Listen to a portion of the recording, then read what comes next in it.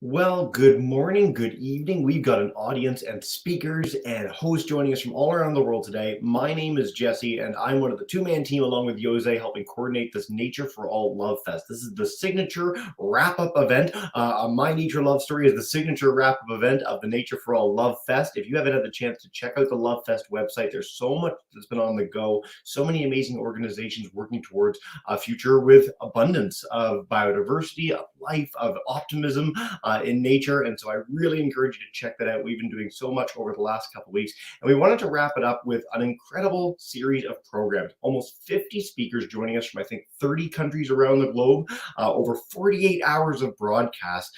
We started off late, I guess, about 7-8 hours ago with some of our first speakers joining in China and India, Australia, and more. It was a really great kickoff to the festival, and I'm so excited to dive in with this, our biggest block of program. So if you're watching live, if you're watching after the fact, welcome in. Thank you so much for being here.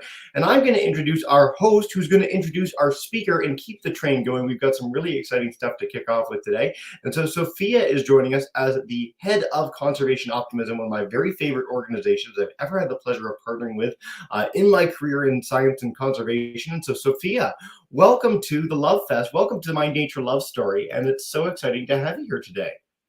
Thank you so much for having me. I'm really excited to be here and talk to such an inspiring series of conservationists. And you got a really good trio. I think, I'm hopelessly biased and no one's here to check me on this, but I think this might be the coolest three people in a row that you get the chance to host. And so I will leave you to it. Stefania is in the background. We are all good to go, and you can bring her in and we'll get underway. Okay, great. So I'm just going to pull her in so that you can all see her. Hi, Stefania. Hi. How are you? Yeah. Nice to meet you. Great to meet you too. I'm really excited to have a chat and just kind of talk about nature, our connections to nature, all the rest of it. Stefania has worked all over the world. I was just kind of, reading about some of your work, and it seems like you've done such a kind of variety of jobs in connection with nature. And currently you're working with the Cities with Nature initiative. Is that correct? This is correct. I work for ICLEI, in fact, specifically, which is an international organization which is set up across the world. And my involvement is with ICLEI CBC, the city's biodiversity center, which is located in Cape Town in South Africa. And I'm the global coordinator of two major initiatives, which are Cities with Nature and Regions with Nature, which are both acknowledged by the UN CBD, the Convention on Biodiversity, and convention. And we were just back from Montreal, and I can tell you that it's been quite an experience over there, both because of the very intense involvement in events and frames and processes and meetings, but also and especially because Cities with Nature and Regions with Nature have been really, I would say, le fil rouge across the summit as acknowledged instruments for targeting and implementing actions for biodiversity. Wonderful. Well, it's great to know that you were out there and sort of campaigning for nature as well. As Jesse was mentioning, I work with an organization called Conservation Optimism. So I thought we might start off with a question that's kind of relating to that. What makes you hopeful about the future of nature? What makes me hopeful about the future of nature, I've been in the field, as you are saying, for quite a long time. I started more than 20 years ago when I was a young girl, and I was so passionate and motivated. And I remember that when people ask me what my job was, and I say I said I work in the environmental field, they look at me like I was an alien with green ears and that didn't make me hopeful then at that time. What makes me hopeful now is that there is we don't need to say anymore what does it mean to be protecting the environment. We don't need to talk to people and trying to be convincing them anymore, because nowadays the awareness is there. I remember again when I started, I worked initially and for a long time, in fact, for the Italian Ministry of the Environment. And we run and developed sustainable development courses for senior officials, for businessmen, for the civil society as well. Why? Because then we needed awareness.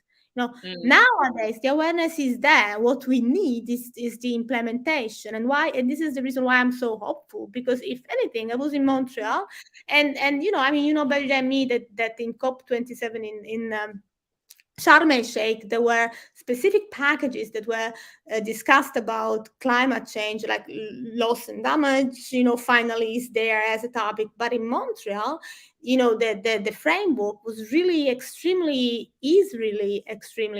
promising, because everything is there within the areas, within the 23 targets, the 4 goals, the 23 targets, and that makes me hopeful to see that there are movements like Nature for All, like yourself, that you put together. You in a way, Nature for All is a catalyzer, right? That makes me hopeful. And Cities with Nature, we work with the IUCN, the Nature Conservancy, WWF, the World Urban Parks, and 80 cities, and Biophilics, and WWF, and each of the partners puts in something to make it better, to make it grow, to make it possible. Yeah, I mean, it's nice to hear you talk about sort of all of these different reasons for hope, right? I mean, from anything sort of as applied as the CBD framework to just like the feeling of walking into a room and not feeling like no one has any idea what you're talking about or why it matters. Exactly. And so I think that's really great. And also I think collaboration, like you were saying, is huge, right? Like just being able to work with like-minded organizations, like-minded people in order to get to these common goals.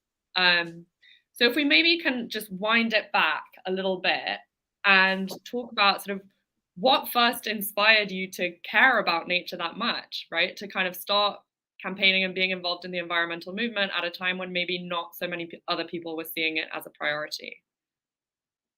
Well, I guess that it came from, I think it's very important the way you are brought up, how you're raised, and where you're born, and the environment around you. I'm from Sicily. Sicily is southern Italy, and that's an island. So I was born by the sea. If anything, I remember, the smell of the salt of the sea is just in my nostrils since I've been a little kid, and walking across and along has always been something that made my life special. And I do really believe that the sound of the sea, the smell of the sea, and all the the events that happen around that very environment made me very and strongly connected to nature. The fact of living in an island makes you understand that natural resources can come short of supply. Makes you understand that nature is something that has to be protected if you want to be surviving. Makes you understand that's really you are dependent on nature in terms of survival, but it's not only a survival thing. It's just the more you take care of it, the more you are part of it, the more then it really works out. So I think it's something that comes from my infancy, from the way I was the environment that I come from, and then most likely the fact that I always loved to be traveling. You can see it from my biography, and and I always naturally picked up. I mean, when I was younger, especially, I didn't necessarily want to be visiting cities. I found cities a little bit overwhelming and suffocating. I started when I was 20 years old I went to the Dominican Republic in the Caribbean. And I can tell you that then there was no internet, no Google, no mobile phones. And that was still, I'm talking about 25 years ago. Imagine. No, you can't, because you're younger than me, much younger than me. But I remember like dialing into the internet, right? It was like the little song of the internet. But yeah, I probably don't remember it not existing at all. So yeah. You see what I mean? I was born in an era where we had no internet. There was no mobile phones. So imagine my mother knowing that I would go to the Dominican Republic with no way that I could really be, like reached out as we are nowadays.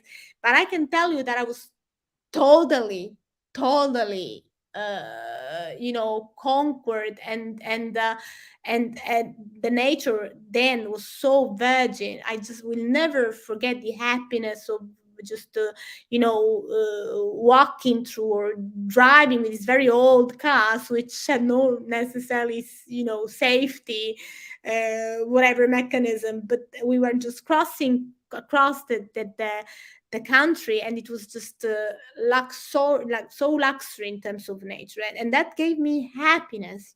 So I think that what brought me to be working for the environment, and then I really started to be feeling that I, because I started to be working for the Italian Ministry of the Environment, and I really started to be thinking that we say that we have to be protecting the environment, but then I always felt like we shouldn't even talk about environmental protection, because it's like we give ourselves the ownership of nature, whereas it should be natural to be preserving, conserving, and restoring nature.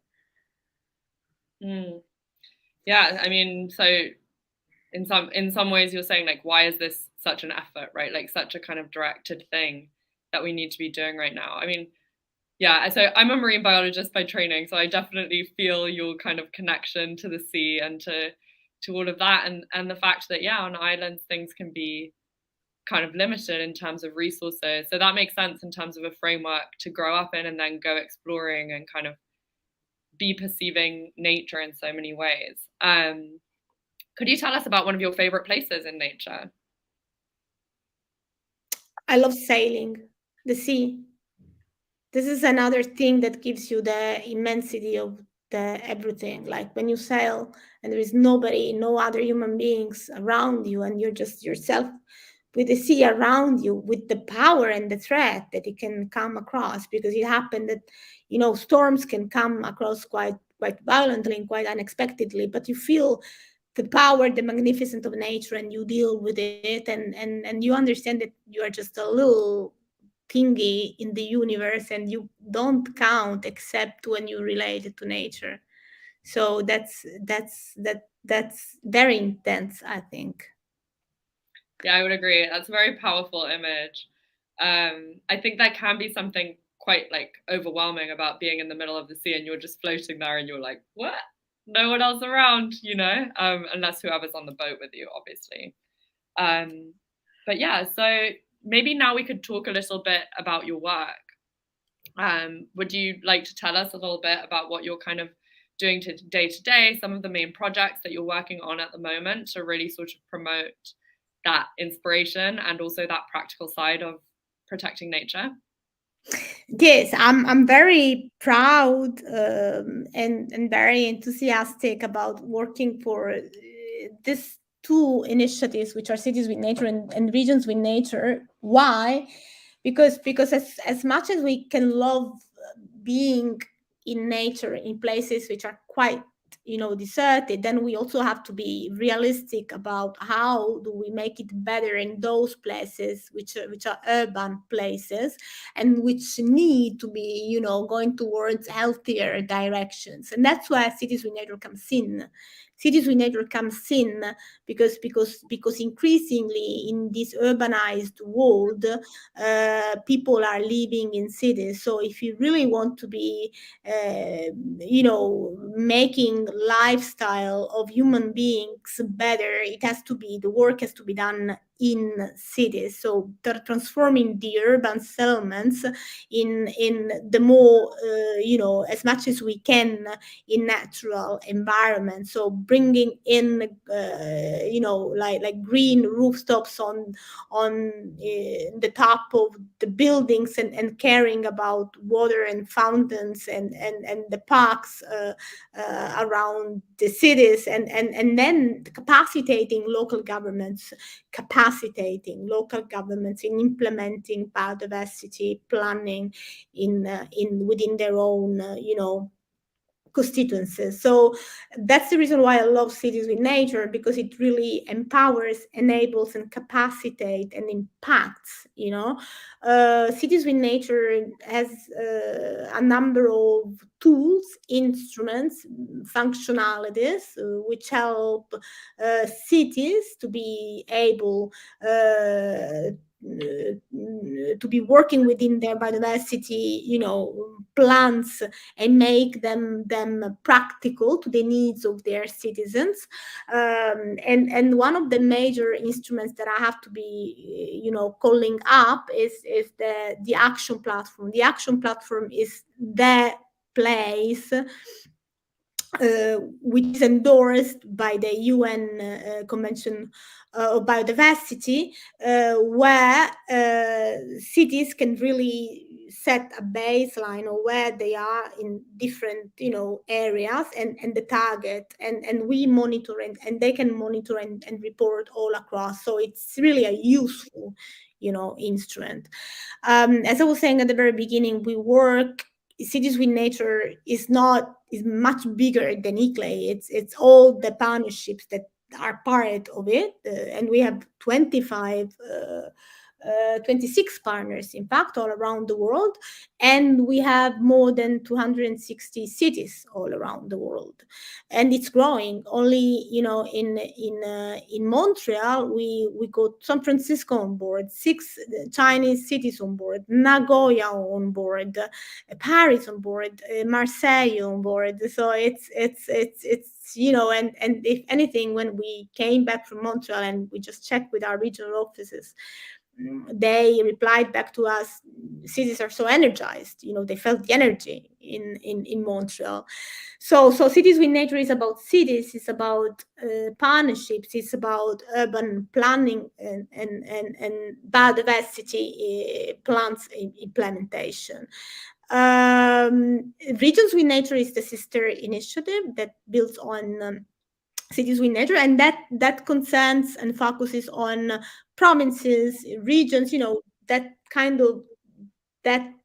places which is in between cities and in between, the local level and the national level, which is like provinces and territoire and prefectures and regions. That's where Regions with Nature stays, and of course it sees more at a landscape scale, and we very much work with Regions 4 over there, and again with the IUCN, again with UNEP and other regional, organizations or associations, like, for example, GOLS and the Committee of the Regions. So the official launch of Regions with Nature happened in Montreal. And right now we are planning the next steps to make it grow as much as Cities with Nature and beyond. That's wonderful. What cool work. I think, one thing that's coming through for me really strongly just in your story and in the work that you're doing is this sort of duality between things that can be sort of really inspiring, but then also how do we ground those things? And that's where the kind of actual impact, the light just went out. That's where the actual impact really happens. And then this other kind of duality of being in these really extreme, amazing, wild places, but then also finding and prioritizing nature that's around us and that is around most people. And the fact that that is where a lot of people are actually going to connect to nature. That's where a lot of people are actually going to find their motivation and the things that matter to them in their daily life, right? And sort of how to amplify that. So I think that sounds really amazing. Since we are, within this event with Nature for All, just a quick question, and could you tell me, what does Nature for All mean to you? Well, I love to work with Nature for All because of one simple reason, that you always smile. That whenever I reach out, I have Jose and all of you on the other side happy to be connecting, happy to be, brainstorming, happy to be developing, happy to be growing. So there is no such a thing like like this is mine, this is yours, this is I love nature for all, because as I said before, it's just like a catalyzer which makes the best of what it has and shares it with the others. And if anything, what we need nowadays is to be sharing. So that makes me very close to nature for all. I completely agree. I feel like whenever I've worked with the Nature for All team, everyone's just super positive, like, always just like such great ideas. And just kind of generally always really, really positive. So yeah, let's see, what else should we chat about? Sorry, I think that was it. Our next speaker almost came in, but not quite yet. So yeah, maybe we could just, I'm just checking to see if we have any questions from the audience. And I don't think we do at the moment, just saying that, they really like your work and that they're sort of excited to be hearing more about it. But yeah, so perhaps if you could tell us, like, have you had one instance of like a challenge or a particular success within your career that has kind of taught you a lesson that you might then want to like share that story, and that it might help any kind of future conservationists or people who want to work in your area? Yes, maybe when I was working for the Italian Ministry of the Environment, and we set up the Sustainable Development Academy, I remember that at a certain point we also involved Asian countries, Central Asian countries, and St. Petersburg, and I will never forget how they wouldn't necessarily know what partnership means, or sharing of information means, or what capacitating in terms of information means. But I will never forget the energy and the at the end of that courses, the sessions, that they were learning not only about what sustainability means, but also about what sharing and exchanges means, and this is a hope for the future. Right now, we know that it's a very complicated political situation, which makes us divided. But I always do believe that through human topics like the environment, we can also come through in a way that makes sense and makes it for the better for everybody. Yeah, well, I mean, as you were saying, since you've worked in so many different cultures, I think it's like sometimes communicating across those cultures and the kind of priorities or like ways of seeing things can be a challenge. But at the same time, we all have nature around us. We all have some sort of connection to it, right? Yeah, and I can imagine. I mean, yeah, it can be difficult to get conservation and environment. It can be difficult. It can be delicate. It can be controversial. It can be that you might be like stepping back and wait, but then it's through human relations that you can just catch the thread and then bring it together. And I really do believe that the work that we are doing is meant for that. That's wonderful, and that's really inspiring. Would you have a message for any young or conservationist or someone who's just kind of coming into conservation, of advice? Any words of advice?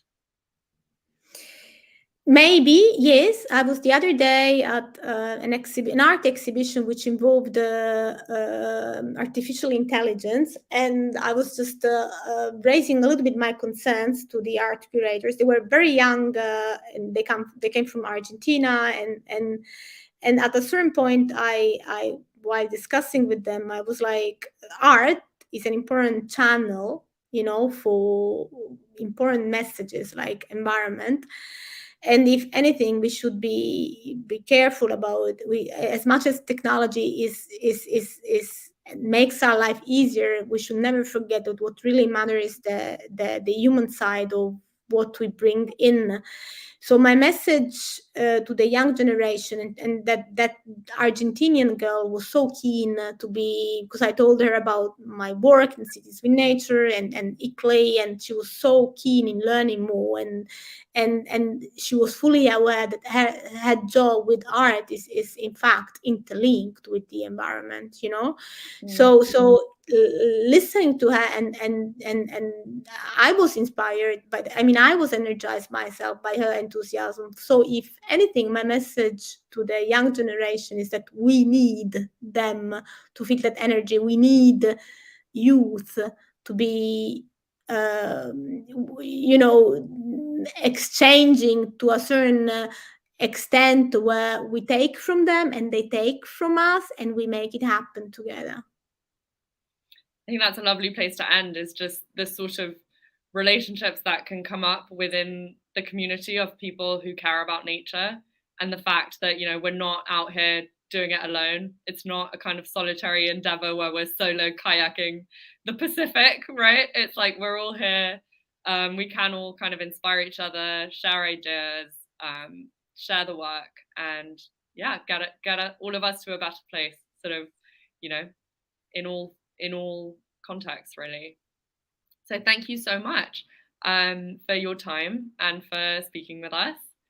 And yeah, I think we will soon be moving on to our next interview, but did you have any last words you wanted to share? Nature for all, let's make it all.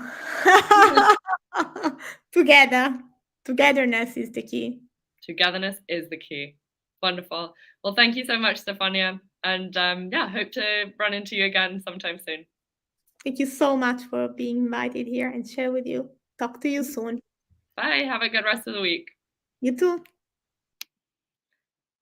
Okay. So now we are going to be moving on to our next interview, which is also very exciting. And we have, let me just add him to the stream, I think. I'm not sure if Jesse's coming back or not, but maybe not. I could come back if you'd like to, Sophia. I'm always happy to be here. I like being on camera. Really, it's the joy of my job. But that was a fantastic first interview. What a great way to kick off round two. Holy, what a fun time with Stefania. Oh, yeah, she was great. No, she was really wonderful, and what a kind of range of stories and work and everything that they're doing. It was really great. Outstanding. Well, you're in for a treat with our second speaker. So this is your precursor host. Our first host of the series, as of 7-8 hours ago, is Jeet, joining from Wild Roots. So I'll let you bring him in and have him blow your mind with all the cool stuff he's up to. I've seldom run into someone who does more things in his community and globally. So take it away, Sophia. Have some fun. Can't wait. Great. So just adding him here to the conversation. Hi. Hi. Hi, Sophia. How are you doing today? All good, all good. Just feel free to call me as Jeet, as everyone calls, right? Okay. Jeet is fine. Okay, great. Well, thank you so much for being here today and taking the time to, talk to us and share some of your work. Really looking forward to hearing more. And I think Jesse's just shared the link if anyone wants to go and sort of have a further look at everything that you're doing. Thank you. Yeah, so perhaps we can start off with a more general question. So I work with an organization called Conservation Optimism. Maybe we can start by asking you what makes you hopeful about the future of nature. See, the place where I'm coming from in India, it's in Northeast India, and we are in the foothills of the Himalayas, and I'm from Assam, from the state of Assam. And it's one of the most prominent biogeographical hotspots of the world. And it's a very important place, when nature conservation is concerned, because we've got 7 states, with the maximum number of endemic species and the communities out here. Within the 7 states, you might you can have an idea, because there are 65 different tribal communities who play a very key role in conservation.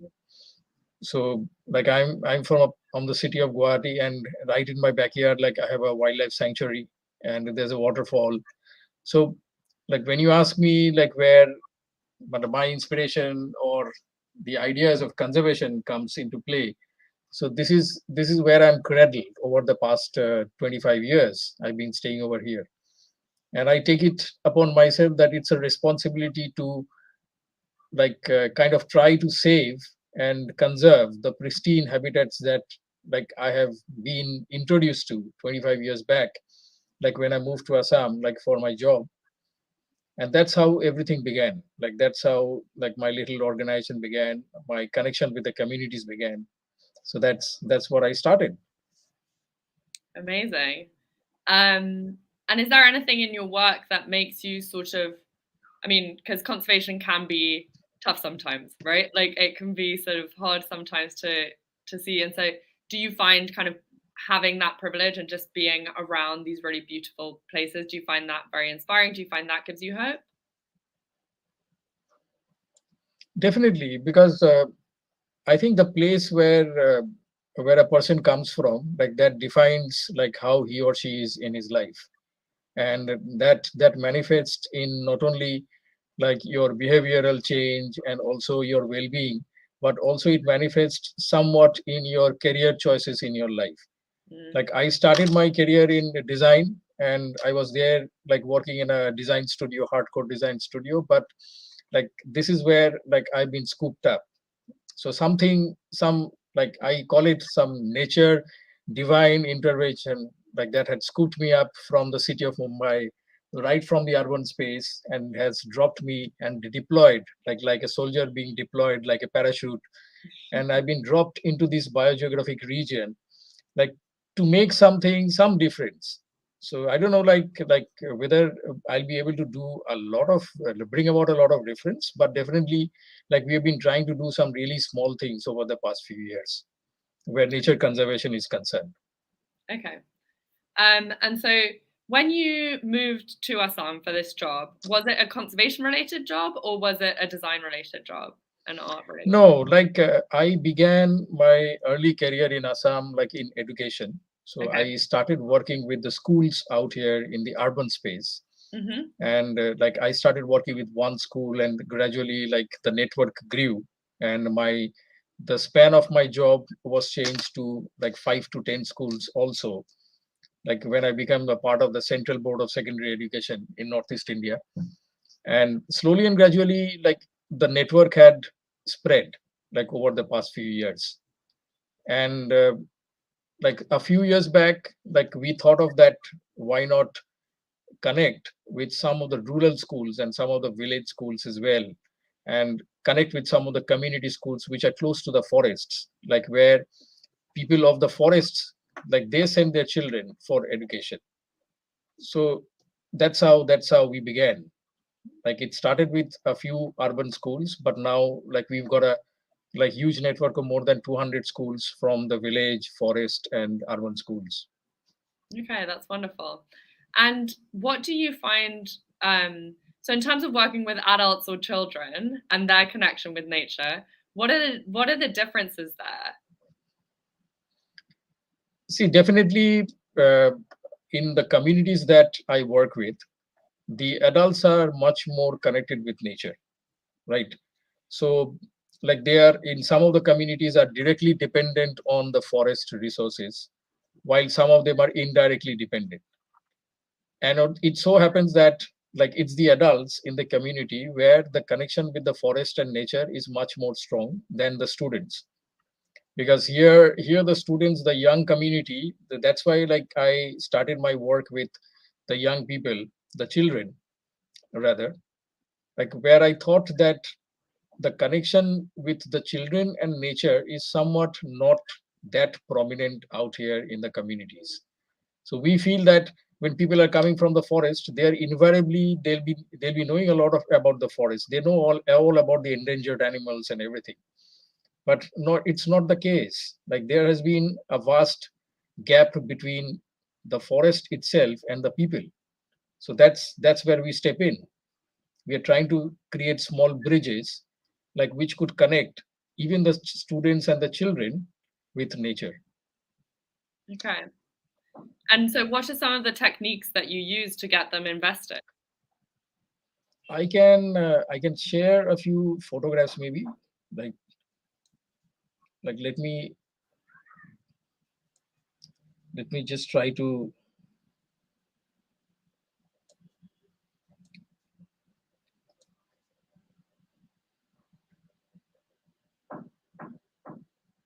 Sorry, just give me a moment. Yeah, no problem. Take your time, Jeet. If there's anything I can help with too, technically, let me know. I'm here for you. Yes. Because we'd love to see this stuff. I'm excited in the background. I'm very excited. You know, I'd love to see some pictures. I think, you know, it can having Yeah, those like visuals is very helpful for understanding. it's like what- I've opened the photograph, but like I'm not getting that option to share it. No, so in StreamYard on the very bottom of the screen, there's the present button. Yes, yes. Yeah, and then it Yes. gives you the option of share screen within that. Yes. Yeah, and once you've clicked that, it brings up a big white box in the middle of the screen. And if you go to entire screen and click the picture, it should make the share button turn blue in the bottom right. And if you do that, in theory, we'll see it. Yes, I'm getting an option to share the entire screen. Yeah. So I don't know, like whether you can see the photograph or not. No, like nothing sharing on your end yet, Jeet. The moment it does, we'll see it. Is this on the Wild Roots website? No, it's not on the Wild Roots website. Anyway, can you just repeat your question?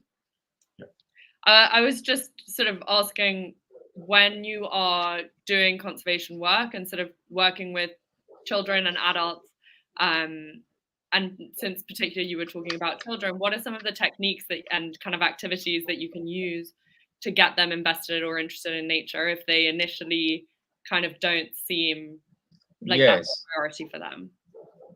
See, what we observed over the past few years is like wherever I've been a part of, I'd been to UK to attend the Conservation Optimism Summit in 2019 as well, right? Like just I met like some people like Julia and all. So like that was a great conference. So whenever we go in conferences and workshops and programs related to environment protection and conservation, so I've noticed one thing that like it's always that people and participants are coming from the scientific community, like people who are coming from wildlife biology or like related subjects, environmental science. Like they are the ones who attend these conferences, like and the conversation, wonderful conversations happen. But like there are very few conferences or projects or programs like which would invite even storytellers, like even artists, like even musicians, like to come and sit in one room and discuss about environment conservation. So I think that's where like we started working with, like when you are asking about the principal strategies that we use to connect with children, I think like nature for all, like it's a multidisciplinary approach that like we employed in Northeast India, like where we not only connected people coming from scientific communities. So let's not make it as a part of academics and studies like always, so that might repel the children and the communities. But we started converting the concepts into storytelling, like we started creating animations, we started creating drawings, like posters and fun stuff for them, and even music, like composing poems, musics, like putting up dramas and all. So these were the primary strategies that we employed, like to start off with our program. That's amazing. I was at that conference as well, and I remember it. And I was kind of just starting my PhD, so I was like a little bit in this academic sphere, but at the same time, it was such a wonderful way of bringing together all these different types of conservationists, right? Like, do you remember that was like the live murals that were being painted? I was Yes. doing a stop motion animation workshop. We had like these like sing-alongs. And I think, yeah, for me as well, it was just a moment where it was like, oh, wow, like, you know, conservation contains all of these people who are doing creative projects, who are kind of coming at it from a different perspective. And that can be so, so helpful, because it can really kind of just mean that you aren't just like churning out scientific papers, which obviously have information, which is really good. but you're actually sort of helping people to really connect, which Yes. I think can be really powerful, and obviously is something that's very present in your work. So yeah, do you think that you could tell us a bit more, like day to day, what does your work look like? See, my daily schedule, it begins with the work in school. So right now, like I've started to deviate a bit from mainstream academics. Like I teach design and art in the schools. So that's one of my area, like which keeps me always connected, like with the work that I really want to do. So there are have tos in life and there is want tos in life, and like I'm lucky to be one of the people and one of the person like who can like actually boast of doing what he actually wants. So it starts off with like taking classes in some of the urban schools in the morning, and after the afternoon, like after the regular school hours, like I like devote my time connecting with the students coming from the villages and the communities, and we do some related activities like relating to art and design, because here in Northeast India there have been instances where the language has failed. Like I don't speak their language. So there are like it's a crazy place. Like within 7 states we have 65 tribes, and they speak more than 150 dialects, and I don't know their language. So how do I connect with them and convince them that, see, like it's a very common practice out here that you'll see like little children go out with catapults in their hands, and they will they will hunt down like any small bird that comes their way right there in the morning. But if I don't speak their language, how do I connect with them and convince that you should not kill that bird? Like let's like okay, like you're killing the bird and selling it off in the pet market, but I'll give you a better opportunity to earn sustainable living. Like you bring people from the cities, you take them to the forest and make them see where the bird nests. You'll be able to earn more money. So the only way to reach out to people like where language has failed, like is to employ the visual medium. Like it's through film, it's through like songs, art and design. Yeah, I mean, it's that old adage, right? Like it sounds so cheesy, but like pictures worth 1,000 words. Yes. If you can't have the words, then yeah, I mean, it's still possible to communicate through visual art. So will you go and sort of paint the ecosystems around you? What are some of the sort of activities that I mean, with the songwriting, how do you decide what to write a song about? Yes. So, like when I'm working with the city schools and the students, like I encourage them carrying their own binoculars and cameras, like to the forest and like experience the forest and its bounties as much as possible. But when I'm working with the village community, like they do not have the luxury of having an expensive camera, right? So I can ask them to just simply carry their sketchbooks and pencils and colors to the forest and draw whatever they see. So that's the best way and the best activity like that we execute. Almost we do it every day, and that has become like I encourage them to create their own libraries. Like okay, today how many butterflies have you seen? Like today how many birds have you seen? I've seen a green bird. I said okay, so then what's the color of the eyes? Like did you notice the color? Someone says yellow, someone says red. So that's how the observation begins. And believe it or not, like sometimes like we have been able to find out about some rare birds and animals like which haven't been like seen for the past years. Like people have drawn them, like, and suddenly a little girl comes up with a drawing like of some bird like which we thought like was extinct in Northeast India. I said, where have you seen this bird? So then a new search begins. So then I share it with the universities and the schools and just encourage them, let's go and have a look at this bird, like let's go and look for it. So that's how the excitement builds up. Cannot hear you, you're on mute, Sophia. Of course, that's so exciting. I can't imagine how exciting that would be. Yes. I mean, imagine being like a child who's just gone out and been like, oh, I'm just going to do my drawing and then bring it back and have it be such a special thing, right? I mean, it's really amazing. And I think this brings back comes back to a point that we were talking about earlier a little bit, which is the fact that, you know, scientists are great, but scientists aren't always there, right? And so there are these very kind of limited ways of sampling or of kind of going and like counting things. I mean, and so to have people who are going out there and just sort of drawing, just looking, just observing, can be hugely important, because ultimately these are the forests that they live around, right? And so getting to connect them and to know them is huge. Yes. Yeah, and I feel it's a fantastic way to just bring the two communities together, because when I'm working with like, we have become like Robin Hood, like, of England, right? Only thing is that we are not stealing from people, but we are getting the resources from the rich people and giving it to the poor. Because when the city kids like go to the villages and the forests, like, they bring with them the knowledges of how to use the internet, how to use the computers, like to share the data from one place to the other. And the other way, the village kids, like, they share the information about, like, okay, I'll tell you about what are the edible plants and what are the medicinal plants which are found like in my locality near my house. So there's always this two-way exchange of information that has become our greatest success story. And like, yes, like, we are getting there. Let's see. That sounds wonderful. I mean, I know, so I do a little bit of drawing. I do watercolors.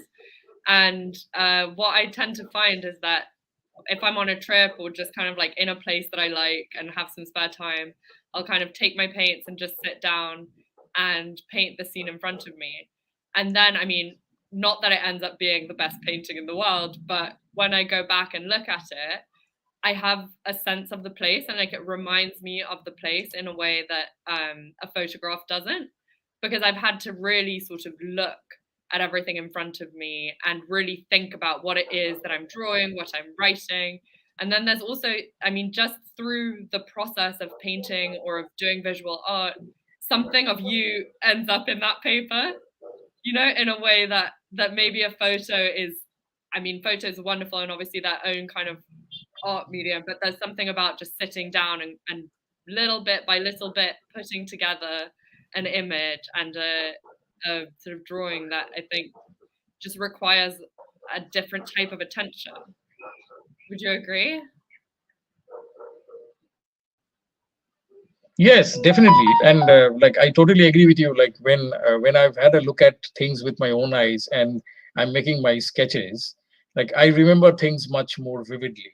Like, when I'm clicking through my camera, I'm just clicking a photograph and I'm forgetting about the subject, like, which is in front of my eyes. But when you're drawing it, this is exactly what is happening in all our programs. Like, even the students and the participants are going to agree, because we have started doing some citizen science and survey programs, like, just by drawing. Like, just go to the forest with your sketchbooks and with your colors and just draw, like, create your libraries about what have you seen. And I totally agree. Like, I remember much more vividly, like, than when I was using my camera. Like, I totally agree. Yeah, I mean, even cameras nowadays, because it's digital, so we have this unlimited space. And so, you know, I'll just go and like mindlessly be shooting pictures. But even if I have, I sometimes shoot with film, and then I'm like, oh, I only have 24 of these, right? Like, I only have 24 images that I'm going to be able to capture, and then I do pay a lot more attention, because there's a little bit of a limitation somehow. Yeah.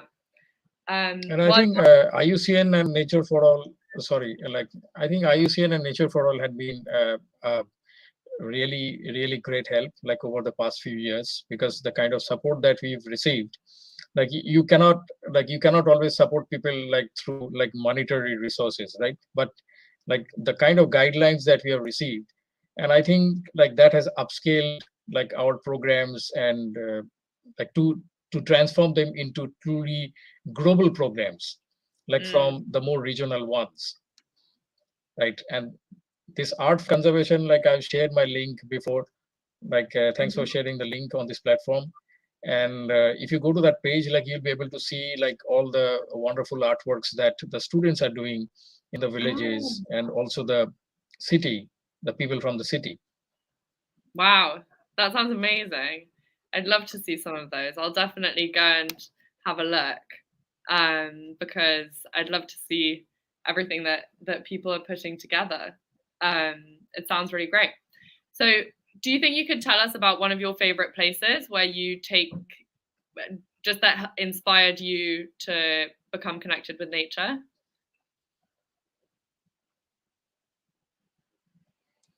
See, I've got two favorite places out here. One is in Assam and one is in the state of Meghalaya, like which is the neighboring state of Assam. And right in Assam, like where I stayed, like there's a wildlife sanctuary called the Amchang Wildlife Sanctuary right behind my place, and there's a small waterfall over there. And this waterfall like plays a very important role in my life, because like I have visited this place long time back, like when I was a kid, right? And it reminds me, and sometimes elephants come over here like to have a bath. So it's a very special place where I can see elephants up close. Like I had my tryst with nature for the very first time, and when I was 7 year old, and like I got lost in the forest, like somewhere in South India, and that's where things had begun. And I was looking for tadpoles in a small stream, and a huge tusker comes out from the forest, and it was there to just drink a bit of water. And the next thing which I wanted to do is like splash a bit of water on the elephant. So you know what the elephant had done? Like it filled up its entire trunk like with water, and it splashed back at me, right? So this place with the waterfall like reminds me of that particular incident. Like that was like we had grown up learning about E for elephant, like when we were really small, like A for apple, like B for ball, like for elephant. So that was the first E for elephant encounter for me, and this place reminds me of that. The other place is it's also another waterfall in the state of Meghalaya, like where you find fossils of the Cretaceous period. Like it's a very very old place, and you have these large ferns and the mosses over there, like which looks really primitive. Like it takes you back to the prehistoric times, and like that's a place like where like you'll actually like get to see evolution at work over the past few years. So these are two places like I wouldn't miss. Yeah, they sound really incredible, and to have that sort of personal connection. I mean, I can't imagine getting just covered in water sprayed by an elephant. That must have been just so kind of surprising. Yes. Really quite unusual. And I think I remember the elephant. I remember the elephant laughing or smiling at me. Like I really distinctly remember like the sound that elephant had made. Like it was having fun. Yeah. Well, I mean, it sounds like you were too. So at least it was a shared experience, right? Not just one-sided. Yeah, like I really enjoyed that, and it's really vivid. Incredible. I still remember it. I'm sure you do. I don't think you'll be forgetting that one anytime soon. So yeah, since we are on this event that was created amazingly by Nature for All, do you think you could talk a little bit about what that phrase means to you, nature for all? See, it actually transformed my own career with conservation, like this nature for all. Now, this is exactly what like I wanted to envision and fantastically execute. So like nature for all, like it's actually like nature conservation cannot happen like with just one strata of people. Like it's not only the scientifically inclined people like who can take the ownership of conservation and nature protection. Like it has to be done by all. So I think like it's a very brilliant way of putting it, nature for all, because it actually it's an inclusive term, like I would say, like it includes everyone. So right now, like we are coming from these diverse backgrounds, and you're interviewing me, and it's having a like fantastic two-way sharing of informations. Like I've been like I had a privilege of interviewing a few people in the morning today, and it was a life-changing journey for me. So nature for all, I think like it truly like binds with it the ethos of being putting nature for all, and also it brings into the mind, like I don't know, like I have a crazy thought, like whenever I listen to this nature for all, I have a thought like, see, somewhere like it also brings to the mind that the entire earth is one living being, right? It's not isolated, like the deserts, the Antarctica, the rainforest and everything.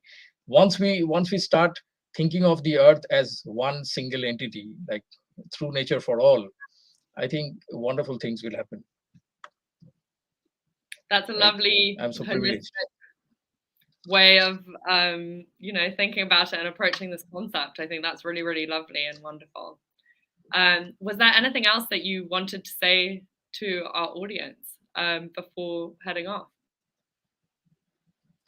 I would say that like let's deviate from like we are having a love fest, and like it's actually the correct way to like spread the word about conservation and nature protection, because I feel that the world is being scared by the words like climate change, habitat loss, and it's like things are becoming a bit apocalyptic, and we are scaring people all over the world, like bad things are going to happen to your life.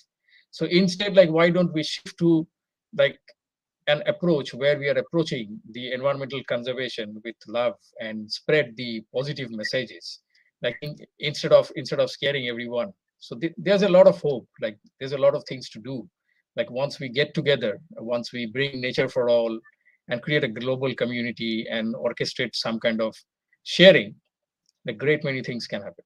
So change your approach, like don't think about negative, like don't be scared. There's a lot of things to do, and we are all holding our hands, like no matter where we are sitting. Well, I agree with you. Obviously, you are preaching to the choir. I think that in terms of sort of telling those positive stories, and I mean, obviously, we have to acknowledge that we're in a difficult spot sometimes, right? And that the reason we're conservationists is that there is conservation to be done. At the same time, really sort of highlighting the things that are going right, the people that are working so hard and making a difference, like yourself. So thank you so much for joining us. It was really Thanks great. a lot. Thanks for this great opportunity. No, thank you. Okay. Thank you. And we will have our next speaker soon, I think. So we'll say goodbye. Bye. Okay.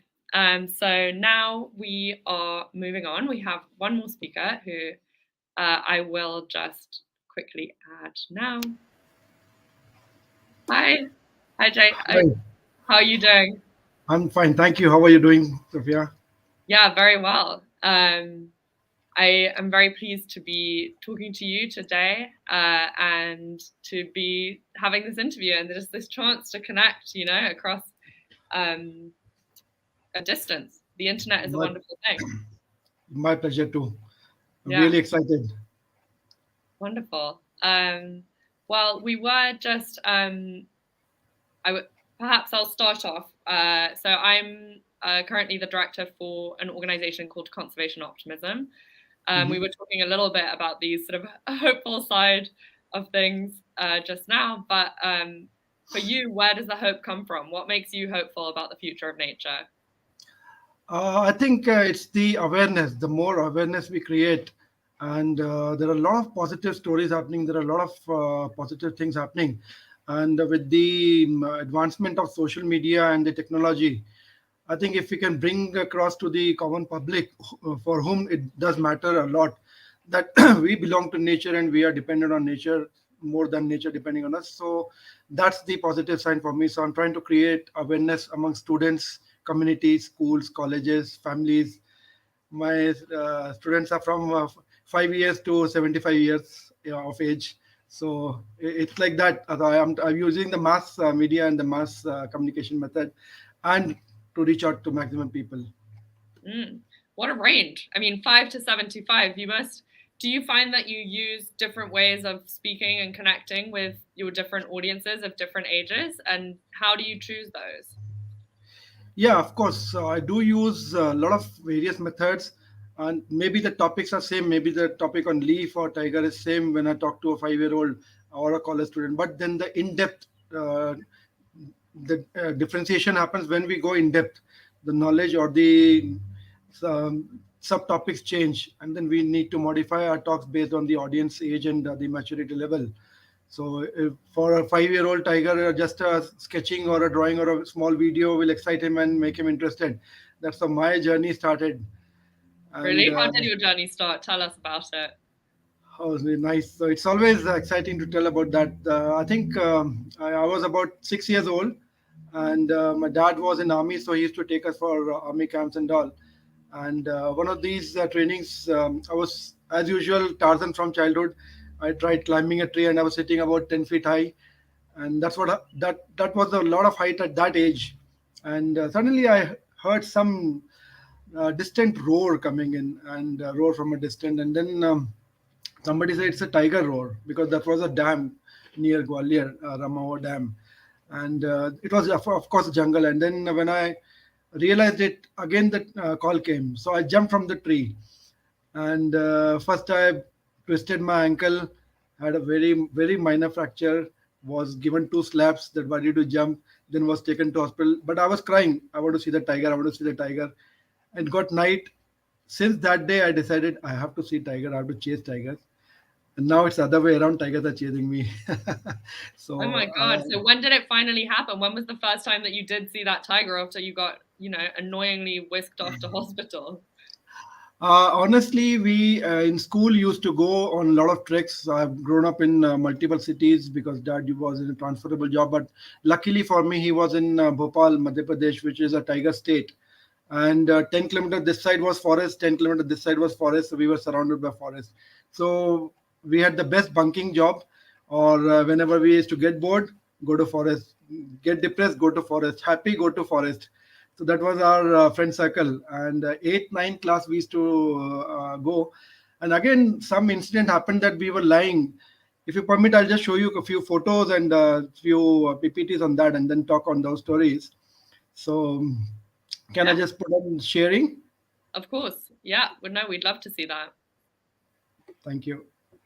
1 second.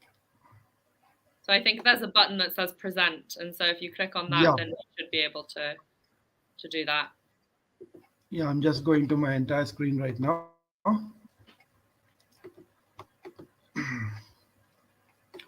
So hope you're able to see.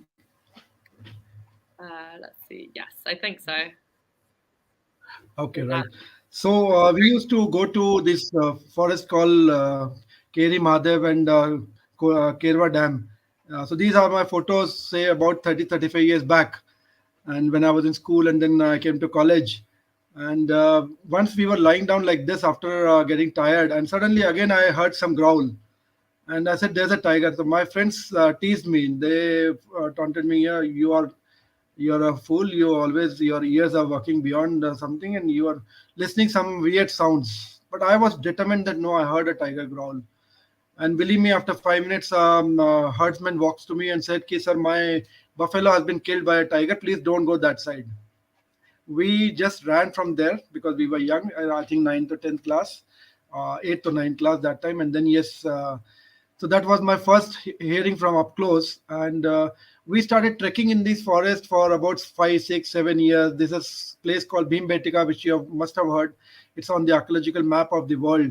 One of the oldest human paintings, rock paintings by an ancient man has been found here. And we used to roam in this forest. And after 8 years of trekking, we found our first big cat that was a leopard. That was again a story of India losing to West Indies. And I remember Richie Richardson, I think September 28, 1994, was beating us around. And we said, yeah, we are getting bored. Yeah, we are anyway losing. Let's go to the forest. That was our way to take out our depression and frustration. And we just reached the forest on a scooter, and suddenly in the middle of the road, we see a leopard sitting. That was our first sighting. So first we thought it's a cow. Then we thought it's a goat. Then by the time we went near, the leopard jumped off. Then we realized, oh man, this was leopard. So that's how the story started. And I was lucky to grow in this kind of city where it was nearby dense forest. And now that one of the sanctuaries, Ratapani, is being turned into tiger reserve. And these are my photos of my first tiger census when I started in 1998. One, Mr. Srinivas Murthy, I'm always grateful to him as my mentor, and Mr. Suhas Kumar, who was a retired PCCF of MP. He used to encourage us and train us, guide us, give us the opportunity. And this was my first tiger census in Narodahi Sanctuary. It was a plateau, so we used to use cycle to cover more distance and be silent. And again, on the cycle also, we had a beautiful experience. Each photo has a story. If I think I'll take more than 1 or 2 hours to talk on those lines. So we were just going on the cycle with this guard. His name is Umesh, and he's now retired. And we suddenly saw a nilgai, that's a blue bull, overtaking us. We didn't realize what's happening, but then we saw another, We just turned back, and there was a tigress walking behind. She was trying to charge at them. She was preparing to charge. Before the nilgai, we charged on our bicycles. So that's how the story continued. And this is Wait, that just place one second. called. You charged at the tiger on your bicycle. Yeah, we had to outrun the tigers. Charged Anyway, away. it was not. Yeah, it was not focusing on us. Thankfully, we were not on the menu, and the tigers was focusing on the nilgais and the blue bulls. Because that's their main prey: the gaur, the sambars, the nilgais, and then comes the spotted deers. So that's how we started observing. That's how we started learning. And thanks to a lot of people who guided us, trained us. Initially, they used to think, what is the motive of these guys, these 2 guys, 3 guys who keep coming to forest? By the way, sorry, I just forgot to tell. This guy is my a childhood friend, Somet. He's heading a United Nations development program on wildlife conservation in Madhya Pradesh. And this is Keri Madhav, sir. Sorry? I said, what a cool group of friends. How fun to have people around you at that age who had similar interests and who, you could all work on this stuff together and explore it together. Correct. So it's very important to choose your friends, choose your right companions at the right age. What interests you and what interests them should be matching. There should be a compatibility. So I was into sports and I was into trekking. So I had these 2 kind of friends. So this was a special place near Bhopal called Keri Madhav, where now it has totally changed. There's a village, there's a setup of picnic and ecotourism and all. And there was a trickling of water throughout the year from the aquifers of the mountains. And we didn't know what to take permission, how to take permission, where to take permission. We just used to pick up a cycle, Luna, scooter, whatever comes, go to this forest, which was 45 kilometers, and spend night. This is how we used to spend night, sitting on the rock. Daytime, we used to trek whole day near this river. We knew there were tigers, there were leopards, there were bears. And if you read this is where we had the first encounter or charge by a bear. And on the back side of this photo, I've scanned this photo. This was an old photo from roll camera. And this was in 1995, 7 July. And this is exactly the place, because it started raining suddenly in the evening and we had to take shelter in that small temple. And by the time rain stopped, we started coming up. There was a narrow Pagdandi, that's a narrow path, walking path called Pagdandi. And this bear was walking down. So my friend said, run, stop. I heard run because of the fear or that thunderstorm sound. I started running towards the bear. And the bear was as surprised as me. And then it just turned around and luckily for me, turned back and ran away. I had many bear encounters after that.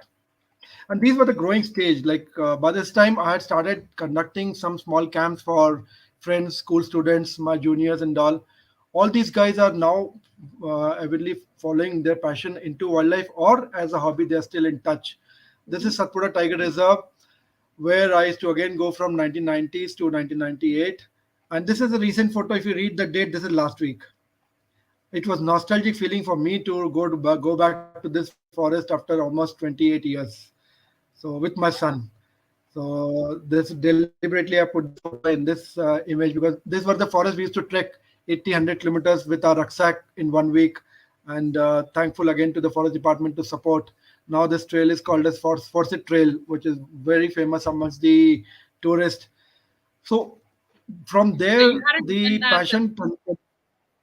Sorry. So you went back after 28 years. You hadn't been there. You were spending all this time tracking there, then didn't go back for 28 years. What was it like to go back? Was it different? It was nostalgic. I really had tears in my eyes looking at the place because I had all the memories alive, all the memories intact, like the glass in the corridor where we used to sit silently and watch the animals cross over.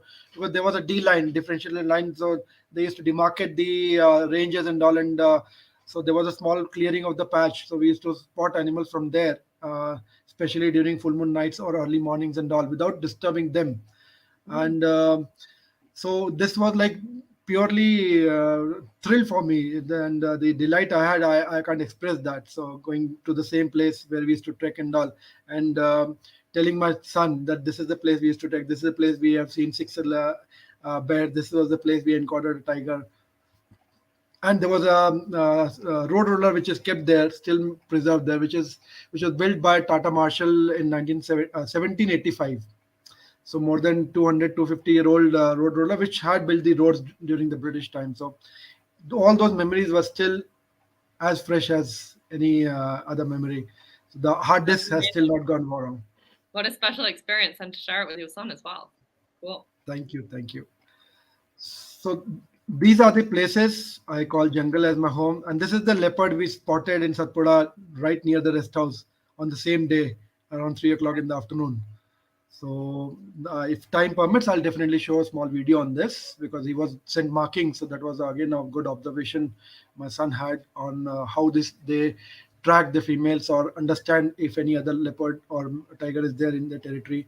How do they reach out? How do they scent mark? How do they do the territory marking and all that? So these things I kept on learning. I kept on passing on. That's what I realized, that me learning or me enjoying doesn't make sense till I take it to the next level of spreading the message and bringing the young generation into this. So I've been in all kinds of forest, tropical forest, and then we have the semi evergreen forest and moist deciduous forest, dry forest, desert forest. Everywhere I've been there in these kind of forest. And this is a place where I'm sitting. It's like two states. We can see Kerala behind us, and I'm sitting in Karnataka. So it's the kind of border, and I'm enjoying watching the elephants and goats grazing downhill, sitting from the rock. Wow. Amazing. These are the kind of forest like we have in India. So right from most dense forest to the beautiful sal forest of Kanha, to the backwaters of Kabini, to the Bhadra dense forest. These are semi-evergreen, Anshi and Kali. And then every possible animal I think I've seen. And yes, I'm always eager to explore more. Now I'm focusing more on the behaviors and all, and then teaching children about how do they behave, why do they behave like that, how are they connected, how are they interdependent on the internet. That's more important for them to understand, like why a tiger needs a termite. So this is basically what I do to create awareness. It's based on the experiential learning method of I see, I forget, I see, I remember, I hear, I forget, I see and I remember, and I do and I understand. So basically when they do it, believe me, this is last month's camp, and I was yesterday there only, same place. I was having a lecture with different set of kids. Yesterday night I came back. This is Nagarola Tiger Reserve in Karnataka, and this is one of the tree parks. So it's basically to take them on trails, make them observe, document things, empower them. When we understand what are the reasons we need to save the nature. Second is we understand the causes, or we understand the problems. Third is we analyze the problems. Then we are empowered. Yes, what next? What should we do?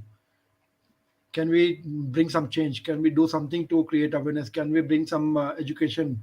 Can we develop some technology? So a lot of students, I'm fortunate, whom I trained, have gone ahead and are working in these fields. I love the idea of fun-based learning. That sounds great. Thank you. And so this is the reason. First, I always try to bring their attention that why do we need to, because we are all talking about global warming or climate change and biodiversity loss.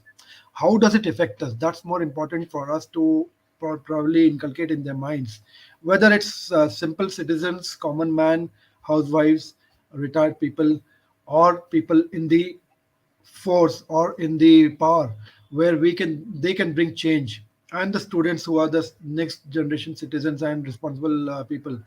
So how does it affect us in next 50 years? That's important to hit their mind, and that I feel is a right way. And secondly, it is working out successful in my case, where I'm able to motivate them, guide them, inspire them to follow sustainable lifestyle, to reduce pollution, to reduce certain losses or wastages in terms of food, energy, electricity, water, and all. So these are the field activities. I'm just able to put some photographs. I think I've not counted how many camps or field trips I would have organized over last 25 to 30 years. So these are the Well, even ways. through the colors of the photos, I think we can tell they were taken at different times, right? Yes, yes. So these are the scanned photos. This is from the same place, 1995. So these were my first camps. So where you can see the size of tripod also. And we had no binoculars. So the forest department gave us the telescope to do bird watching and all. And some of these kids are settled abroad, and some of these kids are working in forest department or in NGOs and forest as researchers or as educators or as say wildlife conservationists. So I'm proud to say that 1 out of 100 or 2 out of 100 kids do take up this say career, to convert their passion into career. And secondly, others also I'm able to convince them to have a respect, empathy towards nature. That's my aim. Like whichever field they are, respect nature, because if nature does not respect you, we are gone. That makes sense. Yeah. I mean, it's a very important message to be putting across to children, sure, and to adults, actually. Yes. Exactly. And these are like some of the activities again. And if you can see the tiger pugmark, it is bigger than the pen. Pen is about 5 inches. Yes. And this tiger, we saw this. These children are actually spotting that pugmarks. It was on this water hole behind us, and we could not see it, but we felt it, because we again follow the principle of see the forest through your ears, hear the forest through your nose, and then open your eyes, because we can't see like the animals, because their reflexes, their senses are much better than us, and we can't see beyond certain bushes because our eyes are not so penetrative. So we depend, and we got to train our ears. So we could hear the alarm calls, we could see the pug marks, we could still feel the scent mark of the urine on the tree, done by the tiger when they do the scat and scrape or the urine scent marking for territory or to attract females. So, and this pug mark was amazing. So we could make out, yeah, it was a male, squarish. So these are the big animals we have been spotting. This is the one of the tuskers which had the biggest tusk in India. He recently passed away. I'm fortunate to have been spotting it for over 20 years. And I used to call him Uncle Sam for his cool nature, relaxed. And yes, he would not let us go very near, but from a distance, we could admire him. The tusks were almost 6.5, 7 feet. Wow. So you can imagine the size. And That they is were a like big tusk. cross, yes. So because they were so huge, they were cross. And in Kannada, in local language, we call it Kumbha. So this was one of the best tuskers. Tigers, of course, I think plenty of them are spotted. Last week we spotted 4 in Satpura and Panna with a few of our friends. And leopards, again, no count. So giving information and awareness about these things, like, yes, why we need termites for the survival of tigers? Why do we need birds as pest controllers of the insects? Why do we need herbivores to control the grass? And then finally, why do we need tiger to protect the forest? And why is he keystone species? That message I try to share with the children. So the observations go deeper as per the age groups, as per the maturity level, and the documentation goes in depth, and their understanding, because they can relate to the topics what they're learning in the books, where they are generally learning for the sake of exams. But here they are able to relate. Yes, and when we keep repeating to them this, we are all connected, the world is round. When Amazon is giving you 21% of oxygen, it is helping you to survive here. If we are polluting something, the plastic pollution is going from rivers and our homes to the sea. It is affecting entire oceans. So it's very important to make them understand the world is round. We do good, the good deeds come to us. We do bad, we get it back. So the connections and the interdependence are very important to be told and understood by children. Yeah, that's a very important message. So these are some of more photos, and this is again Nagarole camp where I was there yesterday, and we are showing them the pangmak, we're showing them the anthills, we're doing some bird watching, children presenting their projects, we give them themes, we do a bit of games. One of my favorite camps, Kali Niche camp, again I'm going next week there. I know Jesse in the background will be jealous of it. So this is one of my favorite camps. It's a semi-evergreen forest, amazing for birding, amazing for leopards and black panther sightings, amazing for snakes, where we have snake park, we have the butterfly garden, we have the honeybee garden, we have crocodile park, we have n number of theme parks to train and guide children and show their importance, show their value, how they help us survive and stay healthy. Some of the school trails. So these are the ways I do it for schools, for communities, for families. If you see here, the second photo, there's a mother, father, there's a mother, and this son. He is now settled in Netherlands. He has pursued his ornithology and doing his masters now. So he was again sent into different field, but then parents got convinced and brought him back into what he is interested in. And he's really enjoying his life there. And there's again father and son duo trekking with us, and we were fortunate. This is in Pinch Tiger Reserve to spot a tigress with 3 cubs while walking in this bamboo forest. So a lot of amazing experiences, amazing kids, and taking government kids for kind of experiential learning in forest. So that's called as Anubhuti Experience Camp.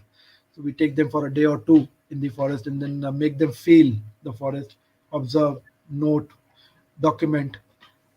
So there's no way. And then in-house sessions where we do in classrooms, we run courses, take them to field. Like today we were in one of the eco zones in Toyota, and we're showing them the links of the topics on the value of role and value of plants, insects, birds, animals, water, importance of water, more importantly the soil.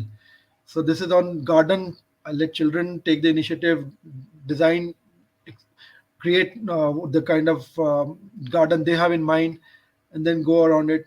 Talk about lakes, talk about water, talk about the aquatic animals, talk about the habitat, the design factor, everything. So these are some of the works by children, photographs. We have online, let's say, a folder where we keep adding the folders and the photographs of each students and from different schools, and develop. These are some of the amazing wildlife I keep showing them. The connections of say water birds or say herbivores or the ungulates, the raptors, the amazing colorful butterfly. This is the largest butterfly of India and the state butterfly of Karnataka, the southern birdwing. It's close to 5 inches and 5.5 inches, and to the tiniest butterfly, the map wing, where you feel that if you hold it, it will crack. And this is about it. So we can, I think, Wow. I'll just close the sharing part. Of course. Well, thank you so much for sharing all of that with us. I think we have so much of a sense of all the work that you're doing, the different, parts of the ecosystem that you're sharing with students, but also of your own personal journey and how you came to really sort of value nature and care about it in that way. Obviously, we're on this broadcast as part of Nature for All. Do you think you could tell us what that phrase means to you? Yes, nature for all. I think initially also I told I'll just repeat that same thing. Nature is everything for us. We depend on it directly or indirectly for everything. We say 95%, I say 100%. But if nature was not there, we would not have been there. So it's in our interest or in our betterment that we have to protect, we have to conserve nature. Not just for its beauty, not just for its soothing and the natural way of relaxing us, but for everything it is giving, the happiness it is giving, the life it is giving. So nature is for all. That phrase is perfectly suiting everyone, irrespective of their gender, irrespective of their age, irrespective of their profession.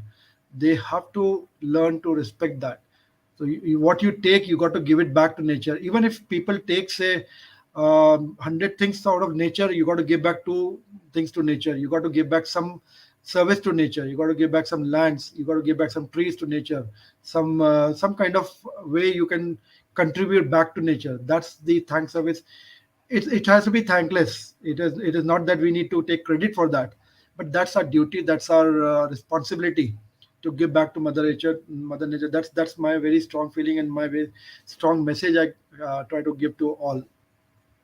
Well, it's wonderful. It sounds like you've inspired so many people to connect with nature and to go on to, work with it in all of these different ways. And so that's really wonderful. And thank you so much. I definitely learned so much. And I think that, you talk about nature as soothing, but I'm not sure that I would feel that soothed with some of the stories that you were telling us about, just kind of being out and about and just being watched by a leopard. I don't know how relaxed I would be feeling.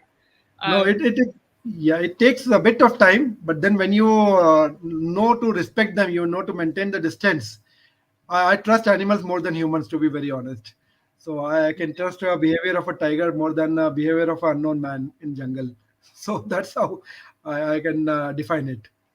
Well, yeah, and I mean, I think it's such a multifaceted thing, right? Like it can Yes. be this sort of source of inspiration and this source of beauty and this source of, just really sort of relaxation and reflection. And at the same time, obviously, it has a power all its own, and there's a lot going on that is beyond our control. Correct. Yeah, True. so very important to kind of maintain all of those perspectives. Yes. Is there anything that you would like to say before heading off?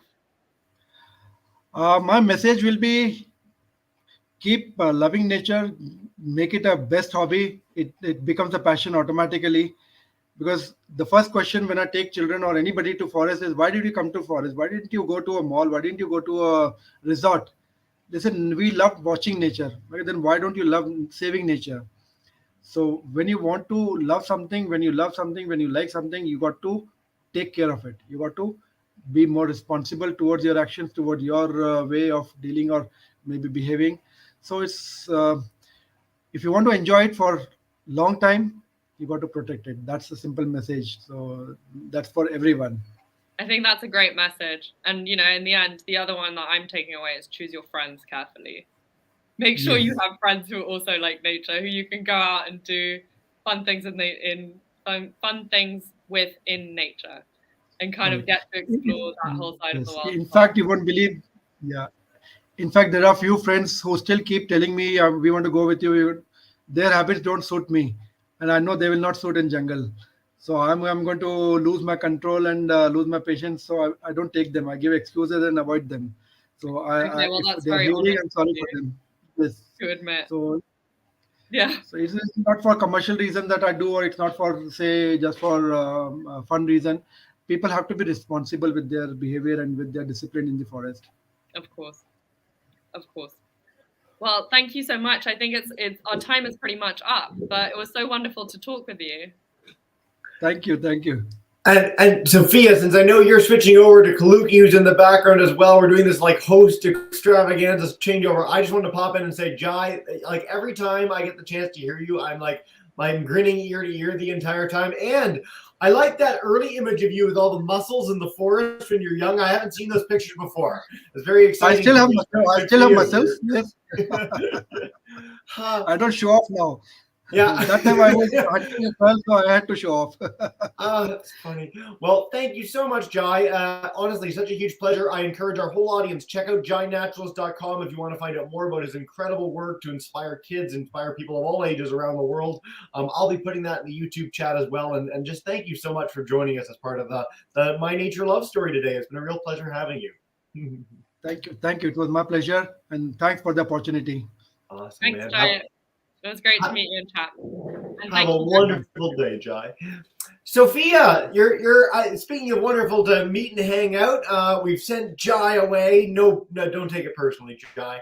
And this has been such a fun series of interviews. You've had the chance to talk to some really inspiring. I mean, Stefania, Jai. We've gone on a little journey over the last hour and a half with some really exciting environmentalists, conservationists, and more. And thank you so much for being a big part of us today. No, thank you. I've learned so much. I've come away with some very important messages and perspectives on nature. So yeah, great way to start my week. Who knew? That's the goal. So great, a Monday morning in particular. This is the ultimate way to start the week. Now, it's actually like a holiday here for a lot of our students in Canada. We've still got an audience internationally, which is really exciting. And so I encourage anyone who's watching live or after the fact, go check out Sophia's organization, Conservation Optimism, one of my favorite groups I've ever had the pleasure of working with. And you can see all their stuff to really get people excited in a positive way about the natural world, which you don't necessarily see in a lot of the news around it. So I've been really heartened to hear some of your questions today, and I really encourage our audience to check you out. So thanks, Sophia. Well, thank you so much. The feeling is mutual, and I hope the rest of the interviews go wonderfully. I'm sure you're in great hands with Paul. I think so. So yeah, I'll chat to you all soon. Talk to you soon. Have a wonderful day, Sophia.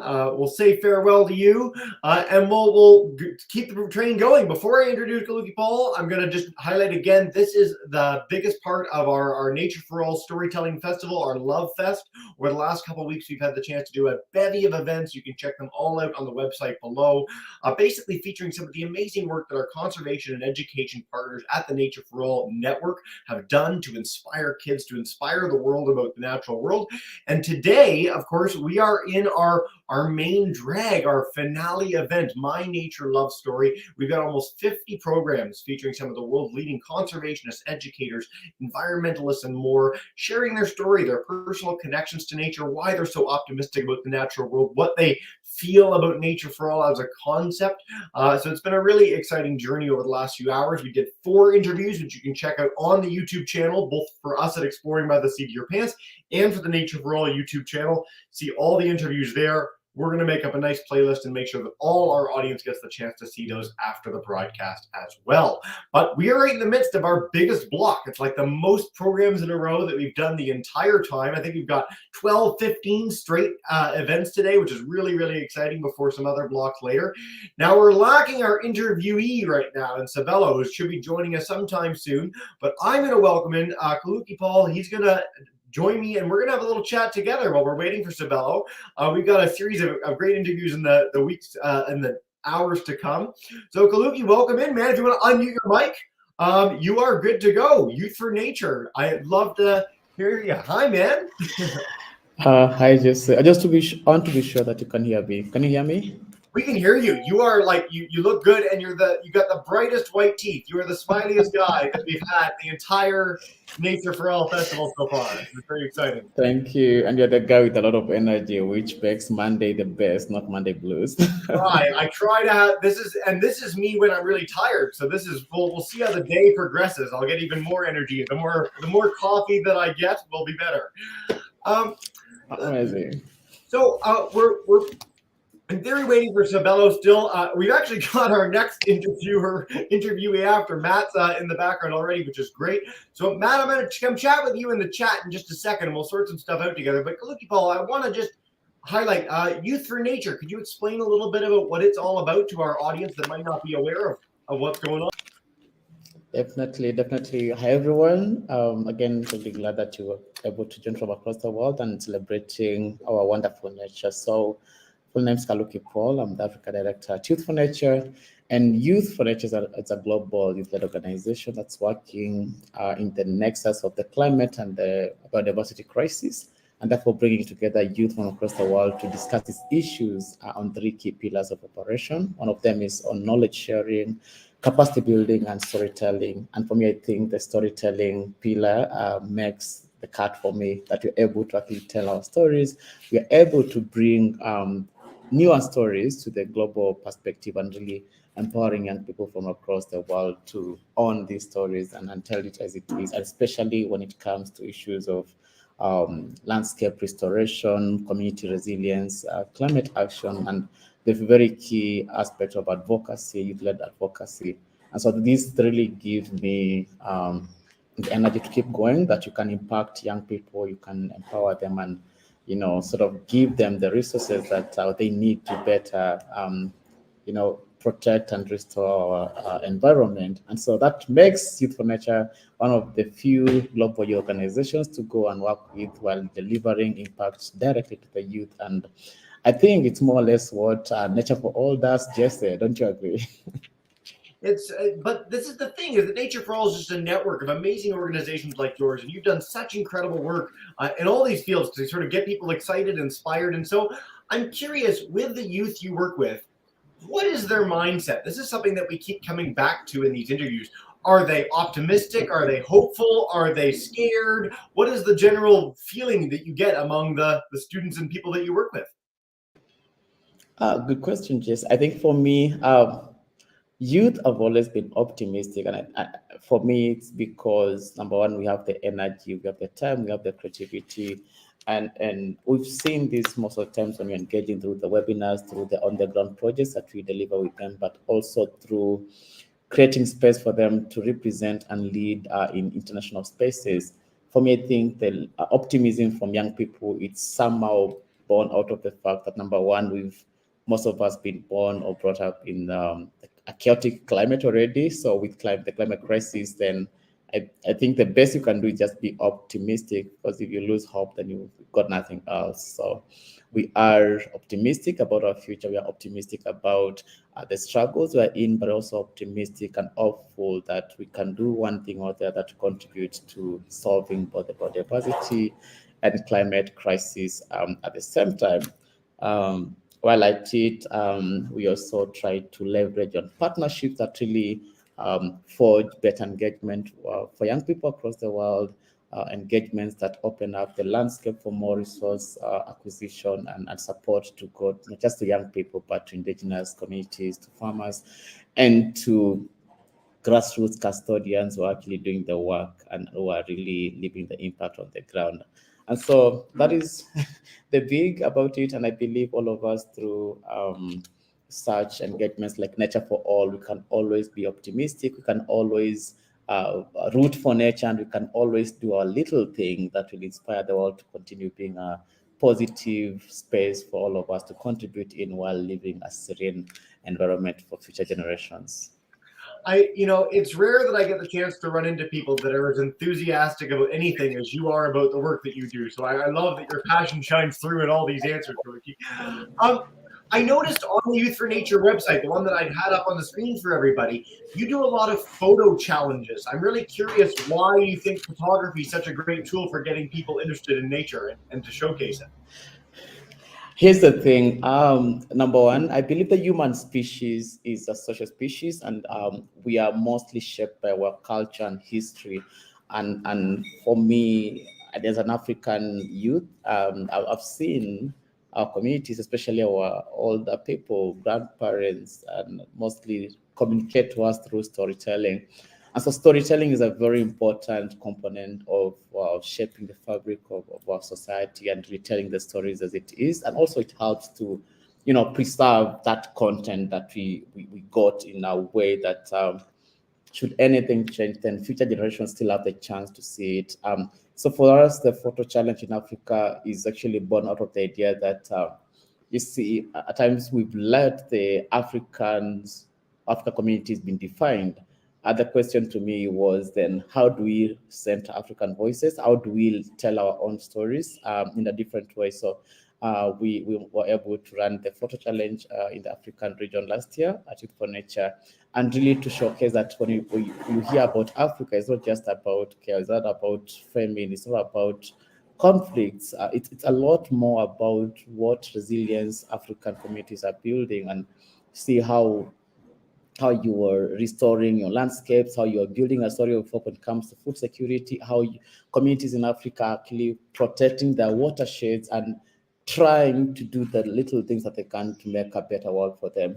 So this project has been able to really, I believe for me, inspire young Africans and really instill that bit of telling positive stories and also trying to center African voices in the environmental discourse. And I think if we do this, just we really we are telling a story, but a story that we've lived, a story that we know, a story that we belong in, and a story that we do not allow people to define for us, because we know we can define it and we can tell it, and we can show the beauty of Africa, and not just about conflicts, chaos, and every other negativity that we've seen in international media. It's been really heartening to see over the last few years as a Canadian that when I was growing up, there weren't stories coming out of Africa. Like, that never reached me. It was never in the news. If it did, it was always a negative thing. And I had the chance to visit Tanzania when I was in 2014. It was my gift to myself for finishing university. And it's the most incredible experience I've ever had in my entire life, to this day. Like, it was the most profound, meaningful experience with people, with wildlife, in a landscape that I've ever had. It changed my life. Like, it's a place that I would go back to infinitely to see that impact and to see how people interact with the environment in such a meaningful way. And so I'm really glad you're sharing this. And it's been nice to see that increasingly, when we have the chance to feature African stories in something like a Nature for All network, Africans they skipped all the nonsense and go straight to doing these amazing projects and programs that loop in everybody. It's always amazing to me to see Canadian American organizations who I love, I have the chance to work with, but I get to talk to people in Kenya, in Nigeria, in Ghana, and the scale of the programs that they do are so, like, my jaw hits the floor, because they do everything. We're recycling, we're saving wildlife, we're replanting forests, we're creating fire breaks, we're getting youth involved and engaged. And it's such just an incredible thing to witness. So I'm really glad that's the feeling that we have. Lipo, I'm curious, for you personally, okay, we're talking about stories, we're getting kids excited about nature. Is there a place that you go personally when you want to escape into nature, a place that's really meaningful to you? I'd love to hear where you head. Amazing, I love that. So I call myself a stubborn optimist, number one, but also call myself a dendrophile. And for those of us who don't know what that means, is I love forests, forest out trees, sorry. So my natural instinct always takes me back to the forest, wherever I want to go decongest or have fun or reconnect with nature. I'm always closest in the forest to just, for me, I believe there's that bit of interaction, the trees wilding, the shade, the insects, crickets, and every bit of the smell and all this. It really helps to center the spirit and also allow you to connect deeply with both the living and non-living parts of the environment. So yes, the environment will be my go-to place, especially the forest ecosystem. I'm currently based in Nairobi, so usually I try to find some areas that are forested in Nairobi to decongest. I don't know what that place is for you, Jesse.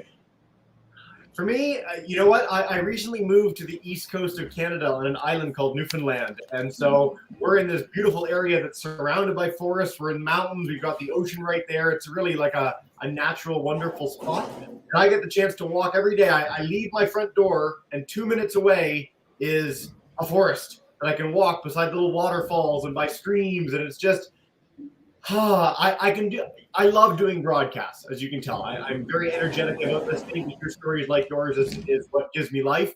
But when you want to get away from that, when you want to just clear your mind, to have that calm, to see wildlife, the chance to be in a forest like that fast is so special. I love that you said insects. So few people talk about insects, but they're, whether it's a butterfly, ants, dragonflies, like whatever. And they're everywhere. Anywhere you go on this planet, you're surrounded by life. Doesn't need to be a tiger or elephant. We had Jai Sharma on before this, and Jai is very lucky. Jai gets to live near some of the coolest animals in the world. And like, oh, I saw an elephant today and a leopard today, and that's amazing if you can live somewhere like that. But no matter what you see, it's exciting, right? Like, you can draw so much joy, and you can. Yeah, sorry, and I just gonna say, drawing from one of my previous experiences, I'm also an environmental educator, and I remember at one point I was the education officer at Arocha International in Nairobi, and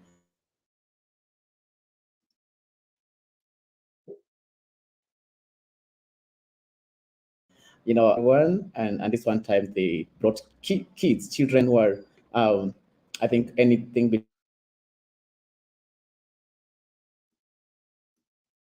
Oh, we're having a little bit of connectivity difficulties. Between 0 and 5 years, and so I was Oh, we're losing you a little bit. This is. Yes, I can hear me. Sorry, man. We were just your connection was cutting out a little bit there. I didn't want to miss your story. Let's see. I think we might be good. Maybe not. Am I back? You're back. Your camera's off, but your audio's on. I can hear you. All right, just a moment. Okay, take your time, man. This is half the fun of a video broadcast. You go a little bit wrong. Otherwise, it's not a video broadcast. We know this from COVID. I agree with you. I think I'm back now. There we are. Yes, you're good. Sorry, do tell again. I'd love that. You can start from the beginning, but it started cutting out. We'd love to hear the story. Yeah, definitely. So just sharing a quick experience about me as an educator with Aroche International. So I got a chance to this particular Saturday, host a group of kids who are like anything between 0 to 4 years, and as an educator, of course, you have to be very dynamic with kids and all that. So you're even in the modules that you're planning to teach them on, they have to be fun. But also in all my fun planning and stuff, I realized that the kids were more concerned about insects and the soil and stuff. And I remember at that point, just, like going to the office and grabbing some hand lens, some forceps and a few things to just, let the kids be in the moment as they learn about nature. And I think that exercise, it taught me a lot that learning has to be experiential, right? It has to be from a practical point of view, and it has to speak to the audience that you are engaging with. And so, through this, the kids really helped me to, again, you see the beauty, earthworms in our soils, the little insects that you cannot even see with your naked eyes and stuff. And so really a very simple thing made kids have fun, and they made me have a new approach, and now I can deliver my learning to a diverse group of students. So we can learn a lot from nature, can learn a lot from insects, can learn a lot from every single component of the environment, children included. I think especially children, and this is something that we keep coming back to in our interviewees, is that, for us, we're very lucky. We've had the chance to fall in love with nature, to get to make a living in nature where we get to inspire people. And if you do that regularly, if you do any job all the time and you feel some way all the time, you sort of, it becomes normal to you. You can lose the wonder even though you feel that way about it. But seeing it through the eyes of kids, seeing it through the eyes of new people where they're experiencing this for the first time, always restarts that sense of awe. For me, when I was a little kid, when I was 10 years old, I went in my own backyard. I went, 20 feet away with a magnifying glass and a sketch pad. And I went looking for all the kinds of wildlife that I could find. I had never done that before. I'd walked in my backyard and I'd seen something and I went, oh yeah, that's nice. But I went and I tried to be systematic. And I said, okay, what bird is here? And what insect's here? What spider?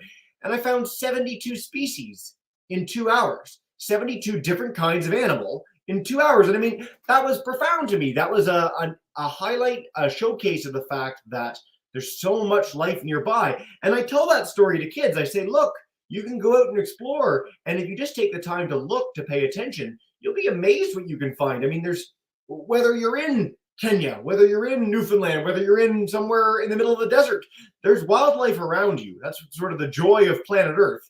And if you get kids to think that way, it's so fascinating to see it click, where they're just excited and engaged and they want to go out and explore more. Are there any, we've talked about photography as a tool. I would argue the iNaturalist app is a really great tool for getting people involved in learning about nature. Is there any other thing or way of approaching it? Maybe it's sketching, maybe it's an app or a tool. Is there something that you've seen that kids and people really respond well to when they're going out and exploring for the first time? Oh, we cut out again. You're in. Now your video works, but your audio's off. This is, see? Oh no. No, I don't even know what happened. It's like there's like a noise now. Yeah, take those out. Yeah, throw those away. And unmute. You gotta unmute still, and then we're good. How about now? I had to remove my headset. Good. So headphones are the worst. Headphones like to screw up everything. It's kind of fun.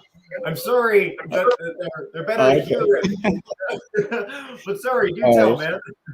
Yeah, no worries. I think, of course, iNaturalist is a good platform. I've also used PlantSnap. PlantSnap is also very easy to use application, mobile application. You can always, download and take a photo, snap it, and then usually the app will help to identify. At times, you just take a leaf of a tree or a plant, and it will help you to identify. But I think the larger question is, what are the different ways you can even deliver storytelling? For me, I see photography, of course, is one of those, sketches, part of those, poems, poetry is part of storytelling. You can do filming, film editing and videos. All these are different ways of telling our stories, and even essay writing, right? You can write your own short story. It can be a strong and compelling story. And all these to say that there is no limit when it comes to storytelling and telling our stories, our culture, and experiences in the natural world. You can use whatever tool you have. Your eyes are your first tool. Your nose, your ears, your mouth, your eyes. Every single bit of it has a sense, and this sense really will help you to connect with the natural world in ways that I believe most people cannot think about. And it's the simplest thing for me, I believe, in this life that matters. And nature is one of those things that people might see so simple, so we don't pay regard to. But if you just take a moment, we pause and reflect, nature is the one ally that I think in its simplicity is really complex, and we can learn so much from. We can learn about humility, kindness, and the connectedness of everything that surrounds us. And I really implore and encourage most people to just go out there. You might just be sitting on the potential to experience nature in newer ways than you've had before. This is what a beautiful answer. And by the way, the themes of connectedness and of sort of experiences in nature are really resonate with Matthew, who's going to be joining us next. So I'm really excited you brought that up as sort of a segue into that in just a few minutes. I'm so glad you mentioned poetry too. So few people mention poetry, but it's such a great way of feeling about a thing, whether it's nature or anything that you're interested in, that a lot of students and people don't think about. And so on the note of sort of going out using your senses, I was introduced to a concept last year called a sit spot.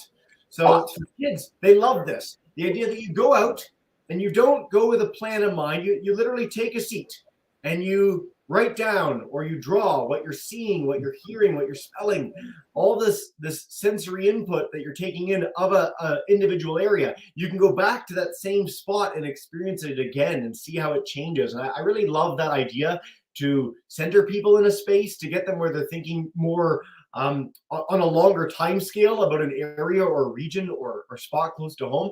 And one of the things that we've talked about a little bit in this Love Fest and in the My Nature Love Story event particularly is just the calm, the peace of nature. This is something that we're going to be coming back to in the programs to come. The idea of like park prescriptions in nature, where you go out and it impacts you like medicine. It is a medicine to go out and experience this and to feel it in that way. And I love that you're having the chance to do those sorts of things with kids, where they're getting to see the sort of whole breadth of how nature can impact someone. I just think it's so special, man.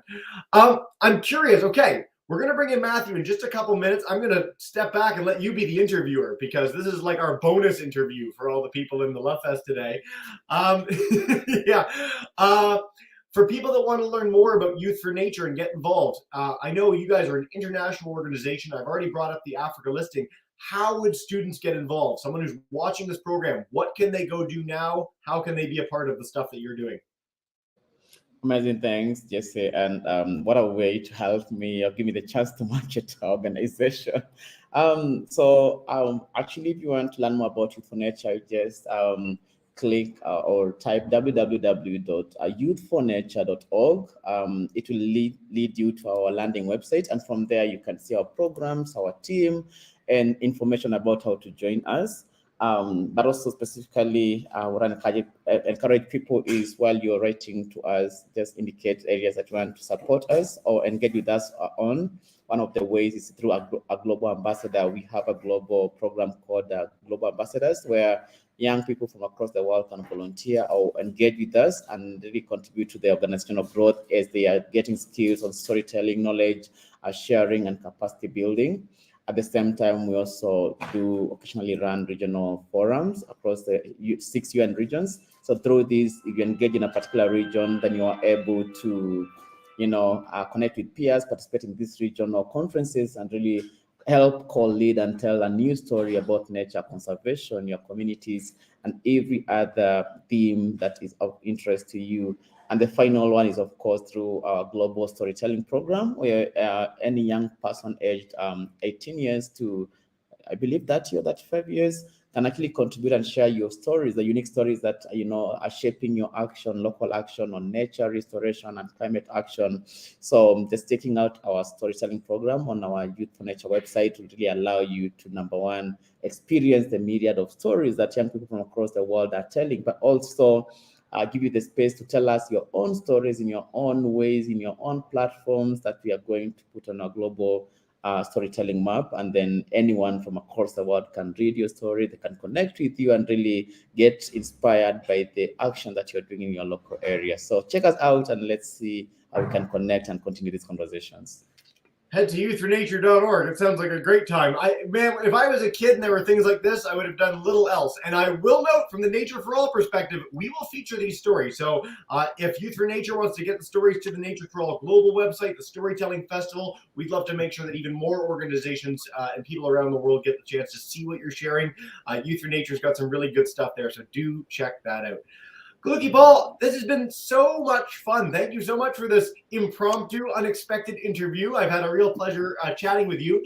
I'm going to step away, or at least I'm going to step into the background and bring in Matthew Zylstra. He's joining in South Africa, so the Canadian's going to get out of here and leave you two Africans to have a wonderful chat together.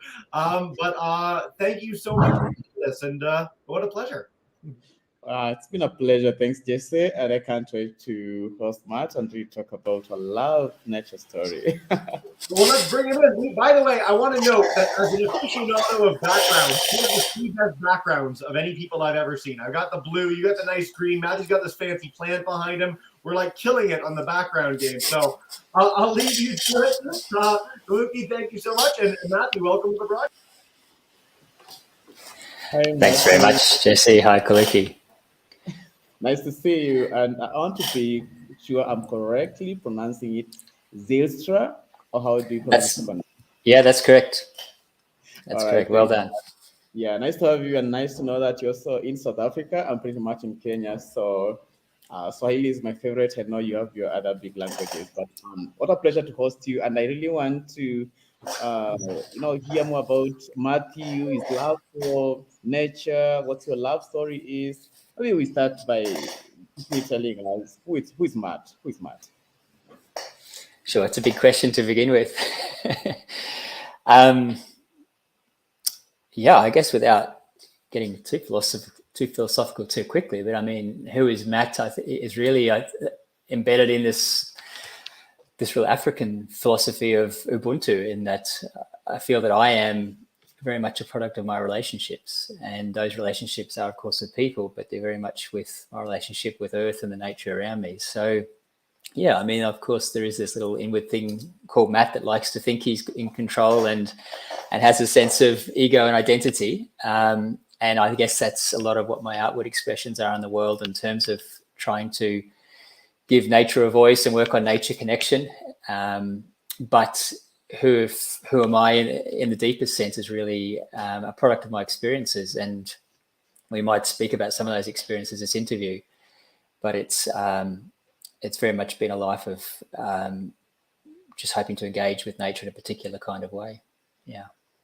Wow, amazing. Thanks, Matt. And I think I picked something about Ubuntu, and I'll say I resonate a lot with the Ubuntu concept of living, that, I am because Matt is, and because Matt is, therefore I am. And it goes to explain how humanity should be, that every one of us is because someone else is, or something else is, and without something, then we are not anything more. So that interconnectedness then makes humanity and the world what it is, and we need to have that fabric in society. And Matt is just telling us about the concept that he believes so much in. And maybe just digging deeper into it, Matt, I love that you already started on a very high note. What does nature for all mean for you? Well, I tell you, the one thing that just came to me directly now is just being able to meet people like yourself. And, you know, we like to think that we have a good idea of the landscape of what's happening within one's country and region or globe in our field. But Youth for Nature rang a bell, but I didn't really understand it. And so, you know, first and foremost, it's this ability to find and connect with like-minded folk who are working in similar spaces, but yeah, doing it a little bit differently. And I think from that, you know, creating an ecosystem where we're all sharing our passion or love for nature in different ways, and yet finding a niche where we're each helping each other within that ecosystem and promoting one another's growth. So that's the one aspect. And then the other aspect for me is, you know, nature needs a voice. And it doesn't have a grateful voice, of course. And in this, you know, globally interconnected world, you know, how does nature get a voice when so much of our attention is directed to screens? And so what I like to think that this network promotes is not just the people who are trying to do that and are trying to work with building deeper connections with nature, but in the fact that there is a global presence for this work and that there is resources being put into making its space known. I would like to think that even just people's feeds, in their scroll consciousness, as I call it, when they're scrolling through, if more and more positive things can come up and more awareness, oh, actually there are people doing cool things. Oh, what's this idea of nature connection? Oh, wow. What's Youth for Africa? What's Youth for Nature doing? That it just starts to permeate, and we can just sort of shift our orientation a bit from a hyper tech and switched on space to something which encourages us to want to actually get out and ground ourselves. And you guys were speaking about that beautifully just now in terms of what that means. Wow, amazing. I think you speaking just reminds me, like, actually one of the lines I've put on my email signature is that my little big thing is giving nature a voice, and then ask people, what's your little thing? And it reminds me about the late Professor Wangari Maathai.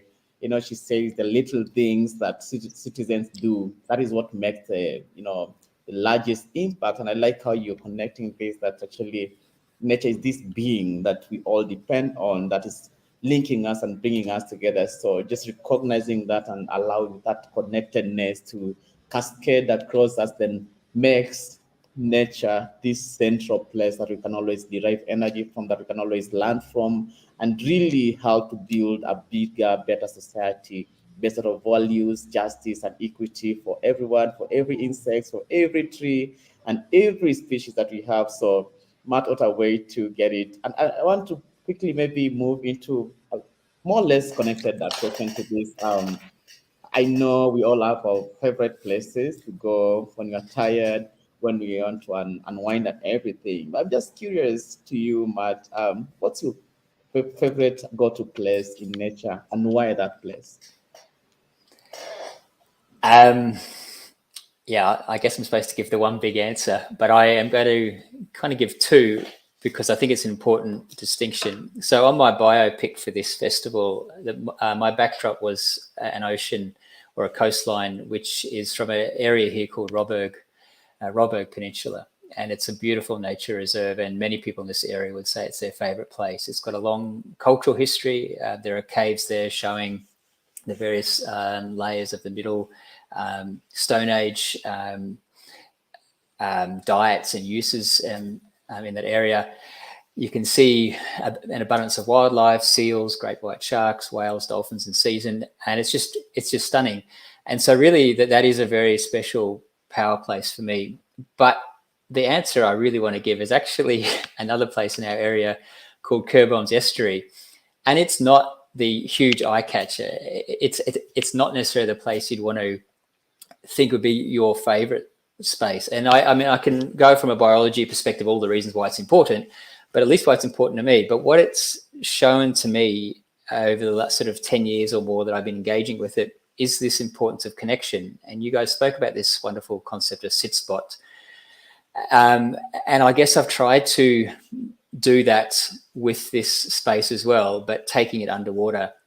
And, you know, even though it's not super diverse, it's not super wow, it's sort of revealed things to me the more I engage with it. And it's just been a wonderful interaction between me and where I'm at and that space. And, you know, in the beginning, I expected to maybe see a handful of species. And yet the more I engage with it and sort of met it with fresh eyes and in different kind of ways and different times of day, the more I realized that it held a whole lot more than what I suspected and what most people suspected. And then I started wanting to take photographs of that. And I made a calendar a couple of years ago of some of the photos. And I think for me, it's an evolving relationship. And what I think is beautiful about this festival, the timing, you know, it was themed around Valentine's Day.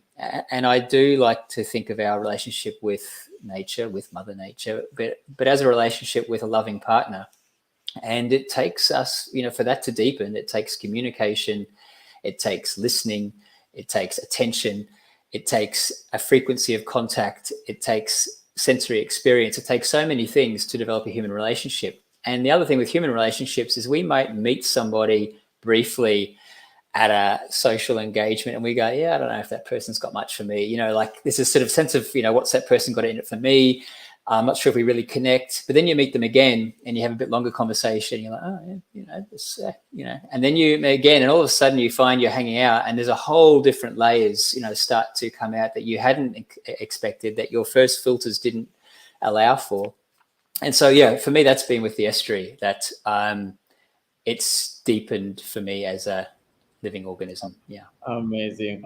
You know what, Matt? I think next time you have a favorite place, you need to put me as one of the friends that you're taking me there, because I think you just painted a very beautiful picture about these two places. I mean, I agree with you. I think that things, and you cannot just experience nature in a day, or like every single moment, there's new things that you get to, you know, observe, identify, learn from, get deeply connected with, and all these really are very important, shaping us into, again, I'll be a bit philosophical, but I think the human species pretty much shaped by the nature around them. And at times, when we see destruction happening, it talks about a lot about the, you know, the perspectives and the character of the people. So always protecting nature is like protecting our motherland. You know, we call it motherland, not fatherland, because mothers are sources of life, and if you can really protect and take care of the natural world, you can actually take care of humanity and all that. So I do appreciate you. I quickly just mentioned that my favorite place to go to, Matt, is a forest. I think you might have heard it. I mentioned it like before you came. And I love it because I just think trees and plants are interesting. At times, they don't speak our language, but through, you know, the reaction to winds, them waving and just standing tall like giants, that's an amazing thing for me. They're deeply rooted into soil, and they literally feed us. They hold the waters that we so much treasure, and they make environment the beautiful environments and serenities that we have. And so, I mean, let's all love that one place that we treasure in nature, and know that there's so many experiences that we can have. But also want to get, you know, to know more about, you know, what Matt does on a daily basis. But as you answer that question, I also want to pose this one to you. Matt, what's your first memory in nature? So you can answer that, but also tell us more about what you do, so that I also get to ask you more questions.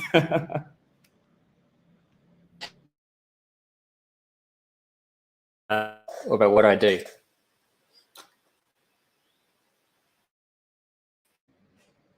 Are you there? Are you there, Matt? Well, we're going to get Matt back. This is half the fun, Galugi. Something should go wrong again, right? But this is, honestly, I've got to say, as we're waiting for Matt's connection to sort of rejigger itself, this is such an inspiring interview and so interesting to hear these different perspectives between hosts and interviewees. It's been my favorite part of the whole festival so far, the whole event. Matthew, we got to get you back, man. Let's, Yeah, that was a Kaluki problem again. I understand these things happen, like Jesse told me, you know, it's part of it, and it's part of our interactions. At times it works, at times it doesn't work. That's why we have Jesse in our lives to always come and support and give us morale.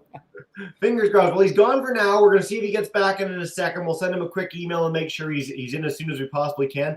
But I really encourage you, when I was looking at Matthew in advance of this interview, he's done some really profound and beautiful interviews about his connection with nature and things, and I encourage people to check them out. I'm going to try and find those and get them in the chat for people too, so that even if we don't get to hear sort of the final follow-up from him, that we'll get that as soon as possible.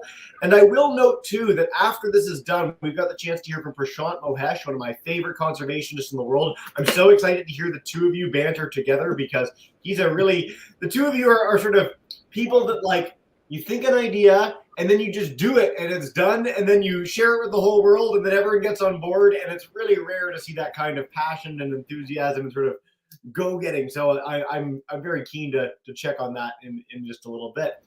Oh man, so I'm sad that he has to disappear, because he was No worries. No worries, just maybe give me the chance to support this question, because I believe you're so much of a lover of nature as I am, and I just wonder what Jesse's first memory in nature. I'm very sure you've had your great moments. And I'll wait to hear from you. You know what? It's funny. It wasn't even necessarily outside. I grew up with Steve Irwin, the crocodile hunter in Australia. Was an inspiration, such an inspiration to me and to so many millions of other kids, that's what really triggered me. I remember growing up, I was a little boy and I was interested in wildlife. I got these books called Wildlife Fact Files. So every week, something would arrive in the mail and it would be a picture of an animal with all sorts of facts about it. So I'd get like a lion and it would say where the lion lives. And that was so transcendent to me as a kid, because I got the chance to say, wow, there's a world outside of my local neck of the woods. Like there's more than what I can go and explore myself. And then Steve Irwin, I get to watch on TV, him going to across Australia, to the outback, to Tasmania, to all these amazing places to interact with wildlife. And that led me to explore. That led me to go to my backyard and look for those species. That led me to go to a place in Toronto where I grew up called High Park, which is just a beautiful area, tons of birds and more. But it was hearing other stories. It was the essence of this entire event that led to that. Because when I hear from you in Kenya, when I hear from Matthew in South Africa, it makes me want to explore. It makes me want to learn more. It makes me want to go online and go, what lives there? Why is this a special place? What's that connection? And so, I mean, it's not a true answer to your question, but it's so that essence really hit me. And I'm hoping that through the work of our organizations and through this program in general, that we get to have that sort of impact on other kids, because I mean, and that's important, Jesse, because at times I think people also think maybe we experience nature. Of course, when you go interact with nature firsthand, it's all different. But, like you reading through, magazines and experiencing what someone else is doing, and then actually that brings you closer to a natural world and just imagining how it looks like in person. And so whether you're experiencing it in person or reading through something that inspires you, that is love for nature. And I think we need to acknowledge all this and recognize that it really plays a crucial part in making us who we are, but also shaping society. Number one, to first think of caring for the natural world, but also what it means to also care, because I think with caring, the benefits like food, ecosystem services, the things like, having proper shade and beautiful biodiversity that you can enjoy. And I think this is all important. Well, I'll tell you quickly about me. My first memory in nature, actually it's interesting. I always tell this story. First, I tell people I believe I was a naughty boy or a naughty child growing up, but naughty in a good way.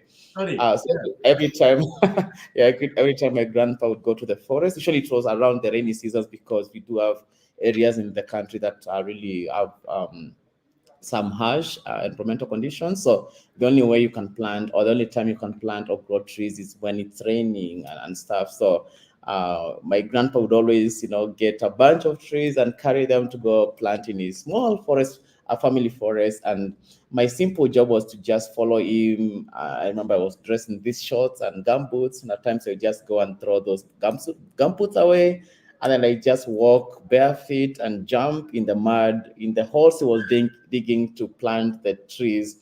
That is what I found joy in. And, back then I just thought I was a naughty boy, but growing up, I saw the forest was actually growing and developing. And I remember asking him, like, so how did this come to be? And the simple answer was, remember your playful moments. That is what made the forest what it was. That you might have thought you were playing in that mud, but you're helping to cement and strengthen the seedlings that I was putting on the soil. And therefore, that simple action partly contributed to making it to the forest that we see, and it's still there to date. And I think or imagine that is one of my earliest memories in nature. And I think maybe it's a reason I love trees, I love forests, and I love the natural world around me. That is a much better answer than mine was. That's a beautiful story. And by the way, I think in this series of programs, we're going to have all naughty children. Like all of us as kids were like, let's go to the forest, let's go explore. None of us were like, let's sit at home and do nothing. Because when you go out, you experience it, and it profoundly impacts you. That's a great story, man. Kaluki, Matthew's back in theory. Right now, he's in the background, but I'll bring him in. I know his camera's off. We're going to hope the connection works together. If you want to turn on your microphone and camera, Matthew, we'll try and bring you back in, because I don't want to keep talking. I've talked enough. We should be able to hear you now. Maybe. Oh, no, not anymore. Oh, maybe again. Oh, he's having, it keeps cycling on and off. Oh. How about now? Matthew. Can you hear me? Yes, we can. That's exciting. Okay, great. I'm sorry about that. I don't know what happened. We've got some wild weather here and the connection's been poor, but I could hear you for a long time before I lost contact. Oh, perfect. Sorry about that. But you're here now, Matthew. Can you hear me all right? Yeah, Matthew. So if you want to, we were right in the midst of Kaluki had asked a question. You were just starting answering it, and then you cut out. So if you want to repeat the question, and then we'll get your answer. We'll hopefully have your connection stick along as possible. I'll stay on screen, so it'll be the two of us, and we'll hear your answer from there. Okay, thanks very much, and sorry about that. So was that about my earliest experience, or just about what I'm engaged with? Yeah, that's perfect.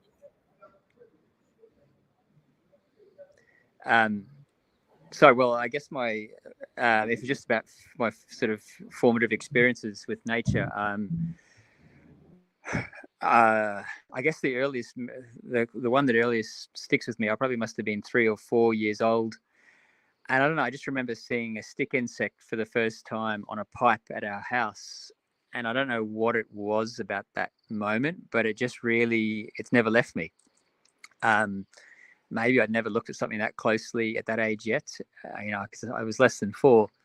And yeah, I guess there was just a wonder to it, and just a sense of wow. And I guess seeing such an interesting looking creature stayed with me. So that would be probably one of my earliest memories.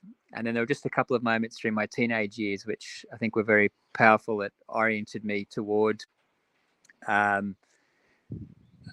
wanting to have a deeper relationship, with the rest of nature. And that subsequently led to my PhD research, which was on meaningful nature experiences. And that came out of very much of a conservation background of just wanting to know, what does it take for people to care, to be environmental stewards, to engage in landscape restoration. I started to realize that some of the greatest advocates for nature had these profound experiences at some time in their life that just, I guess, went beyond purely rational. It spoke to the more emotive and sometimes even transcendental parts of our lives and experiences. And so I got started to understand what's the phenomenology of those experiences. What do they feel like? What does it mean to people?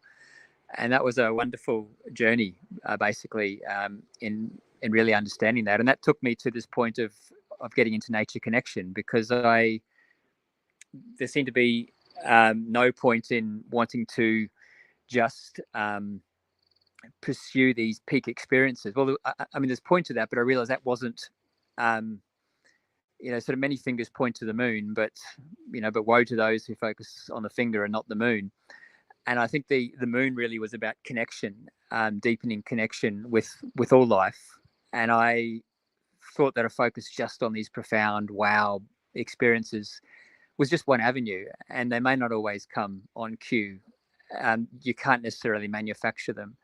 So connection for me ended up being the substrate or the ground of being, that if we work on that, and there are ways to do that, like you said, through the sit spot, through working with our senses, through mindfulness in nature, through slowing down, through wandering, through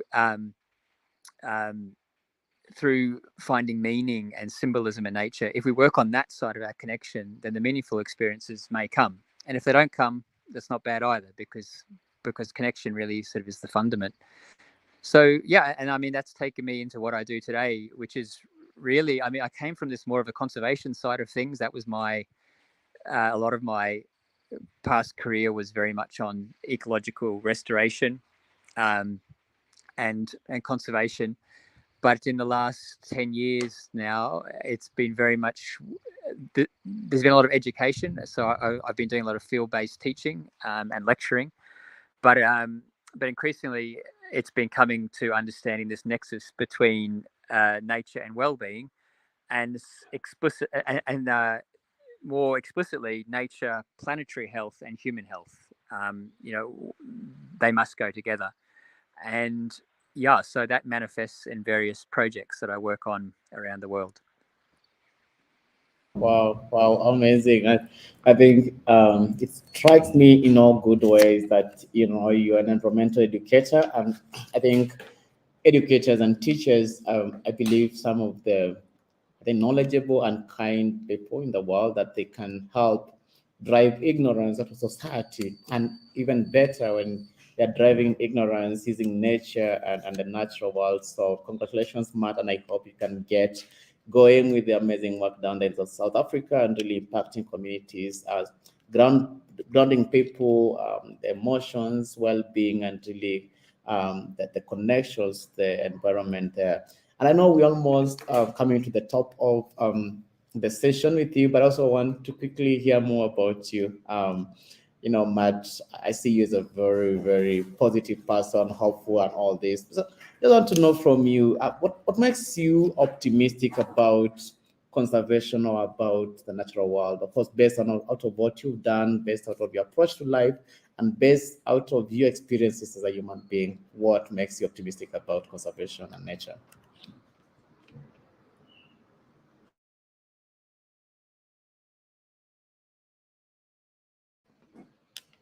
Are you there, Matt? I think we might have lost Matt a bit. I think as he's coming, I just want to quickly say, for me, what makes me optimistic about conservation is because I do believe in humanity. Yes, I do believe in the power that we can bring out to the world. We just again consciously think about the environment and put our actions and love towards nature, and really that there's a growing group of people across the world that are really showing this solidarity, coming together and really supporting restoration, conservation, climate action, and especially from young people. We've seen the Fridays for Future strikes and movement really growing from across Europe to Africa to literally every part of the world. And I think this is very important. And to me, it gives me the hope and the strength that we can do it together. Of course, you can run too far when you're alone, but you can even go further if you're in a team and you're coordinated with all your efforts. And I think it's all amazing. Jesse, what can you say? It's pretty amazing. Fridays for Future, I've just brought up on the screen too. And this is something that we like to highlight as an organization at Exploring by the Seat of Your Pants, is that I think everyone thought it was going to be our generation that would lead the charge and we'd do the most stuff. And don't get me wrong, people like you are doing incredible things, but people that are like 18 and under, they know the science. They're so involved. They're so engaged. They know how to lead to action. And it's so inspiring to see kids, because every day I wake up and sometimes I'm really excited. Sometimes I'm like, oh, it's another day working. And I see kids and they know everything and they're so enthusiastic and they want to share and they want to teach and they want to learn more. And that's so heartening to see. you know, it's impossible to not be optimistic if you watch kids and how they engage with the world, how they engage with the environment, how they want to share that knowledge with the world. I'm ceaselessly inspired and excited. Kaluki, we've got about 5 minutes to go. Matthew, I think his connection might be gone permanently, which is unfortunate. I'll make sure I put some links in the chat for everyone. So if you want to find out more about Matthew's work, we can do that. Prashant is going to join us in just a few minutes. I was saying before Matthew got underway, he's one of my favorite speakers we have on. I'm really excited to see you two interact. But yes, Kaluki, before we bring in Prashant, I'll do a little bit of an intro for him because I know it's been a bit of a chaotic time for everyone with connection difficulties today. Is there, I don't even know what I want to ask. For you, a question you've asked a couple of our speakers so far that I'd like to hear from you is about nature for all in general as a concept. This is something that we keep coming back to throughout the Love Fest and throughout the My Nature Love Story event. What does it mean to you personally? How do you see it in action in some of the work that you do? Thanks. Just say, I think for me, nature for all, of course, means nothing different from what Matt said. I think it's how we are connected to our natural world, how we are connected to every single species, whether tree or plant, whether insect, whether mammals, reptiles, or whatever you might think, the living and non-living part of the world. That is what nature for all means to me. And I'm strongly convinced that we are because nature is, and because nature is, therefore we are. Again, taking me back to the Ubuntu concept that, you know, we are because everyone else is, because everyone else is, then we are. And I see this a lot, having the background in environmental conservation and natural resource management. I've seen it actually reflects and in reality come to be in my spheres of life as an Africa director at Youth for Nature, and currently implementing one of the youth-led nature-based solutions projects, actually a pilot in Kenya.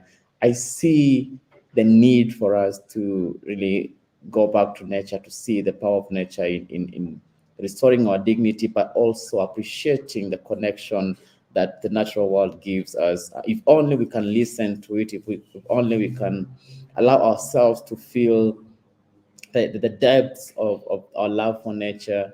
And so that's what it means for me. We've done lots of storytelling, we've done lots of capacity building, we've engaged young people and other fronts, communities across the world. And really, to me, it's all nature for all, and that's my nature love story. I do hope many people can see all these as the different nature love stories, because it's all nature, it's all us, and we need to give nature this chance that she deserves.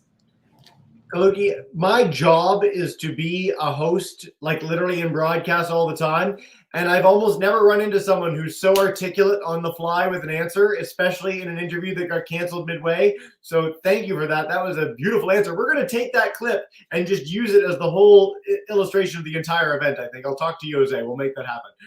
Kaluki, thank you so much for that. Matthew, I'm really sorry, man, joining us on YouTube. However, the connection failed, but it was really nice having the chance to hear from you and really inspiring hearing the two of you talk together. Again, we started this sort of connection together talking about African stories, and it's been so amazing to see so many amazing organizations start inspiring the world with the work that they're doing, from South Africa to Egypt, Ghana to Tanzania, and more. It's a really special continent with some stuff going on right now. Kaluki, I'm going to introduce our next speaker, and then I'm going to turn it over to you to do the interview. And this is your last interview. You get to go relax after this for a while. But I'm going to welcome in Prashant Mohesh. He is a Mauritian-Canadian filmmaker, documentarian. He is a National Geographic explorer. He works to preserve the amazing ecosystem off Mauritius and share the incredible work that he's done exploring the ocean with communities around the globe. You can check out all his stuff on his very easy to discover website. You just type in the name.com. It makes it a lot easier than a lot of our speakers here today. And so I'm going to welcome in Prashant, turn it over to you two, and he can explain some of the amazing stuff that he's done with the oceans and getting people excited about them. Prashant, you beat me to it. You shared your whole bio in the chat with us too. You know what? It's nice working with people that are so relentlessly competent and so enthusiastic. This is great. If you gentlemen want to unmute your mics, get to the conversation. I'll be here in the background, but I'm so excited to see what you guys have to share. Thank you for the great Bio, JC, and hi Kaluki, how are you? I'm fine. Hi, Prashant. Nice to host you and nice to be for you to be my final interviewee for the day. And actually quickly just read your bio again and then we'll get to it. Thanks, Jesse, for helping start. So Prashant is a National Geographic Young Explorer. He's a documentary filmmaker, scuba diver. That's really interesting to me. And the founder of the Ocean Project that I believe Prashant will tell us more about. Grew up in Mauritius, a small island surrounded by the Indian Ocean. You spend most of his time diving. And the ocean to him is filled with magic and mystery that there is so much more to discover in the deep. And this underwater biodiversity needs to be treasured and protected in Prashant's own words. And as with that, with the climate emergency, Mauritius is being badly affected. And Prashant's mission is actually to protect the ocean last word places, which I think is really, really important. Good to have you, Prashant. I think with that quick bio, I just want to hear from you. What makes you optimistic about nature, President, coming from your country? That's a really great question. So I grew up in Mauritius Island, and it's a small island in the Indian Ocean, pretty close to the southern east of Madagascar. And growing up in Mauritius, we have a really unique and biodiversity. We have pink pigeons. We have so many incredible biodiversity in Mauritius. And growing up in this island, I don't know if many of you heard about it, but we're mostly called about the dodo land. So basically, the dodo originated from Mauritius and now it's an extinct bird. So our biodiversity is extremely unique and rich in that small island of 1.2 million of inhabitants. So I live in the capital city in Mauritius, which is Port-Louis, and it's mostly concrete jungle buildings. But I have the opportunity of living close to the foot of the third highest mountain in Mauritius, which is Lepus. So I'm really connected to the ocean, and I'm just 15 minutes away from the ocean, and just 1 minute away from nature. So as a kid, I spent most of my time exploring nature. Before getting into ocean conservation, I spent a lot of time hiking, discovering, and falling in love with nature. And my love with nature brought me forward into being an artist. So I really like painting as well. I spent a lot of time doing canvas painting of art, nature, and that's what brought me for a love with art, nature, and ocean. That's how it drove my curiosity and explorer mindset forward into learning more about our natural world and protecting it. That's a bit of my background about how I fell in love with nature.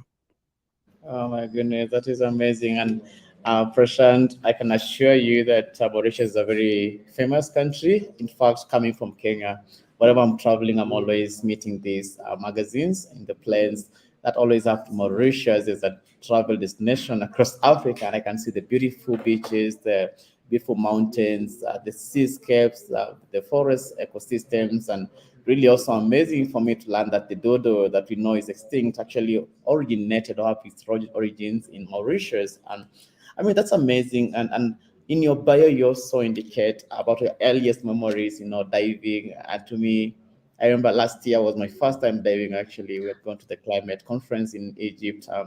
And I sort of dared myself to just try out the below water, undersea environments. And I can assure you that the beautiful, fish I saw and how amazing underwater vegetation is. I think it's astonishing, and most of us don't get a chance to see it. So I just wonder, was this one of your earliest memories growing up, or what was your first memory in nature, Prashant? My first memory is actually, it's a pink pigeon. So there's kestrel, there's pink pigeon, and these are some endemic birds in Mauritius. So um, when I was a kid, I used in school we used to go field trips into protected areas of birds. So there's Mauritius parakeet, there's kestrel, and there's pink pigeon. And these are my favorite. And Mauritius has a really unique and success history about the restoration of pink pigeon. So back in the past, there was only a few left in the country, like less than 10. But now Mauritius has a success story in the rehabilitation in pink pigeon, and we have a lot of pink pigeon. And like you mentioned, my nature love story is mostly connected from being a nature lover and now being working in the ocean. It helped me transition and understand how the ocean has an important role whenever it's underwater and on land. So that ecosystem needs to be preserved and treasured and protected. That's why we have the 30 times 30, protecting 30% of land and ocean by 2030. So my nature love story came from the on land, from exploring trails, mountains, pink pigeons, and then the ocean. It's pretty much my transition. Wow, amazing. And I think I like that because I think what Prashant is telling us that there's no one single story. It's all many stories really. We just identify one for a moment, but does not mean that's the only memory. And from what you're hearing, you really have a rich history and background in nature, which makes me really be positively envious about your country. That Prashant, when I'm down there, you'd be happy to take me around. Right? And also curious, that all these I hear is a lot of interaction with the mountains, interaction with the sea, interaction with the forest. I just wonder then, what would be your favorite place to go in nature, Prashant, and why? Favorite place to go in nature, like I just live 1 minute behind the third highest mountain in Mauritius. So when I'm bored, I just get into nature, like recharge myself, reconnecting, and it just make me feel more and more positive. It's just like being addicted. Like I'm very addicted to the ocean. Like you mentioned, your first and happy memory was diving, and not everyone can experience this unique and magical world. I mean, you had a first experience in Egypt. So my first experience about nature was behind my house, but also part of nature we have the ocean, which control most of our climate, and most of our oxygen come from the ocean. So every other breath right now, it's coming from the ocean. And my favorite love story of the ocean, my first dive. So we were going diving in the north of Mauritius. We do have several islands in Mauritius. So we do have some outer islands, and we were going diving in the north. So my first dive, really scared, really, really scared. So don't know what lies beneath the wave. Don't know, can I see sharks? Probably. But we were going diving, and before getting in the water, we saw a whale, a big humpback whale, and there was a mother whale and her calf. They were playing together, and just learning the interaction, how nature is beautiful. So it was my first dive. Can remember that. And the mother whale was teaching her little calf how to spin, how to sing, how to splash. It's beautiful. My first dive. And we were at 10 meters. We were at 10 meters. I could hear the whale singing. It gave me goosebumps. So, nature is really magical, and you learn a lot when exploring. So that was a beautiful love story with diving. That's why I'm really, really addicted to diving right now. So, and also nature. So, like Jesse mentioned, I am currently in Canada. So far, I've been exploring a lot of parks in Canada, and also I've been in the United States. I've been exploring wildlife refuges. So learning the important roles that the United States Fish and Fisheries Conservation is doing into making more marine protected areas, and also on land, how they're preserving certain species and rehabilitation, all of that. So I've been exploring and learning more of that. So that's pretty much. Wow, amazing. I think I don't know what to say, but he just mentioning already one of your favorite moments, interacting with a whale and her calf, and the mother whale, teaching the calf how to do little hugs to survive in the ocean, and you as a being, as a whale, getting the chance to just experience that, and that connectedness and that harmony and peace. I think that's really mind blowing, and I think I'll trade anything but that, because that's a treasured memory, and I'm happy you had it. in Egypt, I remember when I first took the dive, it was freaking that you just said, not so many people get to do it. And I'll assure you, I did not go anything beyond 10 meters. I think the pressure was too much for me, but still happy that I had the experience, but also happy for people like you get to really explore the undersea environment and really capture this moment for us and really tell us the story of the sea and the story of the sea, biodiversity, and why it matters for us to conserve it. And so maybe we want to quickly shift gears and get to the Ocean Project that you founded, Prashant. Do you care to tell us more about the project, what you do, and what are some of the programs that you're actually running in your Nature Lab story? It's a really great question. So it all started in 2020, and we had an oil spill in Mauritius. I don't know if you heard about the Wakashu oil spill. We had an oil spill in Mauritius, and then there were all people, everyone was concerned about the oil spill, about what's happening in our lagoon. So basically the idea of creating the Oceanic Project was based on the oil spill. And when a lot of people don't know about the ocean, they don't explore the ocean, and they're really scared of the ocean, but together there was a lot of Mauritians who gathered, working days and nights, making soap and spoons, and they are helping into preserving our lagoon and stopping that oil spill. There was around 1,000 tons of fuel in our lagoon, and they were working. Everyone was joining together into helping making soap and spoons. There was great action in numbers. There were a lot of people working together, and the aim is protecting our blue planet, the ocean, and protecting nature and stopping that from getting into mangrove, stopping that from getting into reserve.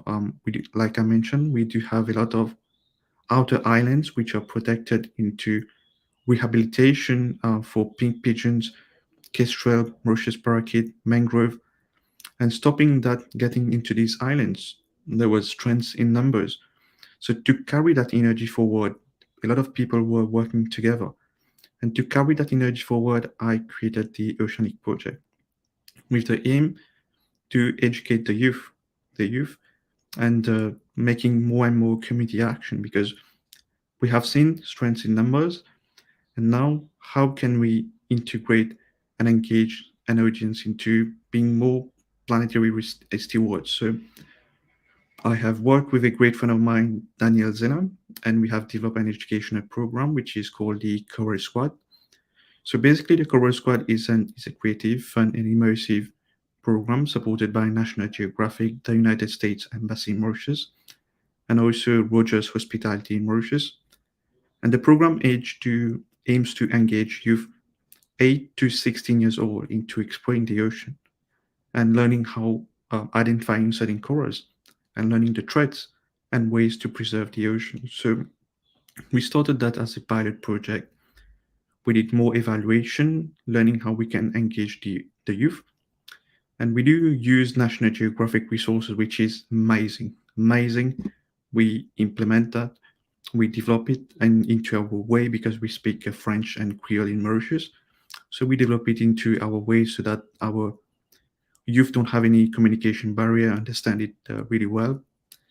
And then when we do the evaluation, we started the program.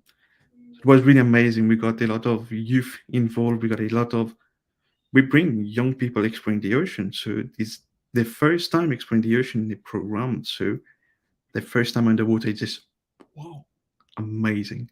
Seeing fish, corals, and amazing. They are seeing different shapes of coral. It's bringing me back in my childhood when I first explored the ocean in 2016. So it's kind of bring back some memories, And they were just, wow, they were just seeing fish, parrotfish, brain corals. It looked like our brain, and some of the weakers, brain corals. It looked like our brain, and we learned that in our program. So, when you drive a curiosity in a youth, they are more interested into learning and protecting the ocean. So that's why we bring that the planetary stewards emphasis forward. So they're really curious.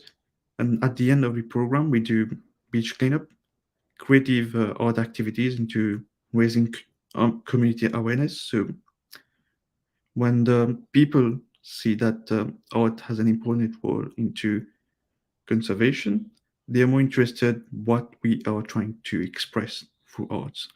So they have different views, but we mostly try to express art in a way that it's not a difficult language, but we can learn from different perspective what we want to show our community into arts. So we made creative turtles with plastics. We made with the map of Mauritius, and we show about creative arts putting a trash on land, trash on our island, and showing how our action on land is disrupting nature and affecting the ocean. So pretty much these are some creative arts, and there's more. There's more on my website about our action. And then at the end of the program, we engage youth in coral restoration. So doing the active coral restoration, like I don't have a background in marine science, so I spend a lot of time exploring. But these youth at age 8 to 16, they are doing amazing. They are marine scientists. So they're restoring corals at this age. That's pretty much the program.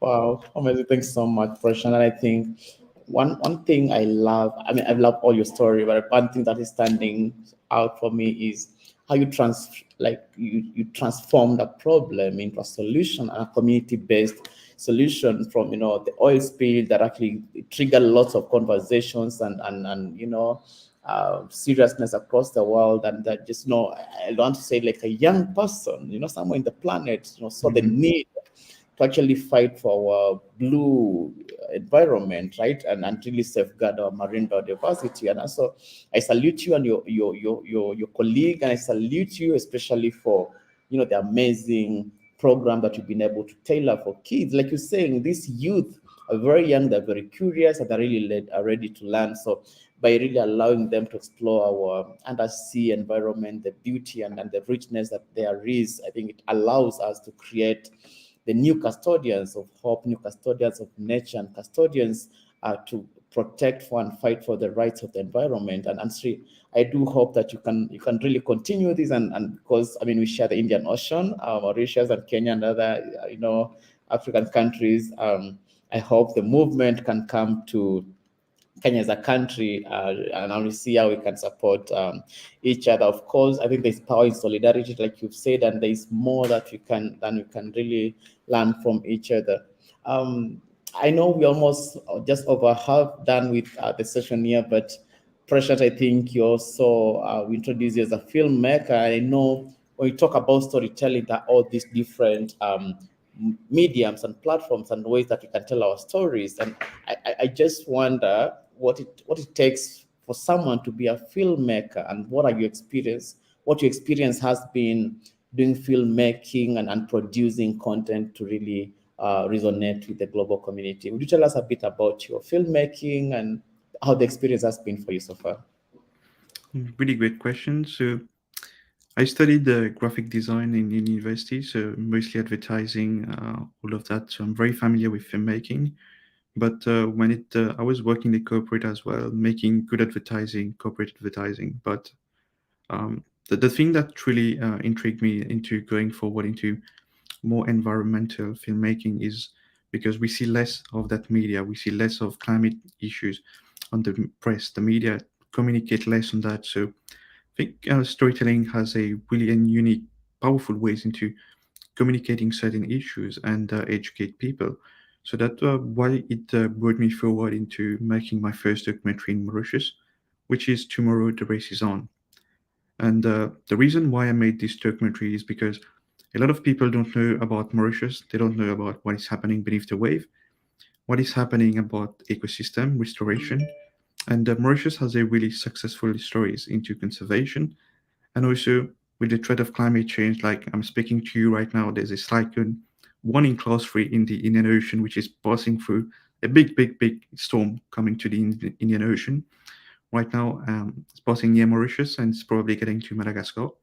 So it's today. The cyclone is passing today, and we're really affected in terms of climate change and ocean warming like that. So our island is very vulnerable to the threat of climate change, and I want to set it as an example.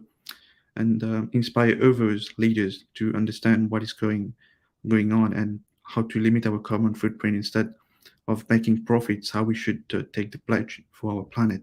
So big oil corporate are driving huge profits, and government around the world need to join forces together and make better solution how we can develop nature-based solutions so that we can have a peaceful agreement where people can thrive with nature and nature and ourselves together. Sorry, I realized I was muted.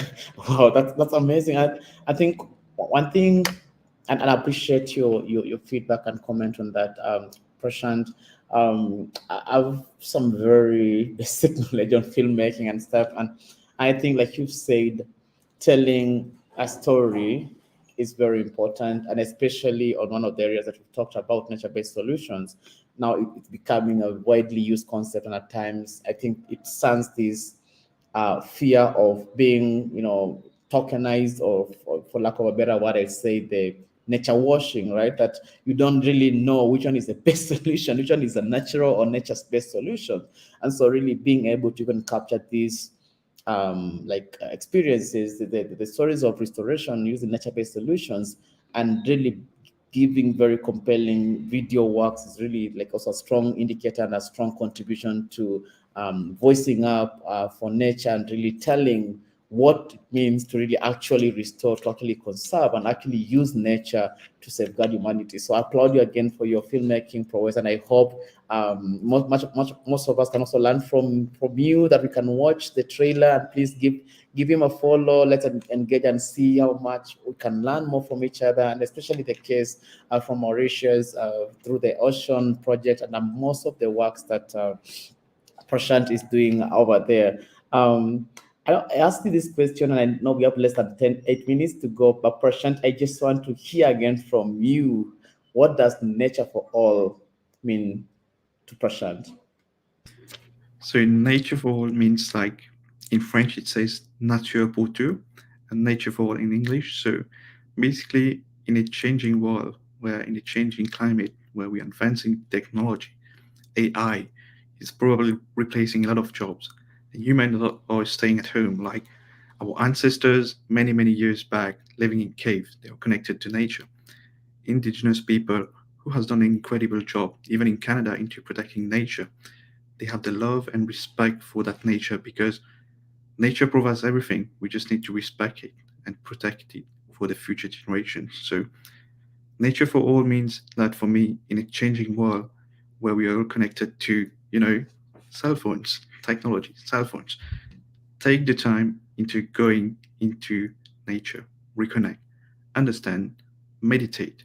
So you see, you can recharge your energy. I do that. So in Mauritius, I do recharge my energy, and we need to reconnect with nature and love, learn, and protect. Nature has some amazing ways of educating us. We just need to reconnect with it and learn, love, and protect. And once again, coming just a few flashback with the storytelling. When you fall in love with nature, you have to pay really close attention to the little details around you. Storytelling is not difficult. Everyone can be a storyteller. It's just how you want to tell the story, how you want to inspire people with your love for nature. So even if you are exploring, pay attention to the small details. Tell your story, narrate it. Why you're inspired? How can you inspire other people with nature? So that's pretty much the love story. Let's reconnect, and let's learn, and let's love nature. Let's protect it for the future generations. Wow, amazing, Prashant. I think one thing I'm getting from you, which I also got from Matt, is the little things. It's the little things that matter. And I just gave a quote by the late Professor Ngari Maathai, who was one of Africa's first female Nobel laureate. And she said that, it's the little things that citizens do that what, makes the world. That's what brings the difference. That's what brings transformation. So I appreciate you for your time, and I appreciate the fact that you really taking advantage of telling your story are different. You're taking advantage of working with youth. You're taking advantage with helping young people explore the natural world. And I think to me, that speaks to the fact that, the world is talking about Africa being the world's youngest region, right? But then how do we build the capacity? How do we empower this youth? How do we work with them like equal co-leaders to understand the natural world, to alleviate poverty, to really create more livelihoods for them? And I see this as one of the interventions that you are doing through your nature love story, and really trying to connect more to the people who are the custodians and on the first line of defense when it comes to natural calamities and stuff. So keep doing the amazing work, and I really appreciate where you brought it to. You've talked about us just reconnecting with nature, taking a moment to learn, understand, and focus on nature, because at the end of the day, we are nothing without nature. I'll also quickly say that actually we are nothing without nature. We need nature, nature needs us. And to our surprise, I think we've seen some statistics and research that shows actually if bees were to be wiped out of the face of the planet, then it won't take more than 3 or 5 years, so maximum 10 years, humanity will be gone. But if you take humanity out of the planet, everything else will thrive and everything. And it shows us that we're just a tiny bit in the big ecosystem that we call nature. And so even the tiniest of our species matters, and we need to pay that respect to nature. We need to pay that respect to the natural world, and ensuring that everything else is a being that we are. But with that, I really wish to appreciate Prashant for being an amazing interviewee with me today. And I really also want to give space for Anna, who is here to really take over from me. And it's been a really, really big pleasure hosting you, Prashant and Matt, and really sharing the stage with Jesse and all of you who are listening from all across the world. Thank you, Kaluki. It was a pleasure as well speaking with you. Like you as well. I wanted to say too, you both have amazing voices, so it's like listening to like a radio podcast. It's just the most delightful conversation to listen to ever. And I do want to note for you both, because you're both so inspiring. Prashant, people want to check out your website. The full documentary's there, the trailer's there if you want a little sneak peek as well. Some of the more amazing work that you've done in filmmaking, conservation, storytelling, and more. Check out your website. You're all over social media too, so I really hope our audience takes the opportunity to do that. Your first dive story is the greatest first dive story in the world ever. Like, no one has ever had a first dive like that in history. So kudos to you. No wonder you're obsessed with the ocean. First time you go out, that's the experience. And Kaluki, if you want to take up scuba diving, there's a lot of opportunities out there. It's like black magic. You can breathe under the water. It's so amazing. As you see with Prashant, it transforms your whole worldview to be able to now explore 70% of the planet that was previously inaccessible to you. And that is a magical thing we get the chance to hear from so many speakers. Kaluki, before we go too, I want to highlight, if people want to check out more of your work, I know we're chatting with you a little later on in the program as well, but youthfornature.org, particularly the Africa part of that, everyone can check out all the initiatives, how to get involved at youthfornature.org. So much to learn there. This has been so much fun. Professional detachment is out the window. I'm supposed to be like the background tech host guy, and it's just so much fun getting to listen to these inspiring stories and to have speakers and guests and an audience from around the globe. So thank you, gentlemen, both so much for your enthusiasm, your passion, and so much more. It's been a real pleasure. Prashant, because you're our speaker, I'll wrap up with you, and Kaluki, I'll say farewell in just a minute before I bring in Anna and start our next round of interviews. Is there a final message, Prashant, you want to share with our audience today before we say farewell? Yeah, so my message is that believe in yourself. So we can all change the world. We just need to believe in ourselves and our potential into inspiring others. Each and everyone has a unique ability to inspire others. It's just that instead of believing that we're going to do it tomorrow, let's do it today. Let's face the challenges today so that we can build a better world tomorrow.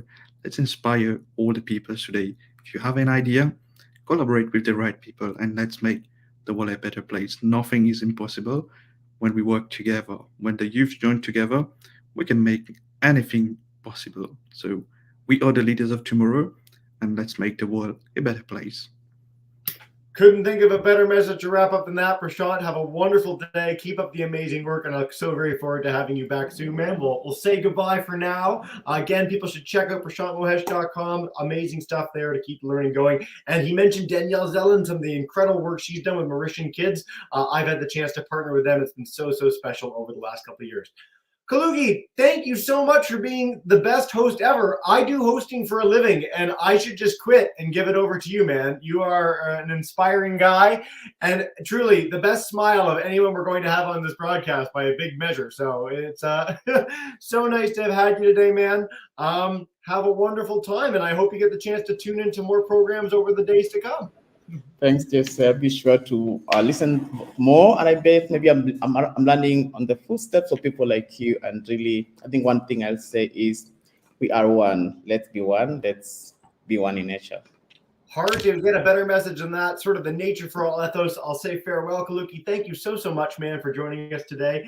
And as Kaluki mentioned, we are going to introduce our next hostess, who unfortunately right now does not actually have an interviewee. So we're going to have some fun chatting together in the next little bit. But Anna Valerie Mandry is joining us. She is the CEO of Zamia. She's been involved in amazing conservation work for decades now. And I'm so excited to welcome her for a series of 4 broadcasts to wrap up our block 2 of the My Nature Love Story event as part of this incredible Nature for All Love Fest. If you want to check those out, head to hashtag My Nature Love Story. Contribute your own love story. You've had the chance to hear so many from so many inspiring people around the globe. And as I noted, this is all part of our Love Fest series of programs. There's so much on the go, so many stories shared by partners, both the ones that we featured during these programs and ones that we couldn't even fit in. There were too many exciting people to possibly feature in one program. So without further ado, I'm going to bring in Anna. Welcome to the broadcast, Anna. Nice. We've got this. You've got the green leaf background. We've got the green leaf background. We're very thematically linked now. It's very exciting. So in lieu of having an interviewee, we're hoping that Tamara will join us in the next few minutes. If she doesn't, that's okay. We're going to hang out together. We wanted to test your audio first. Can I hear you? Let's see. No, we can't. Oh, no. This is half the fun of video broadcast. Something should go a little awry. So weirdly, this sounds ridiculous. Signing out, like leaving and coming back in, might make it work. So if you want to try that, great. And then I can walk through some troubleshooting, because we want your audio. It's much more fun to hear from you. And if that doesn't work, we'll highlight some things. No. On the bottom of the screen too, there's a little gear symbol. It says settings. And on that, there's an audio option. And you can sort of play around with the speaker and mic options. Sometimes that makes it work. And you can chat with me in the chat too. We'll try and figure it out together. Sorry that it's giving you trouble. Yeah, sorry. On the bottom of the screen, there's a gear symbol that says settings. And if you click that, it gives you a bunch of options, one of which is audio. In audio, there's a mic and a speaker option. Sometimes people's computers have multiple devices, basically like ways of having an audio, and you can like pick the other one, or sometimes even just click it and it works. Talk to me. Yes, I can. Yes. Okay. See, you know, this is the thing with this whole event, is that we're excited when we get to hear about amazing nature things, and we're excited when we solve tech problems. It's like a double joy. Anna, welcome to the program. Thanks so much for joining in today. I can't hear you very good, Jesse. I'll try to do my best here. Okay. I'm in a beautiful island in Cozumel, Mexico, which is amazing, but it's not the best for internet connection. I'm supposed to be in the place where they have the best internet in the island, so I'm hoping that will be good enough. So, I'm sure it's working so far. If I don't answer the question. That's totally fine. I'll talk really loudly, and I'll also put questions in the chat so that we can do it together. So I'll start with this one. With this, let's see. Lucky you being in Cozumel, by the way, one of the most beautiful places in the world, and I think worth having bad internet to be there. So as a first question, what makes you optimistic about nature and the natural world? I think I'm lucky enough, Jesse, to work every day with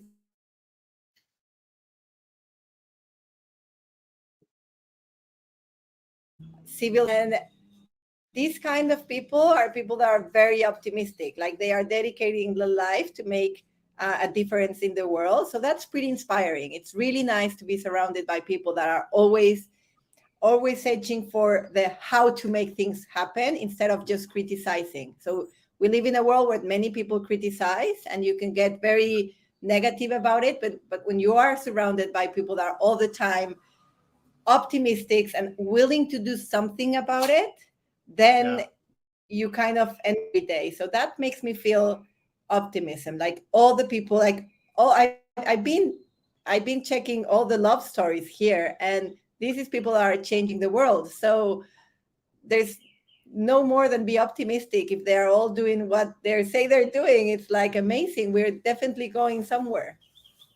I think that's so. You guys beautiful... make me optimistic about nature. That's the thing, and that's such a beautiful message, because it means that no matter where people are watching from, no matter what people's background is, if you seek out those stories, as you said, it can be so easy to be surrounded by so much negativity. But if you take that time to find those stories that are inspiring of people actually doing the work, I that always fulfills me so much, and I get to see it with kids every day in the work that I do. So I'm so, that's a beautiful answer. That's my favorite answer we've had for that question the whole time so far.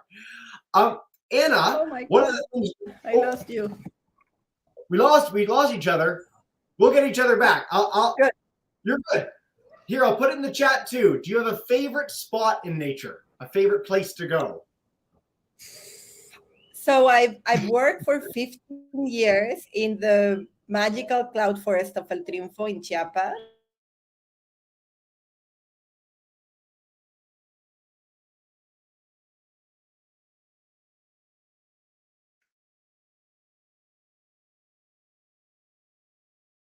We're playing telephone tag. You see, every tree is like a forest in itself. It's has plants everywhere. The trees are 60-meter high, full with vegetation. Everything you can see is green, lots of... So for me, that's, and still is, the most magical place in the world. So that's my favorite one. I have many, like I was hearing the conversation, and I love diving. I love the ocean. I feel like an alien in other place, and I'm like just looking around. I've been in deserts, I've been in snow, I've been here in Cozumel, which is beautiful. But again, I think El Triunfo has this magic place that has been there way, like for ages, like has seen the dinosaur disappears, and then like, and still there. So magical place. If you ever want to see the most magical forest in the world, check out El Triunfo in Chiapas.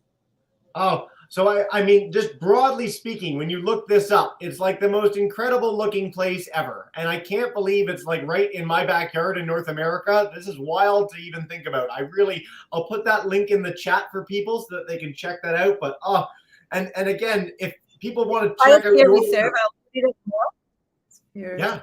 Reserve. Type it to me. I'm gonna share it. Okay. I'm gonna pull up a picture of that specifically in a minute for our audience. But while I do that, I'll share another question in the chat for you. How did you get your start? First experience in nature? Was it there? Was it somewhere else? So it's funny that you asked that, because I was born and raised in Mexico City, right? So Mexico City is like, when I was born, it was the biggest city in the world. Right now, I think it's like in 5th place or something, but still it's like a mega metropole. So you don't have a lot of nature there.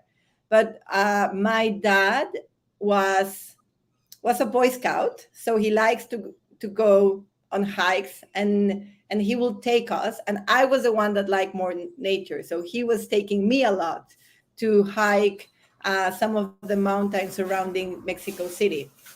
And because he was a pilot as well, we have the chance to travel with him a lot.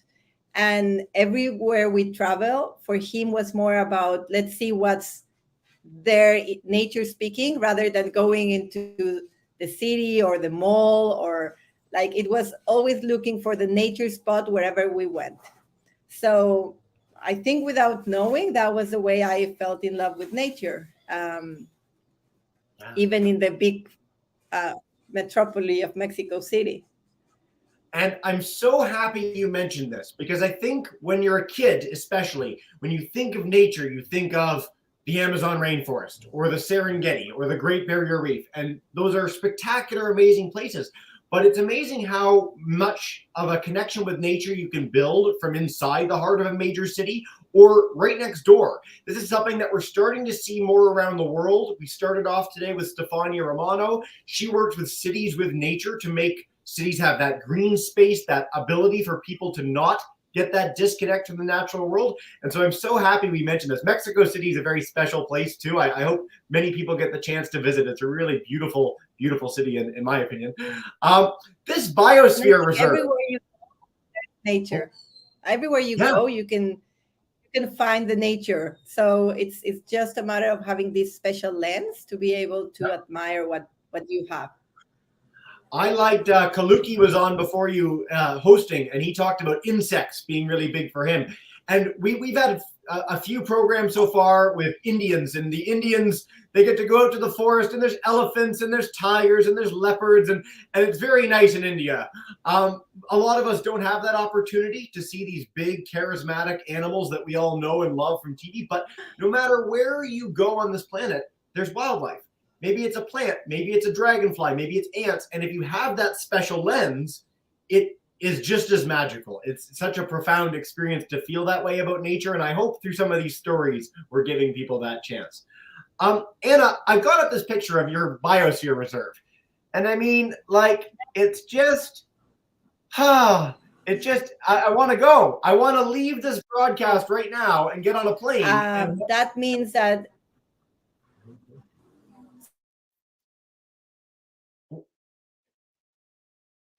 happening in cloud forest is that 1 of every 10 drops of water in the whole country will fall in this region. So that's a lot of water. That's water that will get into the air, that will go into rivers, that will end up. So it's a very important ecosystem because of water. But when you are there, it's not like it's pouring rain all the time, but it's a mist. You are like going into this mist, like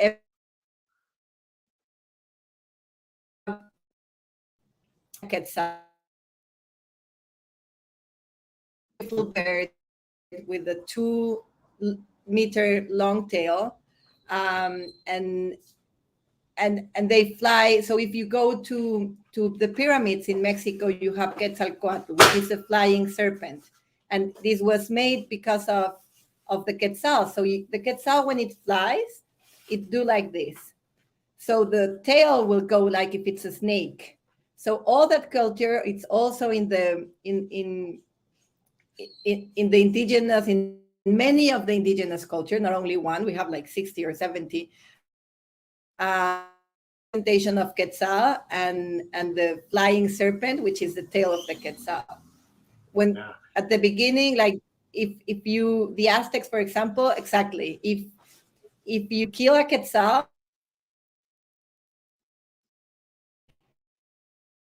and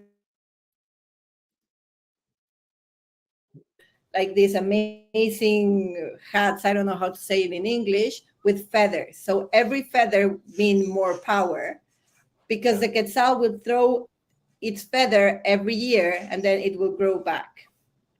So it's a very magical bird. But we have, like, if you go there, there's another bird that I love, that is the pavon, and we say that unicorns does exist, and the pavon is the truth of that. Pavon, and it's horn 1 in English, I think. Okay. Yeah. It's a really big bird that when you see, you cannot imagine that huge bird can fly. And then it just starts flying, and it's like, what? How can that happen? So like, and then you have jaguars, you have tapirs, you have, like, there's so much wildlife there. And because it's such a magical place, there's very few people going there, and you have to be very quiet. You have to be very respectful. So just putting yourself into this kind of mantra of being in a place that you know you need to respect, and you know that you are the one there that it's being invited to. It's beautiful. It's like make you say, we really need to conserve these magical places because everyone needs to be able to witness this. Yeah. So yeah, again, that's my favorite place in the world. I would say so. It sounds amazing. And I love this sense of reverence in nature. This is something that, of course, a lot of people feel about religious buildings, whether it's a mosque, a temple, a church. And I've always felt that way in a forest. Whenever I go into a forest, Kaluki was a big fan of forest, just going in and just, it centers you, you breathe differently, it feels profound. Why would you want to kill something like a Quetzal or anything else? Because you have this, it's such a transcendent feeling getting to interact and to witness wildlife like that. So thank you for sharing 2 new birds to me too. I've learned 2 new species, which almost never happens. So I appreciate that very much. I'm curious, I'd love to hear more about your work generally. So I'll just put this in the chat as well. Zamia, helping people tell better stories. Can you tell us a little bit about what you do now? Yeah, so I've been in the non-for-profit world for around 20 years. And I always find that non-for-profits, whether they are environmental or they are health related or they are amazing car with a flat tire. This has to do with the way they communicate. They are very good at doing what they do, but they are not very good communicating what they do. And when you this kind of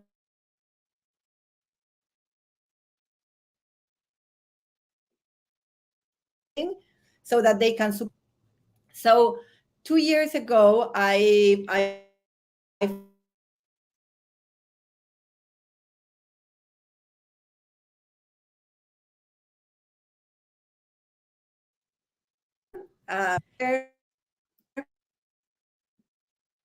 ecosystem that it's, sorry about that, if there's an ecosystem that is deprived, but you see a Zamia, then the ecosystem has a chance to kind of plant that has witnessed a hope. Like if there's Zamia, there's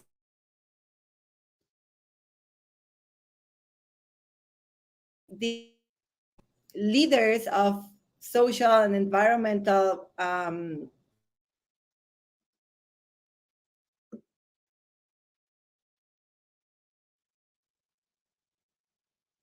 how you have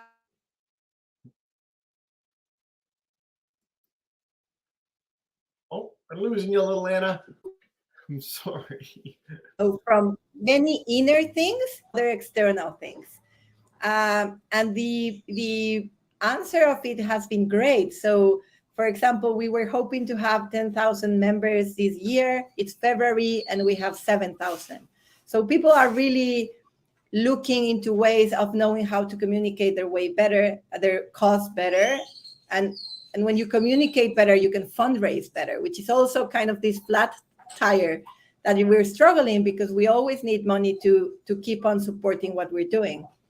So yeah, that's we give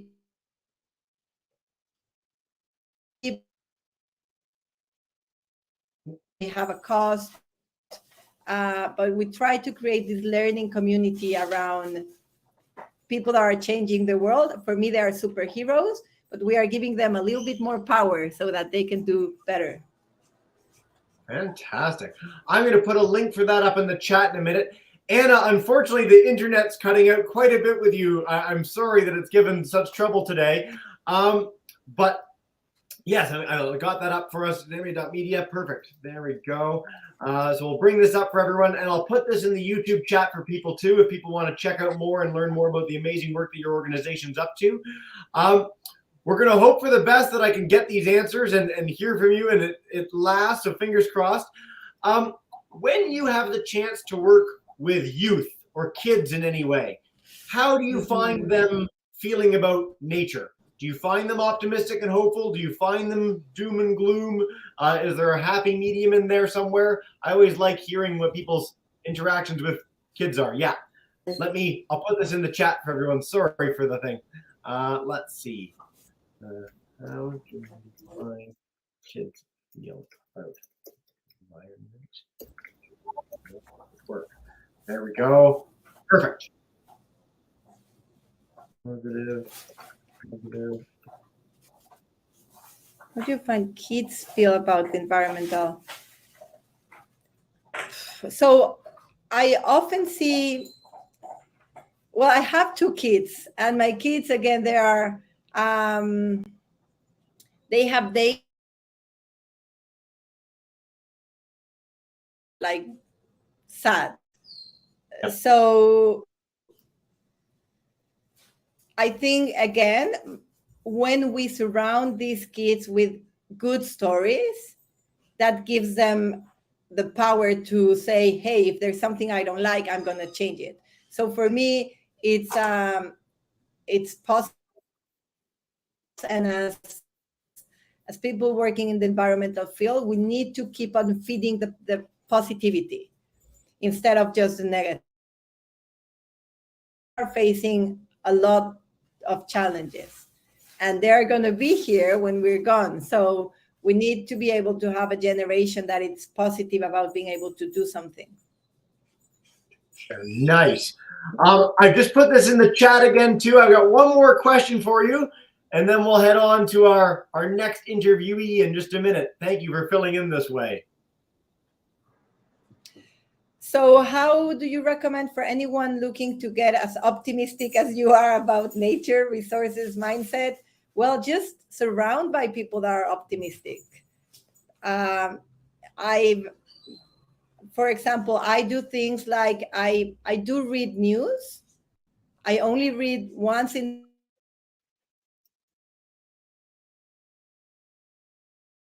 on the okay, I want to know what's happening in the world. I want to be informed, but I don't get sucked into this. Like, I don't go like, this is all I want to know. Otherwise, I get overwhelmed. And again, I keep on surrounding by people that are optimistic, and I listen to other people, but I try to listen with empathy, with respect, but then go and do something with the people that are more proactive. Perfect. And then I'm going to just ask one final message for us, if you have one, and then we'll start heading on to next interviewees. We'll continue the train going along. Any final message? Well, just keep on looking things at Nature for All. It's such a simple but powerful idea on how we can all get optimistic about the world and optimistic about the environment. And there's so many resources there. Like there's discovery, like there's so much there that it's in our hands. It's free. We can just go there and look for stories. And I think just go and every time in a while check Nature for All, and I'm assure you it will keep you positive about what's going on in the world. Well, thank you for the plug. We certainly love what we've had the chance to feature. And again, if you want to check out Nature for All's general website, the Storytelling Festival, and featuring all these amazing ideas, concepts, programs that organizations around the globe are doing, specifically the Love Fest and this big hub of activity that's happening over the last 2 weeks. And of course, this is our My Nature Love Story event. We've got 50 programs over these couple days featuring amazing people like you. So I really hope people take the chance to check that out, share their own. We'd love to hear your nature story online in the next little bit too. And Anna, it's just been a real pleasure having you. I'm sorry that the connection's a little iffy. I'll put you in the background for 2 seconds. But this is the nature of video broadcasting. Sometimes the connection's a little strange. We had a sandstorm take out one of our people earlier today, and South Africa was a little strange. So you never know what you're going to get. With that said, I will take over Jess's interview. Jose's going to hang out in the background and be able to chat with you, and hopefully we can get you back in for the final 2 ones if it's going well. But I'll just say a big thank you so much for being a part of the Nature for All Love Fest. It's a real pleasure to get to hear more about your story, more than I've ever had the chance to personally. So this is wonderful. So thank you, Anna. All right. See you later. I'll say farewell to Anna. We'll hang out with her in the background. Jose can chat. And we've got in our next interviewee pretty early. So I'm going to bring her in just a second. But before I do, I just want to note again, all of these programs are recorded. They're going live to our YouTube channel at Exploring by the Seat of Your Pants. They're going to the Nature for All YouTube channels. You can check these out now. You can be inspired right now by all these amazing stories, or you can check them out 3 weeks next Tuesday or 10 years down the road. It really doesn't matter when you go. They will be there. You'll have the chance to hear from some of these amazing conservationists, educators, storytellers, and so much more. And do check out that Love Fest website. This event, among many others, is happening over these couple weeks, centered around Valentine's Day, as we talked about before. We want you to fall in love with the natural world, or share your story if you're already in love with the natural world. This can be a nature place that you go to visit that really impacts you. This can be your work teaching kids or teaching others about the natural world that inspires them, that you can share with us to help inspire others. Whatever that means to you, we'd love to hear your nature story, and it's been such a thrill getting to be a part of the organizing team bringing this event together. We are going to dive in with our next interviewee. We've got a whole bunch of stories to come. This block has, how many more interviews do we have in this block together? 3 more programs in this block. We got a video to wrap up with. Just again, our second block of 7 over the next couple days. So I'm going to welcome in Jess Tyrell. If you want to come on in and join us, you are we are keeping the South Africa train going today. This has been like a whole bunch of South Africans, and you are the founder of Wild Nights Out. I want to welcome you to the event today. Thanks so much for being here. Thanks for having me, Jesse. And I'm hoping my internet will play ball. We've had a whole lot of last day. Somebody's internet has to play ball today. I'm sure we're like 7 for 10, I think, so far. So we're doing pretty good, all things considered, for a truly global event. That's a good ratio. I'm really curious. We had Sophia from Conservation Optimism on earlier, and she had a great question she led off all her interviews with. And that was, what makes you optimistic about nature, the natural world, the current state of things? Is there something that really jumps out that you can speak to kick us off in this interview with? Oh, that's a lovely question. I think what leaps to mind first is I think being in nature, people remember how to be human and how to be human in relation to a wider web of life. And that when you realize actually that you are part of this greater life force and actually an extension of Earth, I like thinking of us as human extensions of life. I think that then people start to act differently towards the bigger living Earth of which they now know they're a whole. And I think that is only cause for optimism then, because people start to naturally have those qualities of care and participation and love, really. And love is what makes connection happen and actions that are supportive. That was a beautiful answer and a quite unique one for our thing so far. You take people out into nature, and I'm curious how they respond to that. I mean, this could be very personal stories, and it's not your story, like it's not your personal story, it's the stories of those that are coming with you. But I'm curious what the reaction's been to people that had the chance to join you on Wild Nights Out, and how that shaped what you've done and how you've grown it over the last little bit. Yeah, so people join me on I do kind of wear lots of different hats, but for Wild Nights Out, all of them are nature connection processes that I do, but Wild Nights Out is the one that's closest to my heart. And I think the 3 main, in South Africa, we have a pot called a potjie, which has got 3 main legs. And I like thinking of the Wild Nights Out as this big potjie pot of experience. And the 3 legs that support the pot are connection to self, connection to others, diverse others, and connection to nature. And I think those 3 different layers of connection are really what I see happen. I think what's so striking at the moment, and increasingly so for me, is how young people at the end of, because they're basically school leaving age, so they're around 17, 18, 19, and how at the end of that experience, they are usually in tears about the kind of relationships that they've built. And I think people get to meet a whole lot of different, diverse other people from different backgrounds outside, where they are leveled into being on equal footing for a start, and they very quickly go into this understanding. I think it's like a primal understanding of, I rely on these others for my well-being, actually, in being out here together. And I think that brings out an incredible sense of camaraderie. So I know this is particularly around nature, but I think that what nature facilitates this connection with other humans as well, that I find so beautiful. and really, the kids themselves comment and say, whenever I scroll through my phone, I'm looking for this feeling of connection that I've actually found here, and I realize it's here with other people face to face and not on my phone. Wow. And so it's often a very difficult thing for them to leave that and realize that that kind of quality is quite hard to find in the world with the tech distraction. Is there something unique about being in a natural space that helps smooth that process and make it easier, as opposed to, say, a coffee shop or a school ground? Or again, we have this big distance with the technology in between us mediating a lot of those interactions, especially in young people. But is it being outdoors in particular that really makes that happen, do you find? Definitely. I mean, that's a question that's fascinated me for most of my adult life. I think I've really kind of tried to track, what is it that facilitates us being together with other people in different ways when we go outside, and being with ourselves in different ways when we go outside and into wild places particularly.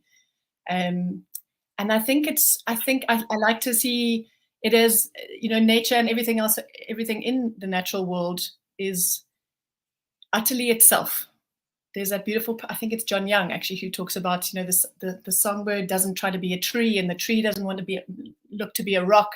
No one compares themselves. And I see those kind of qualities of strength of being and knowing that each being has a place. Yeah. It's like that acts like a tuning fork to us as humans, that we come to remember who we are and that we each have a place. And then I think that brings out the best in us. I think it kind of taps into, again, that primal sense of knowing who we are again. And we've evolved for millions of years outside and only spent the last 10 years in coffee shops. So I think it's very normal that it happens much more naturally. In Canada, we have intersections where there's a coffee shop on literally all four corners. So it seems like it's been a lot longer than that, but I completely feel the same way. And I think a lot of our speakers today have felt the same way. Interestingly, I grew up and I was in the heart of Toronto, so it's city, it's hustle bustle. The biggest benefit there was, of course, the actual diversity. It's one of the most diverse places in the world, so you really come to know people from all over the globe and all sorts of different languages when you're young. But the thing that I most wanted to do from a child was go to Tanzania to see the wildlife, to do Kilimanjaro. And when I got there, and in such a profound way, I was like, this just feels like home. I got off the plane, and I got in the thing to go to wherever I was going for the day. And I was like, this just feels right. The landscape feels right. I don't know, some primal evolutionary backdrop thing, but it was so amazing the entire time I was there. It's to this day, I've been very lucky to travel a lot of places, and it's the most meaningful place I've ever been because it just felt correct. And I'm so glad you get to have that experience and share that with so many young people, especially for the first time. It must be such a moving experience every time you get the chance. Jess, can I just add something to that, what you said there, Jesse? Because I love that. I love that way that we can tap into our bodies and that they're actually these sensing organisms. That they know what's right for us. They know what home is in that deep, fulfilling way. So I think that's such a beautiful recognition that you had there. And I think it's like a primal memory. I think it's in our cells, and those cells come alive when we're in places that make our hearts sing. Yeah, we've had people talk about the calmness in nature, how much differently they feel. We can you sort of know this instinctually, or it in your own body, but to see it reflected in science increasingly too, where it's wow, this is a profoundly impactful thing to get out in nature. We're starting to prescribe nature as medicine to people because it changes how we heal, it changes how we feel, affects our brains, affects our bodies. And I think that's a really heartening thing to see that sort of achieve wider recognition through a variety of fronts all at once right now, where people go, there's more to nature than just, hey, it's out there somewhere and it's a pretty picture on Instagram. It's something that is essential to our being. E.O. Wilson, one of my favorite science writers growing up, talked about biophilia, the sort of intense, innate love of the natural world. And you see an acacia on a savanna with a bunch of elephants in front of it, and it's hard to not feel that way, I think. Jess, we are, I do want to note too, I have your PowerPoint up, so I'm happy to share all those slides in just a second, and we can walk through some of the things that you wanted to highlight today. But I'm curious first, if there's a particular place you go, you have the chance to take people out to certain places. Are those places chosen because they were meaningful to you? Is there a place that you go personally? What's the the best of the best. And you're in South Africa, which is one of the most beautiful places on this planet. So you have a lot to choose from. We're very spoiled for choice. Yeah, I think it's true. I really find different landscapes. My background's actually psychology. So, I mean, I love tracking the way different landscapes shape experiences for people. So, for me personally, I have a love relationship with a particular area in Namibia called Damaraland, which is, it's desert, not sand desert, but beautiful rock desert. And that brings up certain things for me that are, a lot of poetry comes out there. But then Wild Nights Out, for example, we go to a place about 4 hours away from Cape Town, so in the mountains. And I really can see that there's thing. So I've picked a particular route through these mountains over 7 days. And there's something that each of those days, over now the last 9 years, can track that the certain days bring out certain things, or not days, but certain areas in the landscape bring a common thing out in people on those days that we go through them. So there's something about the spirits of those places that speak to people and each time bring out the same kind of conversations or emotions in people, which I find fascinating. It is fascinating. On the Namibia note too, and I'm going to share a quick picture of this too so that people can see this area.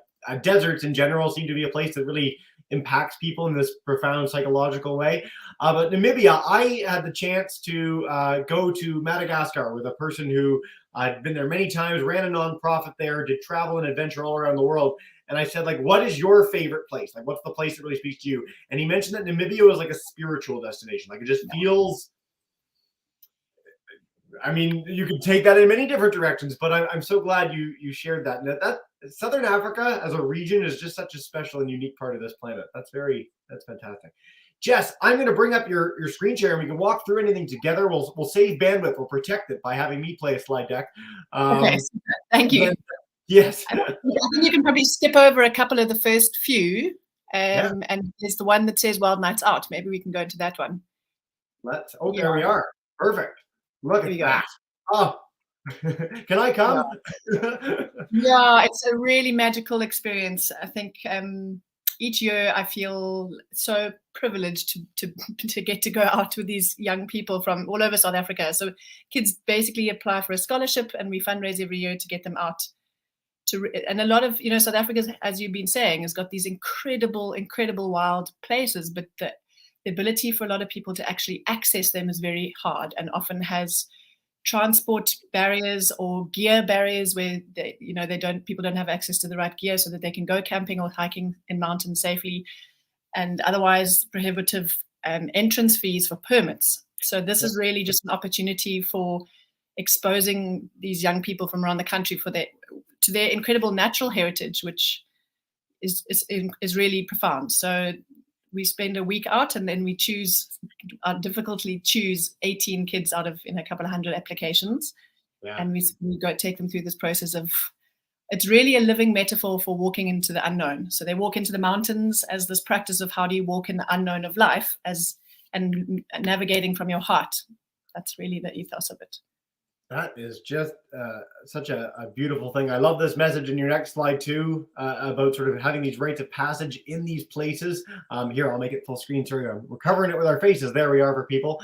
I find that increasingly, certainly in North America, there's a lot of emphasis on trying to rebuild this connection that's been lost. There are organizations that do take people on canoe trips or hiking trips or adventures, give them the chance to light fires or chop wood or do these things that we did for millions of years. And most people lack those skills and understanding today.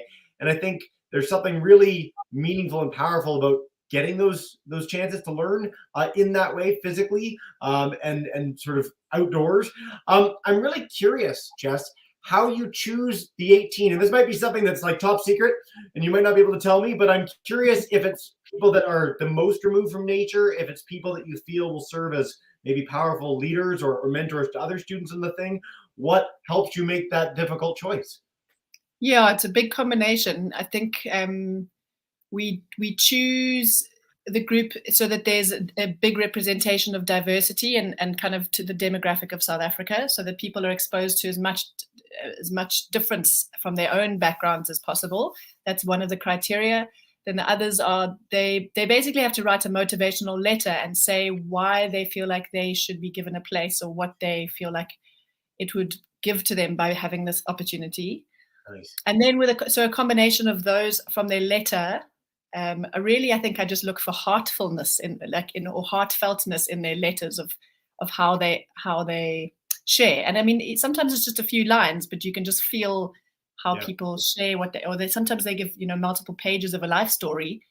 And it's so hard to choose. It's so hard to choose because everyone's got their story, and it feels like, oh my God, I just love to take you all. But it's not possible, sadly. How do you find people change during these? Like, so you obviously you get the chance to meet them. You're on the expedition day one.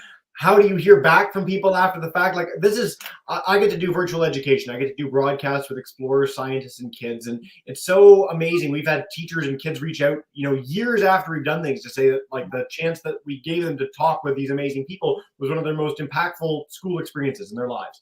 And that's so, like, that's what gets me out of bed in the morning. So I'm curious, as you progress through these journeys, like, what do you hear? How do you hear people change? Give us some examples.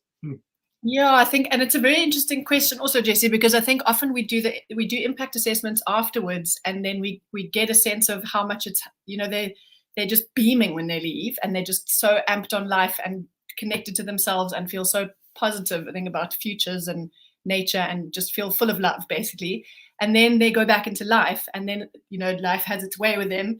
And then a few years later, actually, I feel like those little seeds that were planted in this kind of experience start to slowly sprout. And a lot of kids have actually gone on to create their own experiences with taking other people outside. So then they've started little hiking clubs. They've started, just for birthdays or events now, just saying, oh, let's go for a hike, which before people just weren't going outside. So already it's starting to form connections and ripple out into their communities. And that's just one of the things that we hear, which is amazing. Sharing it is so much, like, if you get people to the point where they're not just affected themselves, but they want to share it, I think that's the ultimate win for everyone. I remember my favorite university experience by far. I mean, I'd done all the labs and lectures, and that was fine. I went to the University of Toronto. It was a great time. But there was a Canada-China field course. So they took us out to the middle of nowhere in some biological station. There were 12 Canadians. There were 24 Chinese students. And I got the chance to teach all these Chinese students that had never been in a canoe how to paddle.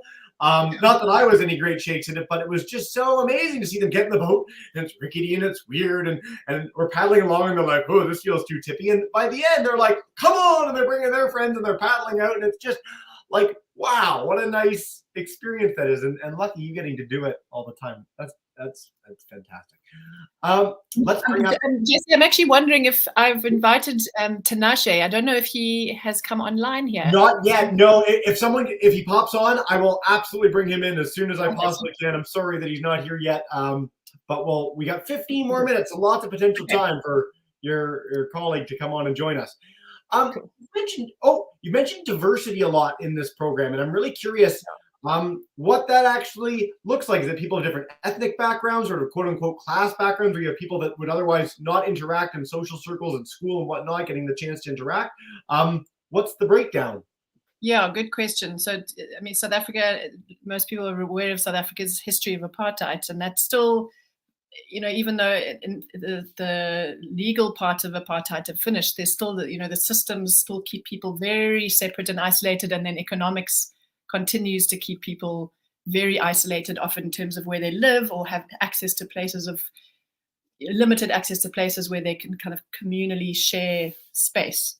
So diversity for South Africa means really, exposure to different ethnic backgrounds, particularly different cultural backgrounds, different language backgrounds, and different gender identities. It's really so diversity in every possible way that it could look in human kind of self-identity is the goal.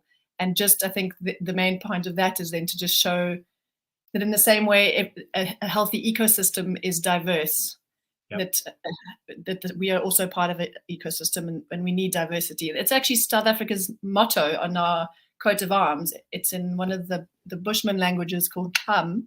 It's a click language, and it says strength in diversity. So really, we're trying to bring that in strongly. we're getting really deep here. I always find it fascinating how basically people vote when they're in cities and they have the chance to interact with people that are very different than them all the time, or how they view the world and talking to people who grew up in a homogeneous environment versus one where people were very different and they got exposed to that at a very young age. And especially seeing kids and how sort of that transition happens over the generations, where people become so much more quote unquote liberal, understanding that there are those differences and that they really are skin deep. They mean nothing. They aren't anything related to the content of someone's character. And it's so amazing that you get the chance to see that in action, to bring kids together like this in our picture up on screen through the work that you do. How neat is that, Jess? Yeah, and I think it goes beyond just kind of tolerating to really then appreciating and just seeing the delightful. I think what it first does is make people realize, oh, my way is not the way, capital T. You know, it's actually just a way of being and thinking and speaking, and there are many other ways, and what an interesting way you have, and really gets an interest, I think, and a curiosity going into other ways. I've been really fascinated on a really small niche note related to this. I'm an interviewer for a living. I get to do broadcasts all the time, and we've had multiple interviewers come in, and I've been in the background for them, and seeing how people approach questions with people is just so different than my approach. And it's been so fascinating to see, like sort of the South. We've had a few African interviewers, we've had Latin America, we've had Australian interviewers, and it's a little bit different every time, and I find that so interesting. It's my favorite example of this ever, actually, and I'll come back to this picture in just a second. We did a program. Great. I was going to ask you, have you got an example? Because I'd love to hear that. So my favorite thing that I ever had in an interview was a 13-year-old interviewed me. We were doing programs with her class. They were the SDG warriors, all about saving the planet. And she was like the most engaged student, asked all these great questions. She said, I run a podcast. Would you be my interviewee? I was like, cool, I get to be on the other side of this. And she starts the interview and she says, Jesse, it's 7 p.m. I'm in Bangalore. I look out my window. There's a train going by. There's some rickshaws in the street. It's 31 degrees. And I hear 5 languages and there's some crickets on my windowsill. And she's like, what's it like where you are?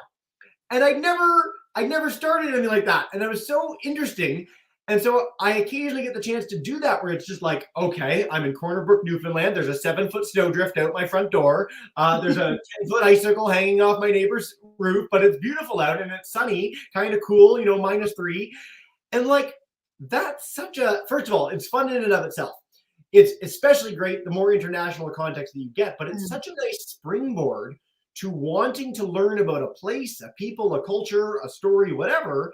And it's no stakes. I'm sure you experience this in the work that you do, that like, you don't necessarily start out with, tell me your life story. What's your most vulnerable memory, right? It's where do you come from? What's your background? Where did you go to school? Why did you choose that? What's your interest? And you get people to open up in a way that enables them to feel confident sharing more of those deep stories. And so that really impacted me. That was a really great. It's a super example. Someone actually asked me a similar question of exactly, really kind of the similar same.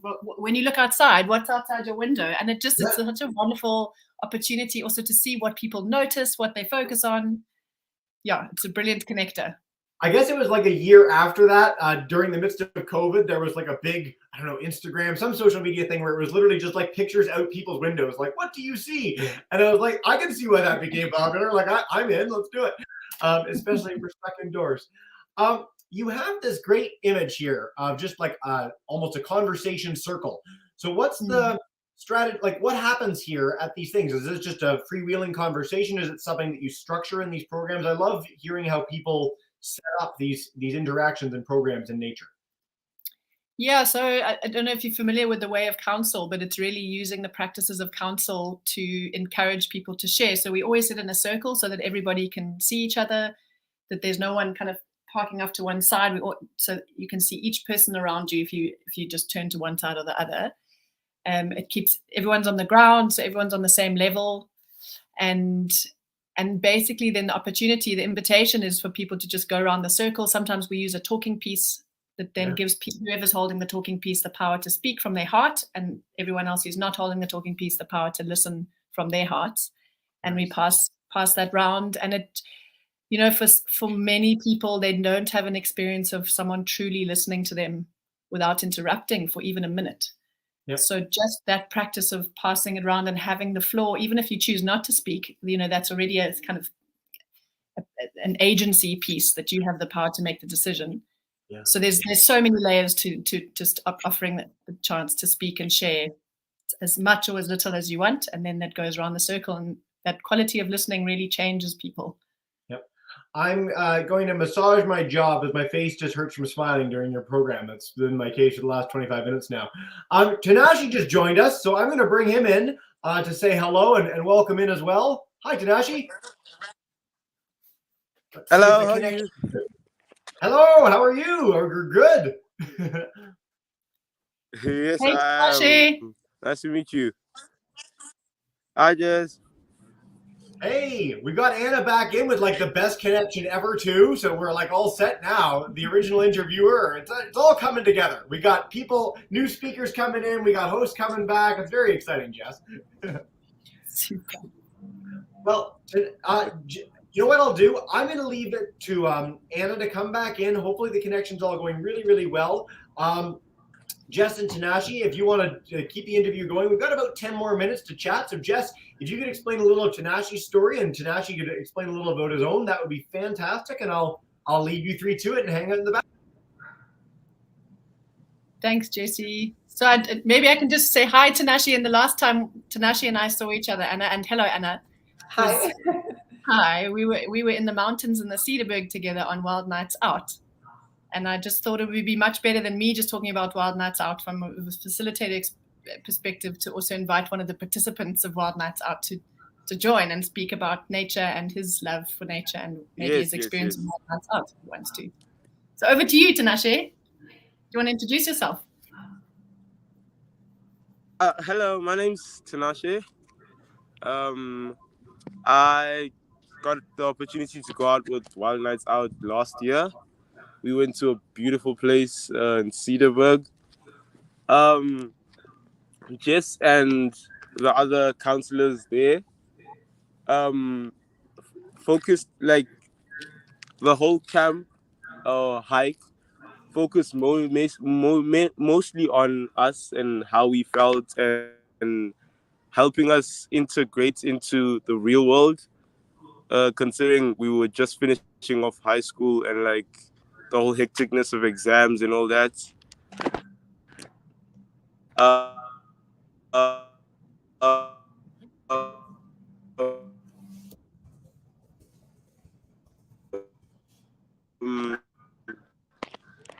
It also gave me a new perspective on wildlife as a whole, especially being from Joburg where you hardly see any trees. But appreciation for things like water, like the water in the mountains is amazing.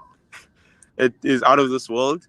And it gives you a certain amount of peace and understanding the meaning of peace. Because before I got more involved into nature, I thought peace was just like silence, but like peace is mostly like the presence of harmony, like nature. There's no sounds of like cars and like smoke or like any weird pollution that we have in the city. And yeah, it gave me a different perspective. And then afterwards, when I left Wild Nights Out,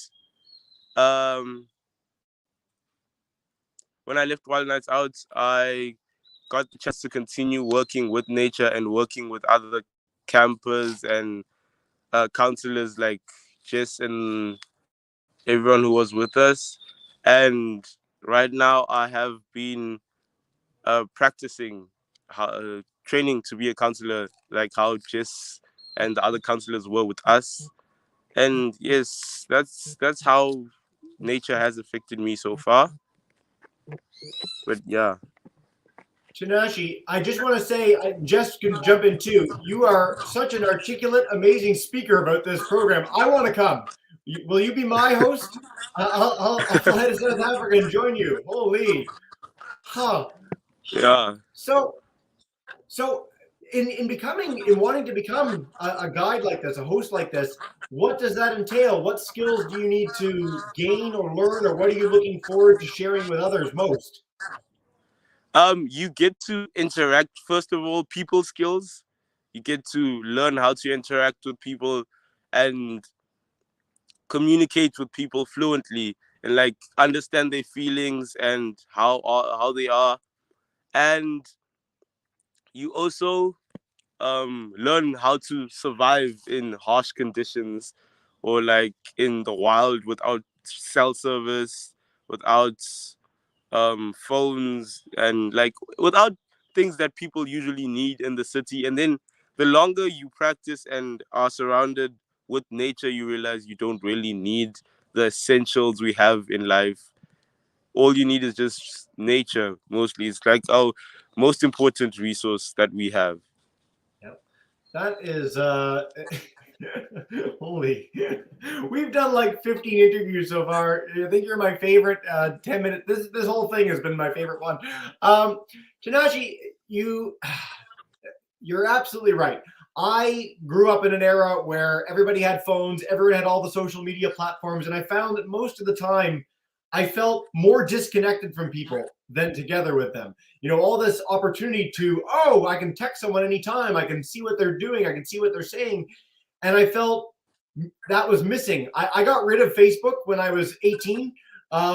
I'd never been happier. I got rid of Twitter last year. It was one of my favorite things I've ever done. And my cell phone is, I don't even know where my cell phone is half the time, but I know that I get out to a park every single day and I go for a walk. And if I can go for multiple, 20 minutes, 40 minutes, the longer I'm out in nature, the happier I am. And to have that mindset so young is just spectacular, man. Huh. Tanashi, is there, I'm curious, I asked Jess this earlier on. Is there a first experience that you had in nature that really affected you? You had this chance to go on a Wild Nights Out expedition, which is a pretty unique and special experience. But as a boy, is there something that you really remember that triggered you to even want to do something like this to begin with? I did go for a few camps before Wild Nights Out, and I do love the experience of being away from the city and all the hecticness of it. But going to Wild Nights Out is what triggered my passion for nature, my passion for wildlife, for everything natural around us. And then, yeah, after that, I fell in love with the whole call to nature, if I can say. Yeah. And I've been and I'm pursuing that so far. Tanashi, you are the best ambassador of all time. Jess, you couldn't have picked a better person if you tried to come on the broadcast or the Love Fest. We are nearing the end of the interview. I could talk to you guys all day, but we've got so many other people for our My Nature Love Story event. I will note, if people want to check it out, wildnightsout.co.za. Amazing resource, amazing program. I really encourage people to check it out, learn more, even if you don't get to go yourself. It's this ethos, it's this mindset that you get from these experiences in nature that's so profound and meaningful. And I'm so honored to have had the chance to hear a bit of your story today from the two of you. Tanashi, I'm curious from you personally, and I asked this of Jess too. I get to repeat questions because I'm the host. Is there something that makes you particularly optimistic about the future of nature? We've been saying in these programs that young people that are 20 and under, are like the most optimistic generation. You know the science, you're so excited. Is there something that really jumps out to you of how you feel, why you feel so good about things? Well, the thing is, most people do assume that nature is like a dying call, but there are so many people who are willing to stay passionate and help improve the environment around us. For example, like now, I'm working at a summer camp. There are so many kids that come here and want to learn about trees, learn about the water, learn about mountains. And the more we instill that love for nature in the younger generation, or even to our peers or people older to us, just educating people about nature, the love for it will spread and people will remain optimistic about it. So Anna, when she had the chance to be an interviewee, an unexpected interviewee earlier, talked about the fact that this is the most hopeful thing. It's like hearing from and seeing great work being done in action. This is what gives me hope. I honestly, you can see the scale of problems facing the world, whether it's plastics, climate change, habitat loss. And these are big things. These are big challenges. We are going to lose a lot. These are hard things to think about. But you see organizations like Wild Nights Out, you see people like you two, you see people like the other people we've had on during these broadcasts, and it's impossible not to feel hope, because there's, as long as there are people who have that passion, that enthusiasm, that faith that their work can do a positive good for the world, we're going to be good. And I think that's such a nice message. Jess, Tanashi, come back anytime. If we lose any other viewees, we'll just call you right back to come join us again. I do virtual broadcasting for a living. I will be in touch with you both, because I'd love to feature your story in the future. This has been such a fantastic chance to chat. Is there any last message that the two of you independently, I'll start with Jess, would like to share before we head to our next interview? Jess? Sure. What a choice to choose from.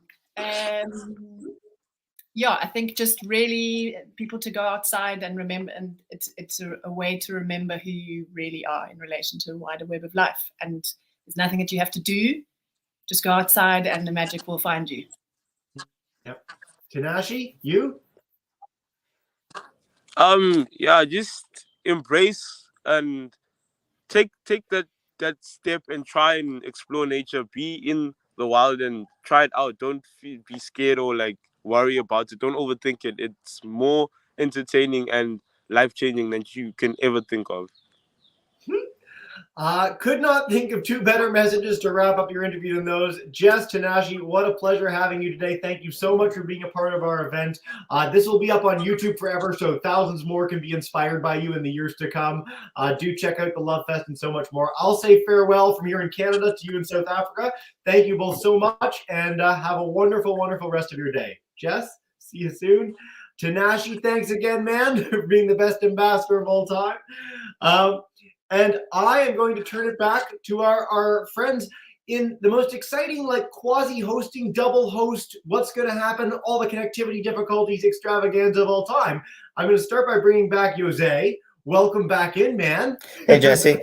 Sounds like it's been a fun morning, hasn't it, on our end? It's been a fun morning. We've had some flaws, but we've had some great people, and the great people overwhelm any of the tech flaws that we could possibly have. So definitely. I know you've got we got Anna, we got Sophia in, we've got Alexandra. I'm going to leave it to you to orchestrate that for a minute. I'll run away and grab a snack, and I'll see you in just a Sounds good. Thanks, Jesse. So I'm going to bring Anna Mandri back into our stream, and hopefully her internet will be great. It looks very much stable.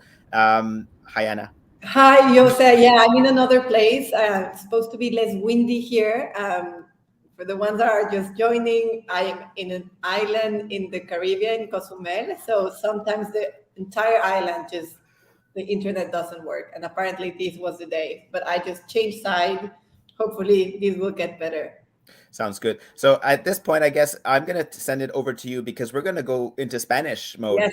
And we're going to bring in our next guest. And so I'm not even going to introduce her.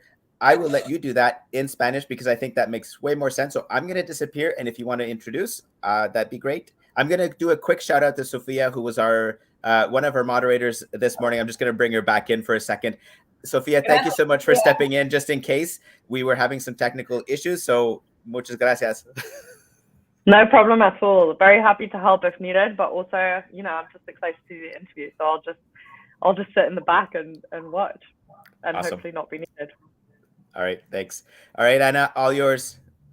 Gracias, Jose. Hola, Alejandra, ¿cómo estás?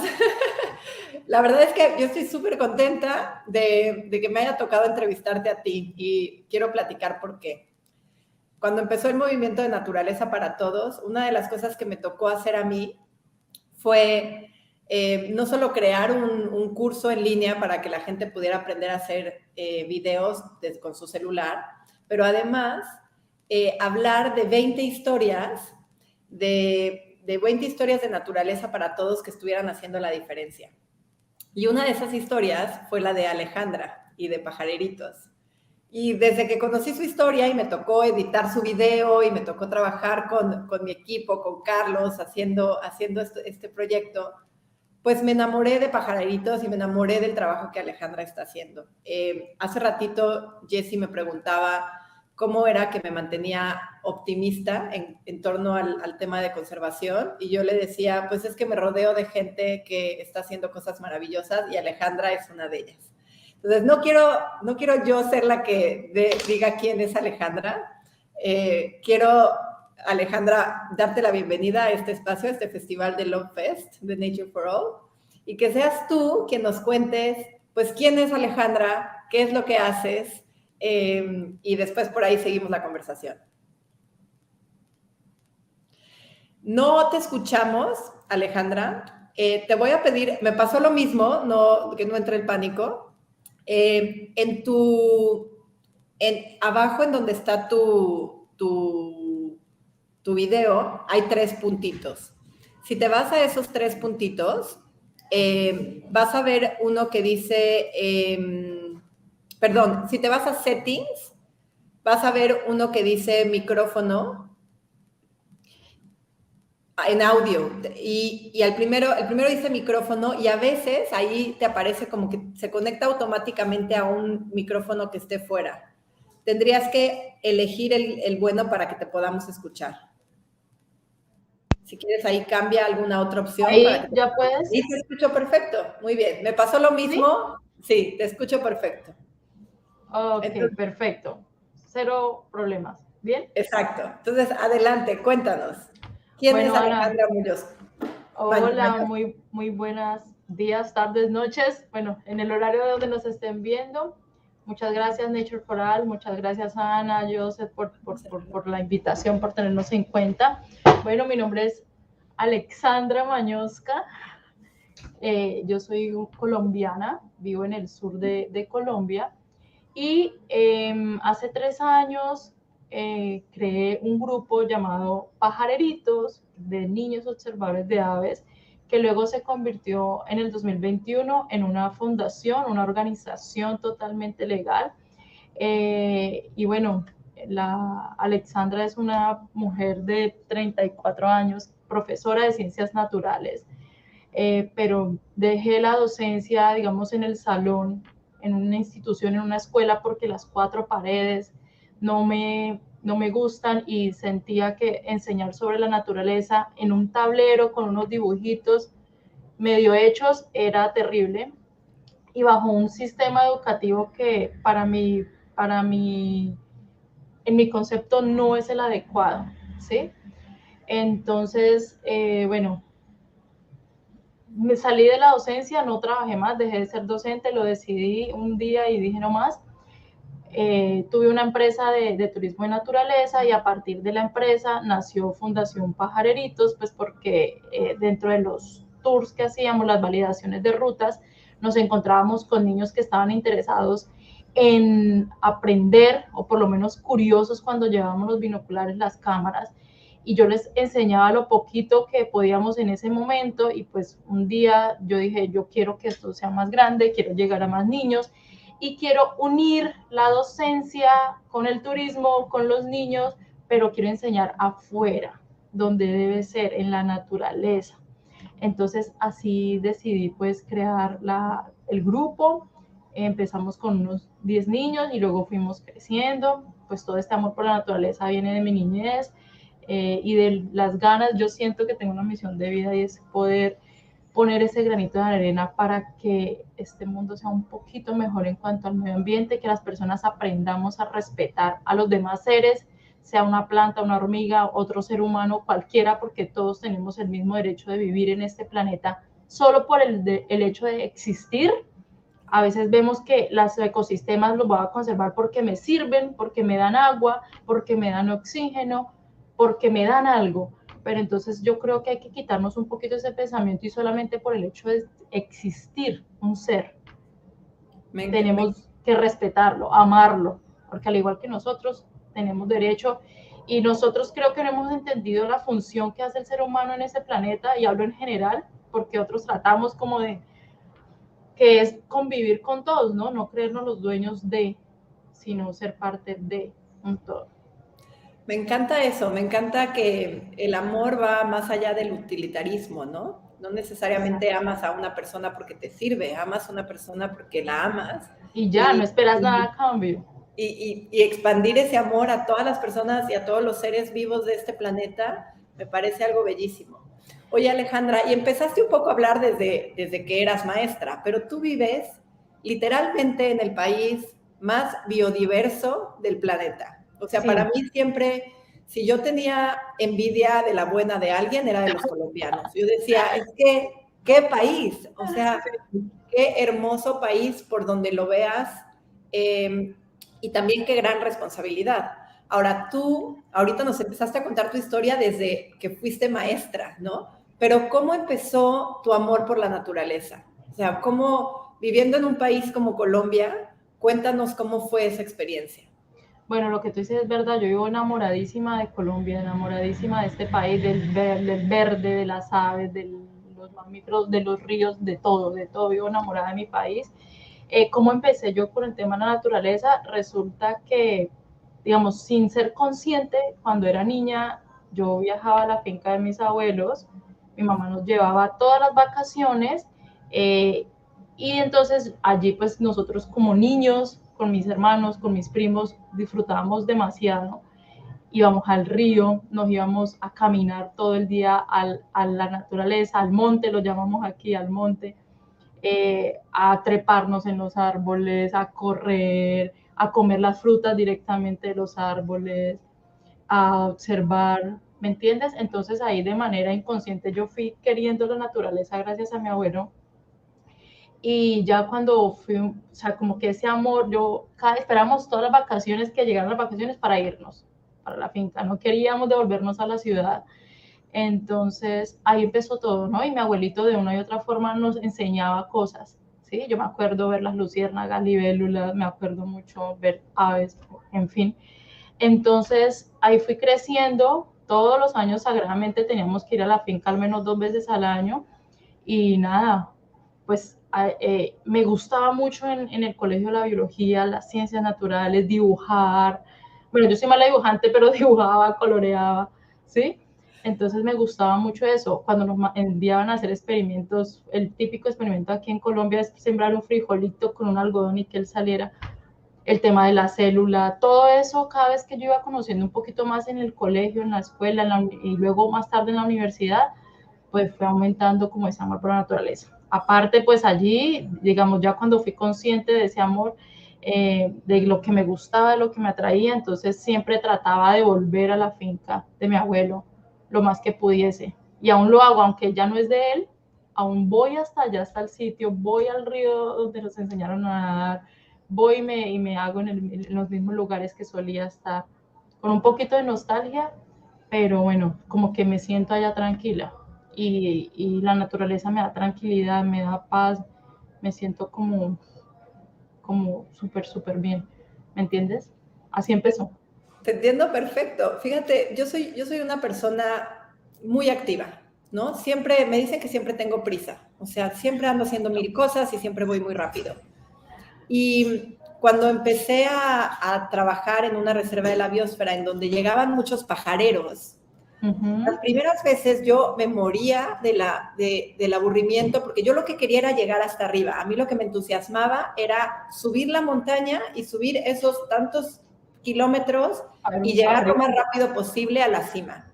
Y los pajareros se iban parando cada 30 segundos porque escuchaban algo, porque veían que se movía algo y se quedaban horas. Y yo los dejaba. A mí me gustaba trepar el monte. También le hablamos mucho del monte. Yo trepaba y subía. Pero una vez me tocó que yo tenía que estar con los pajareros, ¿no? Y tuve que empezar a observar. Y dije, wow, nunca había visto lo que he subido a esta montaña 20 veces, 30 veces, y nunca había visto lo que vi, porque me di el tiempo de lo que tú hablas, ¿no? De detallar, de apaciguarte, de calmarte. De sentirme parte de ese todo. Y ahora, o sea, también por eso aprendí mucho de tu proyecto, ¿no? O sea, pajareritos, o sea, a desde niños enseñarles que en la naturaleza hay que estar atentos, ¿no? Listos, viendo los detalles, escuchando. Sí. Entonces, bueno, me encanta eso que nos platicas, porque para mí resuena mucho en mi historia personal, ¿no? Ahora, me encantaría que nos compartieras también el tema, ¿cómo te sientes con respecto a la conservación, ¿no? Vivimos en un mundo en donde hay muchas noticias y hay quienes son más optimistas que otros. ¿Tú cómo te sientes y por qué te sientes así? Bueno, mira, por un lado yo me siento impotente y por otro lado, cuando veo los niños, pajareritos y otros niños, me siento esperanzada. La impotencia porque por más que, o sea, yo quisiera que todas las personas entendiéramos qué es lo que estamos haciendo acá, que dejáramos de consumir tanto, que dejáramos de ver la naturaleza como el basurero o como algo que tenemos que extraer. Y creo a veces que somos tan pocas personas luchando por esto y que necesitamos más y más y más y más manos. Y veo cómo las empresas, las multinacionales, en nuestro caso Colombia y Sudamérica, para nadie es un secreto que ha sufrido tanta explotación por parte de los países del primer mundo. Eso no es un secreto para nadie. Se llevan nuestros recursos, hacen daños, dejan desastres ambientales, dejan las relaciones sociales supremamente rotas, dejan pobreza en nuestro país, ha ocurrido. Entonces es esa impotencia al no poder hacer más, ¿me entiendes? Por eso también decidí de una u otra forma empezar con pajaritos, porque allí creo, digamos, aquí tenemos en Colombia un dicho que el oro viejo no aprende a hablar.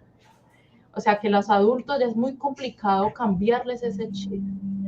Mientras que los niños, si los educamos desde pequeñitos, si les hacemos entender la importancia de la vida, el significado de la vida, no solo de la vida del ser humano, la de él, sino la de los demás, creo que podemos tener un poco más de posibilidades de que en el futuro o en el presente, porque es que los niños ya tienen liderazgos en el presente, yo no es que en el futuro van a hacer, ellos ya hacen.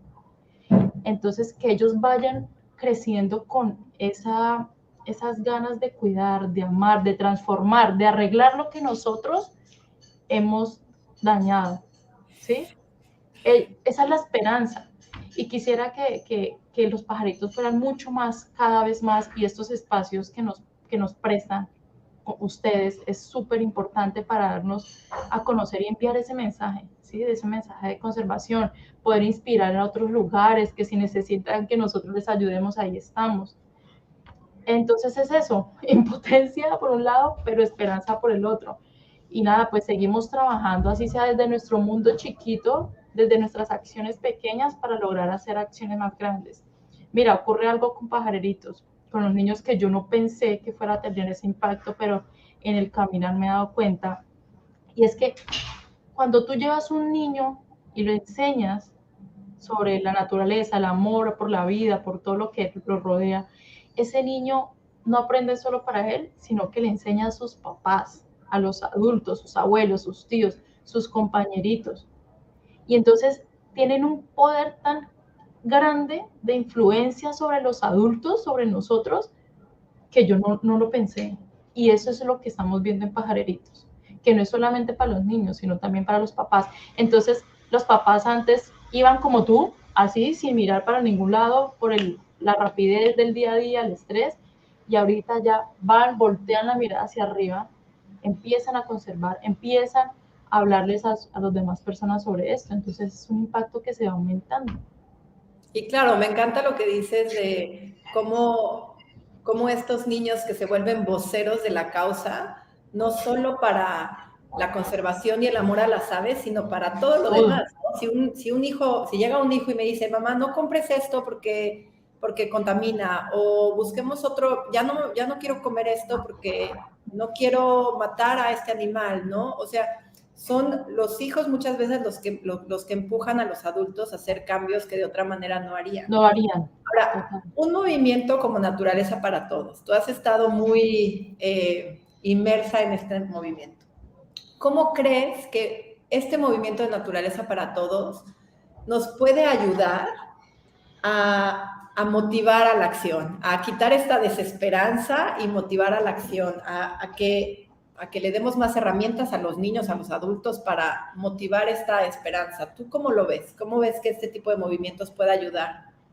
Sí, bueno, aquí tenemos que entender una cosa y es que el tema de la conservación es muy bonito y todo tiene su parte romántica, pero también sin recursos económicos es muy complejo. Es muy complejo. ¿Tú cómo le vas a decir a un campesino que conserve el bosque cuando él tiene hambre? Y para él es mejor cortar los árboles y sembrar un cultivo que eso le genere dinero. ¿Me entiendes? Solo con educación, obvio, la educación, digamos, es una solución a largo plazo, pero solo con educación a veces nos quedamos con las cortos, y lo hemos visto también en Pajareritos con una campaña que estamos haciendo por un águila que está en peligro de extinción aquí en Colombia, bueno, en Sudamérica, porque tiene distribución en toda Sudamérica. Entonces, yo creo que Nature for All, digamos, estos espacios de visibilizar a las personas que estamos en temas de conservación es supremamente importante para poder obtener, digamos, sponsors que nos puedan apoyar con recursos para poder hacer realidad los proyectos que nosotros estamos haciendo acá.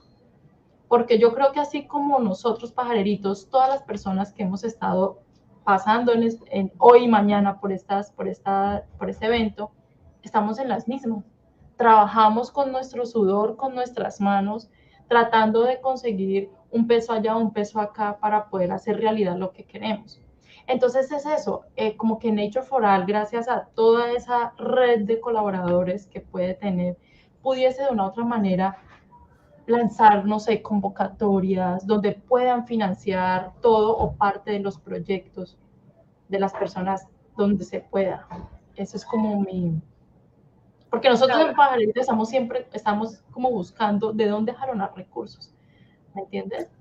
Claro, y bueno, también nos permite, yo lo veo o pienso igual que tú, y nos permite también contar nuestra historia, ¿no? A medida que más gente sepa lo que hacemos, pues quizás haya alguien que diga, vamos a ayudar, apoyar, ¿no? Yo quiero apoyar. Exacto, entonces digamos, estos espacios de visibilización combinados con atraer personas que quieran ayudar, pues genial, se vuelve un movimiento mucho más fuerte. Oye, Alexandra, me encantaba también que decías que un poco lo que tú haces es educar, pero fuera del salón de clases, ¿no? O sea, fuera de las cuatro paredes. Y cada vez más está comprobado que estas escuelas en donde hacen que los niños salgan y convivan con la naturaleza es cuando pueden aprender más. Total. Ahora, ¿cómo ves esta combinación entre, porque en un momento me va a tocar entrevistar a un maestro que da clases en un salón, ¿no? ¿Cómo ves esta combinación de enseñar algo de la manera más formal y en sacarlos a que se ensucien, se enloden, se les ensucien las botas y vean lo que está afuera? Yo prefiero la segunda 1000 veces. Prefiero la segunda 1000 veces. Y es que de hecho, es que es muy diferente que tú cojas un cuaderno, tu profesor te pase unas diapositivas, unos dibujitos, y tú simplemente copies y te imagines un poco sin tocar, sin sentir, sin oler, sin escuchar. Y no te crea la misma sensibilidad coger un cuaderno y escribir que ir hasta allá, hasta la naturaleza y ver. No es lo mismo. O sea, nosotros, digamos, no sé en México, no sé en otras partes, pero en Colombia tenemos un sistema educativo en donde el niño primero se llena aquí de un poco de cosas, y luego si hay oportunidad, puede salir y comprobarlo. Si hay oportunidad. ¿Por qué no empezamos de para atrás? Que el niño experimente directamente allá y luego a partir de lo que él aprende allí, compare con la teoría y ya sí pueda interiorizar mejor los conocimientos. Aprende mucho más, entonces yo prefiero 1000 veces la segunda. Ahora, en un sistema educativo hay 40 niños, 30 niños en un salón de clases que están recibiendo matemáticas, español, inglés, historia, todo, y los niños que tienen habilidades para el español, por ejemplo, no tienen habilidades para las matemáticas y los califican a todos por igual. Entonces me acuerdo mucho de Albert Einstein, que habla que no se puede calificar, no se puede medir la habilidad de un pez para trepar un árbol. ¿Me entiendes? Entonces ahí es cuando surgen un poco de inconvenientes con los niños, frustraciones que llegan a la edad de universidad y no saben qué hacer. Y pueden ser adultos frustrados porque nunca tuvieron la oportunidad de desarrollar lo que a ellos les gustaba. Entonces los niños, en el caso de pajaritos que llegan acá, es porque les gusta. Y potencializar esas habilidades, ese gusto por la naturaleza, yo creo que rinde más que tener niños allá en un salón de clases que no les gusta para nada irse a enlodar, irse al monte, sino que les gusta la poesía, por ejemplo. Y finalmente, uno piensa que en la naturaleza solo se puede aprender de biología. Exacto. Y la realidad es que no. En la naturaleza se puede aprender de matemáticas. En la naturaleza se puede aprender de dibujo. En la naturaleza se puede aprender de español, porque puedes hacer un cuento de lo que viste. O sea, es decir, el que los niños estén rodeados de naturaleza, respirando aire puro, ensuciando sus manitas, no solo te enseña de la vida natural en el planeta, sino te puede enseñar de muchas otras materias, ¿no? Así es, Ana. Precisamente iba para allá y te decía, dentro de pajaritos, o sea, yo hablo de pajaritos porque es la experiencia que he tenido, ¿no? No puedo hablar de los demás. He podido notar que aunque los niños, digamos, están en la naturaleza y estamos observando aves, aprendiendo la naturaleza a través de las aves, cada uno tiene su habilidad específica, ¿sí? Entonces, hay unos, por ejemplo, que son mucho más hábiles para hablar en público. Hay otros que son mucho más hábiles para el dibujo. Hay otros que son más hábiles para escribir, para hacer manualidades. Entonces, también hay que esas habilidades como potencializarlas dentro de... Y lo que tú dices, uno aprende aquí hasta de ética, de valores. Tú aprendes a ser solidario, aprendes a ser responsable, disciplinado. ¿Sí? Aprendes a que hay que estudiar, hay que leer también, porque ellos deben leer, deben estudiar. No es solamente ver la pajareada como un paseo, sino que ellos estudian, ellos se preparan.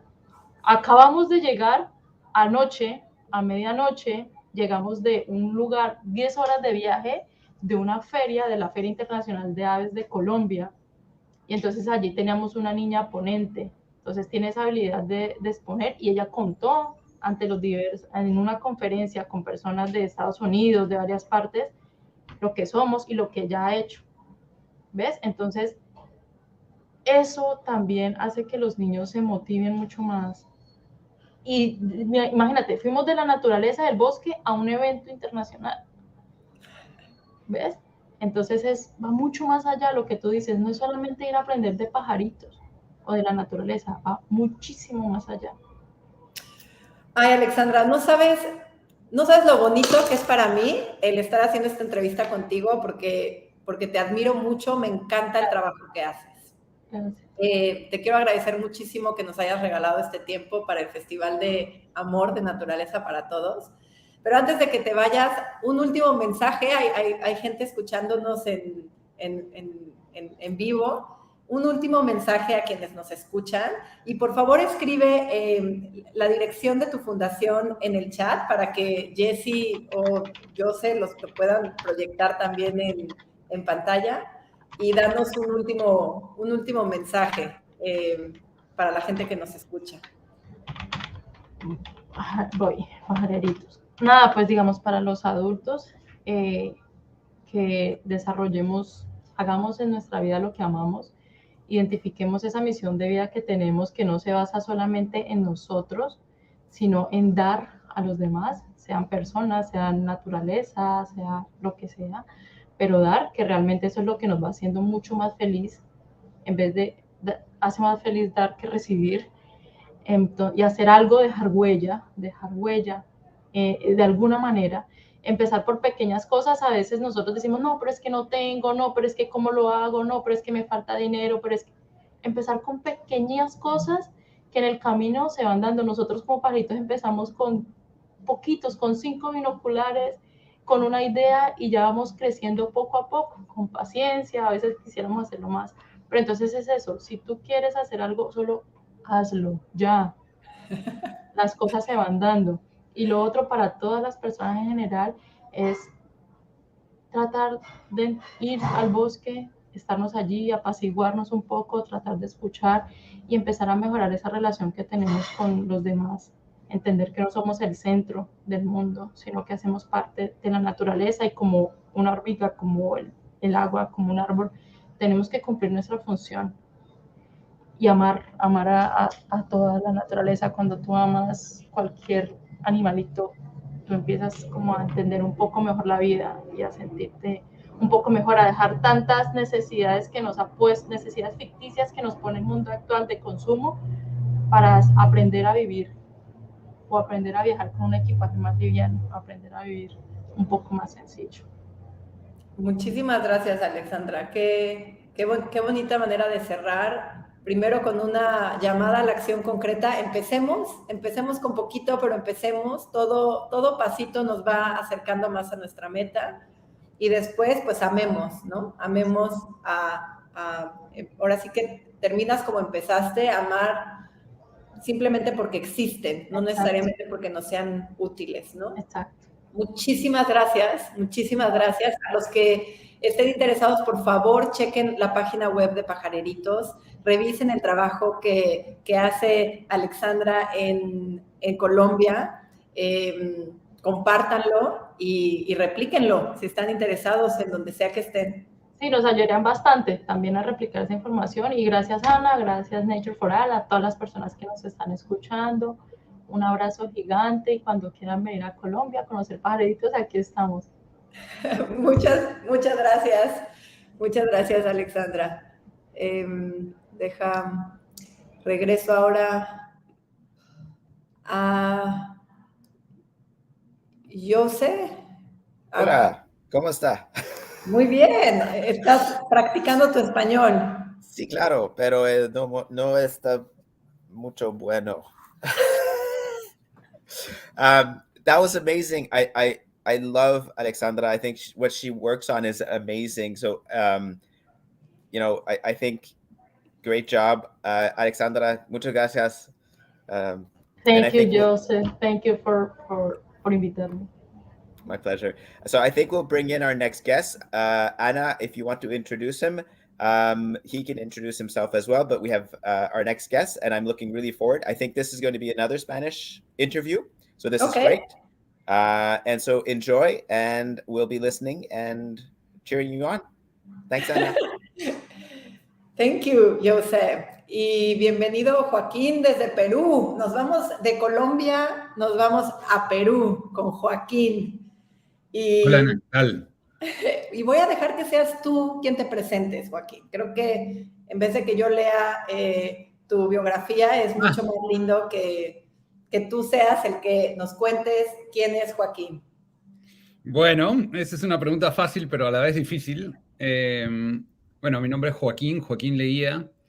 Soy peruano, vivo ahora en Costa Rica desde hace 7 meses para globalizar lo que hemos venido haciendo durante 28 años, que es promover a la madre tierra como una maestra en el sistema de educación formal. Fui criado en la ciudad de Lima, en un jardincito, que se convierte en mi refugio, y eso es de lo que vamos a conversar, me imagino. Y soy, no sé, cómo se podría decir, un brote más de la madre tierra. Y me dedico, mi misión es 200% ayudar a que las niñas y niños crezcan hermanados con ella y ella también tenga, que la madre tierra también tenga a las niñas y niños cerca, porque es la mejor manera de poner en ellos un buen corazón, que crezcan con un buen corazón y que por lo tanto la cuiden a ella y la vida, ¿no? Sí, ese soy yo. Oye, Joaquín, y bueno, nos cuentas que eres de Lima. Yo nací y crecí en la Ciudad de México, también una ciudad pues bien grande, ¿no? Llena de autos y edificios y tráfico y mucho movimiento. Lima es un lugar súper especial, ¿no? También es una ciudad pues muy grande.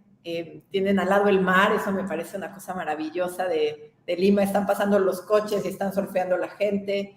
Pero cuéntanos un poco de tu historia. ¿Cómo es que te enamoras de la naturaleza en una ciudad como Lima, ¿no? A veces pensamos que la gente que tiene más conexión con la naturaleza es aquella que vive en una reserva o que vive en una comunidad alejada de la naturaleza, ¿no? Pero tú, como niño de ciudad, Cuéntanos, pues, ¿cuál es tu historia de amor con la naturaleza? Sí, mira, de chiquito, como tenía como 4 años de edad, mis padres se separan y nos mudamos a la casa de mi abuela. Vivíamos a la ciudad de Lima. Y en la casa de mi abuela había como un jardín bonito, yo le decía el jardín que estaba peinadito, digamos, todo estructurado, ¿no? Que había que tener cuidado con las plantas, etcétera, que estaba bien. Pero al costado de la casa de mi abuela había un terreno que pertenecía a ella, pero estaba separado por un gran muro y un portón. Entonces, al poco tiempo que nos mudamos ahí, decidimos, yo y mi hermano, que es 2 años mayor que yo, que se llama Augusto y que tiene habilidades diferentes, vamos pues a explorar, ¿no? Que había ahí en ese muro. Entonces abrimos esa puerta y, oh sorpresa, yo vi en lo que era una huerta antigua, digamos, con árboles frutales y un pasto ahí, cipreses y un bosquecito de bambú. Yo entré y vi la selva, ¿no? La Amazonía, vi el bosque ahí. Y yo, que me sentía Tarzán de chiquito, yo andaba con un pañuelito y mi cuchita de plástico ahí. Entré y dije, wow. Y ese lugar rápidamente se convirtió en un refugio emocional para nosotros, sobre todo para mí, creo, que nos dio contención emocional. En ese lugar mi hermano agarraba un palito con sus habilidades diferentes y narraba pues la final del mundo, ¿no? Del fútbol. Yo me multiplicaba por 22 jugadores y metía todos los goles de todas las maneras, hasta me llevaba las hormiguitas, dribleaba las hormiguitas y cuando él se cansaba me sacaba tarjeta roja, ¿no? Y de ahí, cuando en otro momento, ya yo siendo de nuevo Tarzán, peleaba con los leones, que eran mis perros, y bueno, a veces yo los vencía y ellos a mí a veces. Y así era un anfiteatro para mí, era un lugar que trepaba el árbol y podía agarrar las nubes. Cuando mi mamá me buscaba para hacer las tareas escolares, tenía un escondite que nunca nadie me encontró, que era atrás de un bosquecito de bambú. Y claro, lo compartía con una ratita. Entonces yo a la ratita le decía, tú, y yo, y así los dos nunca nadie nos van a delatar, no nos van a encontrar. Así hacen, pues, ¿no? Entonces, de ahí, no sé, una infinidad. Tenía mi bicicleta, ahí aprendí a montar bicicleta, y era mi caballo. De nuevo, tenía mi árbol favorito que no solamente me daba seguridad, sino que lo trepaba, o que era un níspero y me daba de comer. Siempre lo abrazaba y le decía, por favor, no me dejes caer y que cuando coma tu fruto no haya bicho, ¿no? Y cada 6 meses venían o me llevaban ante el doctor porque tenía como que gusanos en mi barriga por la cantidad de cosas que me metía adentro, ¿no? De yo estar ahí andando. En resumen, para no hacer larga la historia. No, me encanta tu historia, Joaquín. Ha sido bueno, la historia más linda que he escuchado toda la mañana. Bueno, y cuando estaba triste me tiraba ahí al pasto, ¿no? Y los lamidos de los leones o los perros secaban mis lágrimas, o el mismo sol si había, ¿no?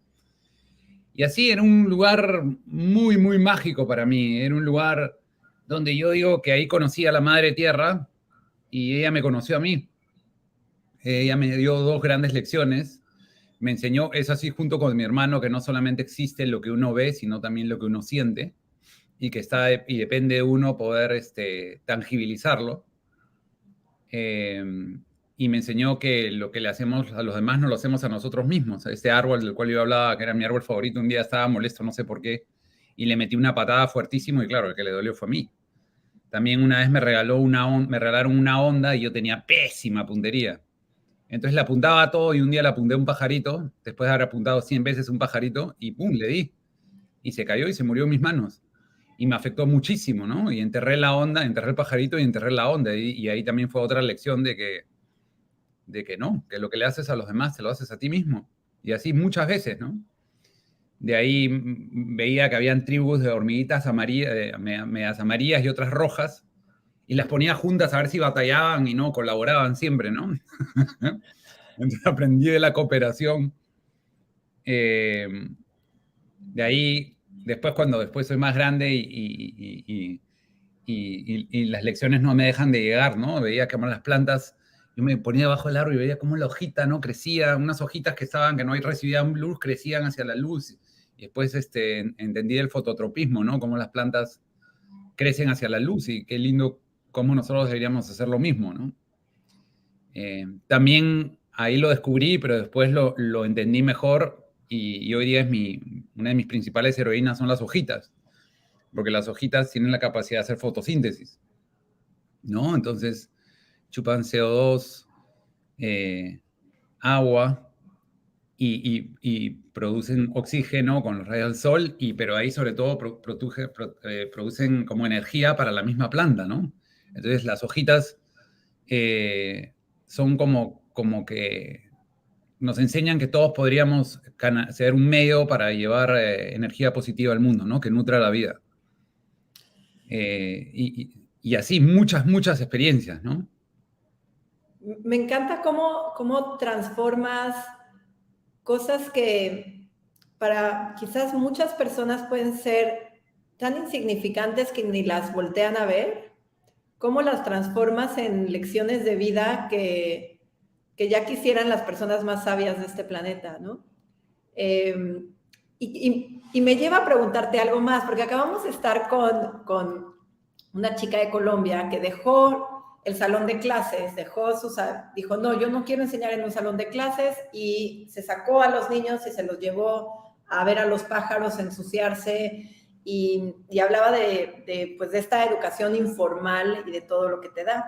Y tú hablas de una educación formal, de cómo llevas este amor por la naturaleza y eso que tú viviste de chiquito, que de verdad se me puso la piel chinita de escucharte y de escuchar tu historia, porque resuena en mí y creo que resuena en muchas de las personas que nos están escuchando, de esta contención emocional que nos da la naturaleza muchas veces, ¿no? Y todas las lecciones que hablas. Pero me encantaría que nos platicaras ahora cómo esa conexión tan profunda que tú tuviste a una edad muy pequeña con la naturaleza, ¿cómo la llevas a una educación formal, en donde hay libros, hay paredes, hay estructura, hay que estar sentados escuchando a un profesor? ¿Qué reto más grande y cómo lo haces? Ana, ¿cuánto tiempo dura la entrevista para yo medir mis minutos de respuestas? Son entrevistas de media hora, todavía tienes 20 minutos, Joaquín. Perfecto. 19 minutos, así que... Yeah. No, para terminar lo anterior, entonces en ese jardín yo sentí libertad, porque yo podía ser quien yo quería ser, no lo que las demás personas esperaban que yo fuese. Me dio seguridad, porque siempre tenía mi escondite y me sentía seguro ahí, no importaba lo que pasara en el mundo, y me dio amor incondicional. Es decir, si estuviera aburrido, triste, feliz, ella siempre estaba para mí ahí. Entonces eso marcó mi vida, ¿no? Entonces salgo de ahí, paso por muchas universidades, porque yo estaba predestinado por la historia de mi familia a ser político o economista, bien por los que lo hacen, pero no era yo, pues no estaba en mi corazón hacer eso. Y fundo una organización en el año 95, que se llama ANIA, Asociación para la Niñez y su Ambiente. Y después de ¿cómo se dice? Trial error, ¿no? De probar y hasta funcionar algo, creamos una iniciativa que se llama TINI, Tierra de Niñas, Niños y Jóvenes, que otorga un espacio, que consiste en otorgar un espacio a ellas y ellos, que puede ser desde 3 macetas o 20 hectáreas de bosque, como las hay, donde ahí crían la vida y la biodiversidad con cariño y alegría, y en alianza y con la madre tierra generan bienestar para ellos, los demás y la naturaleza, ¿no? Entendiéndose que cada uno de nosotros y los demás somos parte de la naturaleza, ¿no? Es como un círculo así, el grande es de la naturaleza, después vienen los demás y además adentro está uno mismo, ¿no? Y entonces las TINIs comienzan a promoverse en espacios de educación no formal.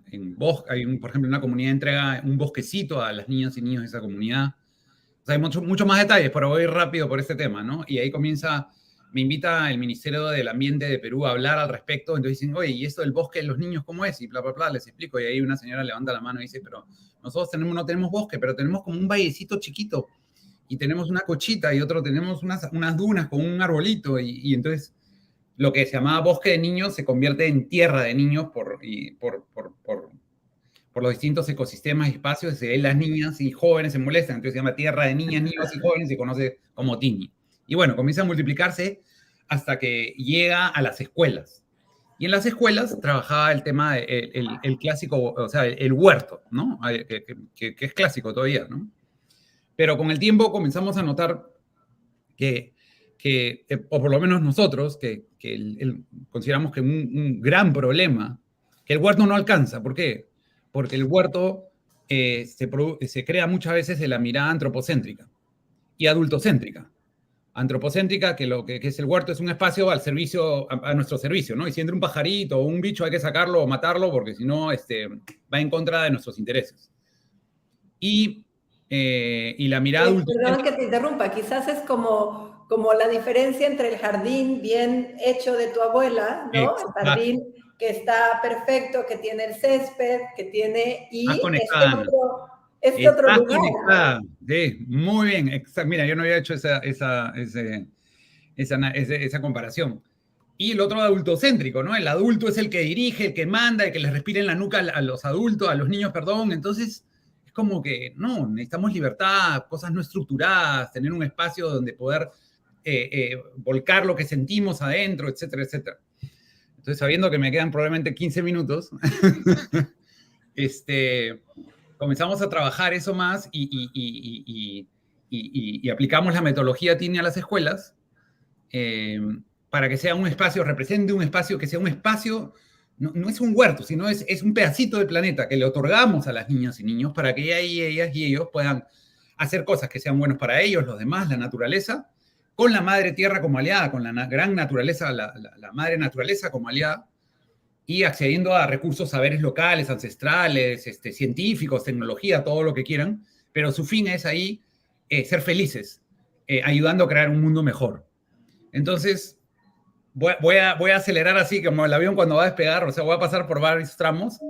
La metodología se va afianzando, es institucionalizada por el Ministerio de Educación de Perú en el año 2015, allá se llama ESFI, Espacios de Vida, en Ecuador en el 2017 como Tini para el Buen Vivir, y en Rapa Nui a partir del año pasado como Poki Genua, cada uno con su nombre, ¿no? Y ahora estamos trabajando con el Ministerio de Ciencia y Tecnología de Colombia, que probablemente vamos a hacer una alianza para que se promueva en el marco del programa Ondas. Entonces, y ahora sí, ¿en qué consiste, no? Puntualmente. Y en la pandemia además le damos un tema adicional, porque la pandemia nos enseña que lo que veníamos haciendo antes ya ni siquiera es suficiente, porque lo único que no podemos hacer es lo mismo de siempre, porque si no, los resultados también lo van a hacer. Entonces tenemos que innovar aún más. Entonces, y ahora sí, es así el tema, ¿no? Ya después de innovaciones y todo funciona así. Acá van a escuchar una voz ahí estoy acá cerca de la calle. Funciona así. La meta es promover a nivel global la inclusión de la madre tierra como maestra en el sistema de educación formal.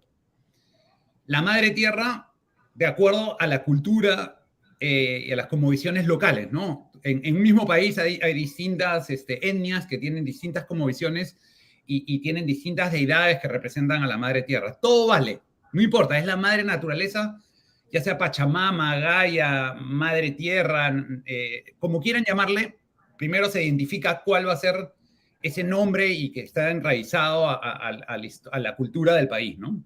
Acabo de venir de República Dominicana, no me acuerdo el nombre de su deidad, pero la tenían enterrada porque se había perdido con el colonialismo y estaban tan emocionados de poder sacar eso que era como que el corazoncito de ellos volviera a latir en un aire limpio, ¿no? Fue maravilloso. Pero bueno, regresando. Entonces, identificas la imagen de la madre tierra. Se personifica de manera tal que las niñas y niños les guste, que le digan qué linda la madre tierra. De ahí, el director de la escuela hace una resolución directoral y le incorpora oficialmente como un documento como maestra, ¿no?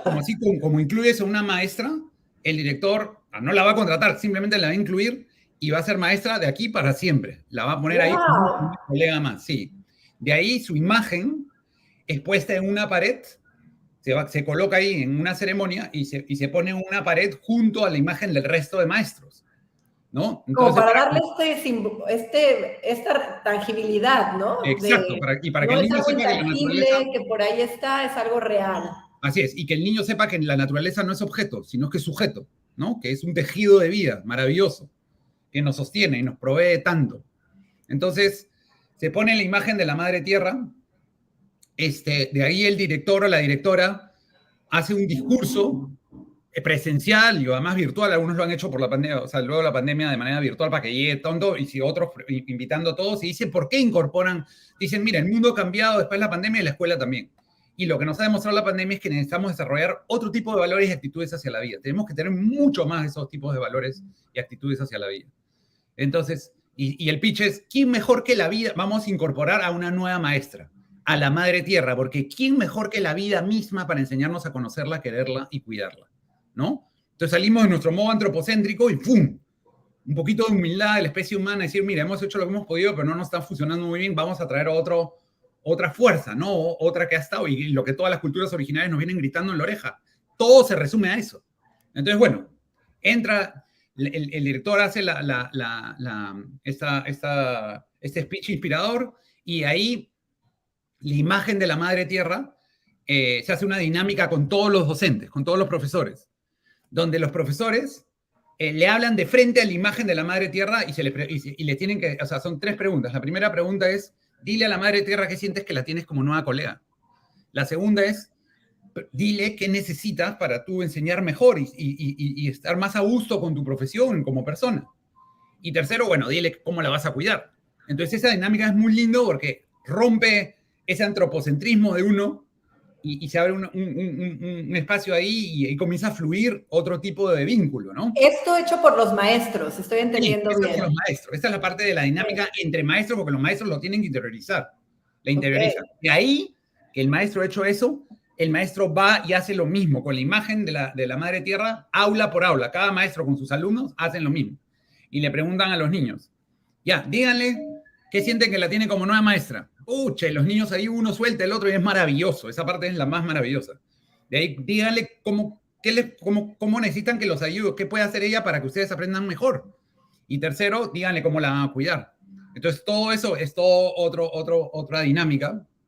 Y de ahí, lo que era el huerto, o lo que es el huerto, o si no había ni siquiera huerto, en algunos casos hasta sacan el cemento, se crea el aula de la madre tierra. Se crea su aula, ¿no? Si hay huerto, se hace un upgrade a hacer el aula de la madre tierra.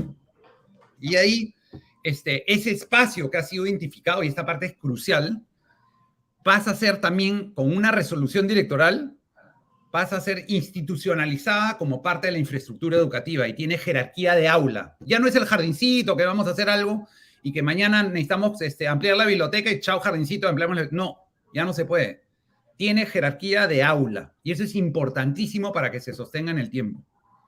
Entonces, y ahí las niñas y niños con los adultos, o sea, hay toda una dinámica, hacen un diagnóstico, bla, bla, bla, y construyen su aula de la madre tierra absolutamente mágica, de nuevo, con el principio, que es un pedacito del planeta que se les está dando para que ahí ellos puedan construir un mundo mejor, haciendo cosas que sean buenos para ellos, los demás, y la naturaleza con la madre tierra como aliada. ¿Y ahí hay alguna guía de cómo hacer eso o lo dejas a...? No, espera, muy buena pregunta.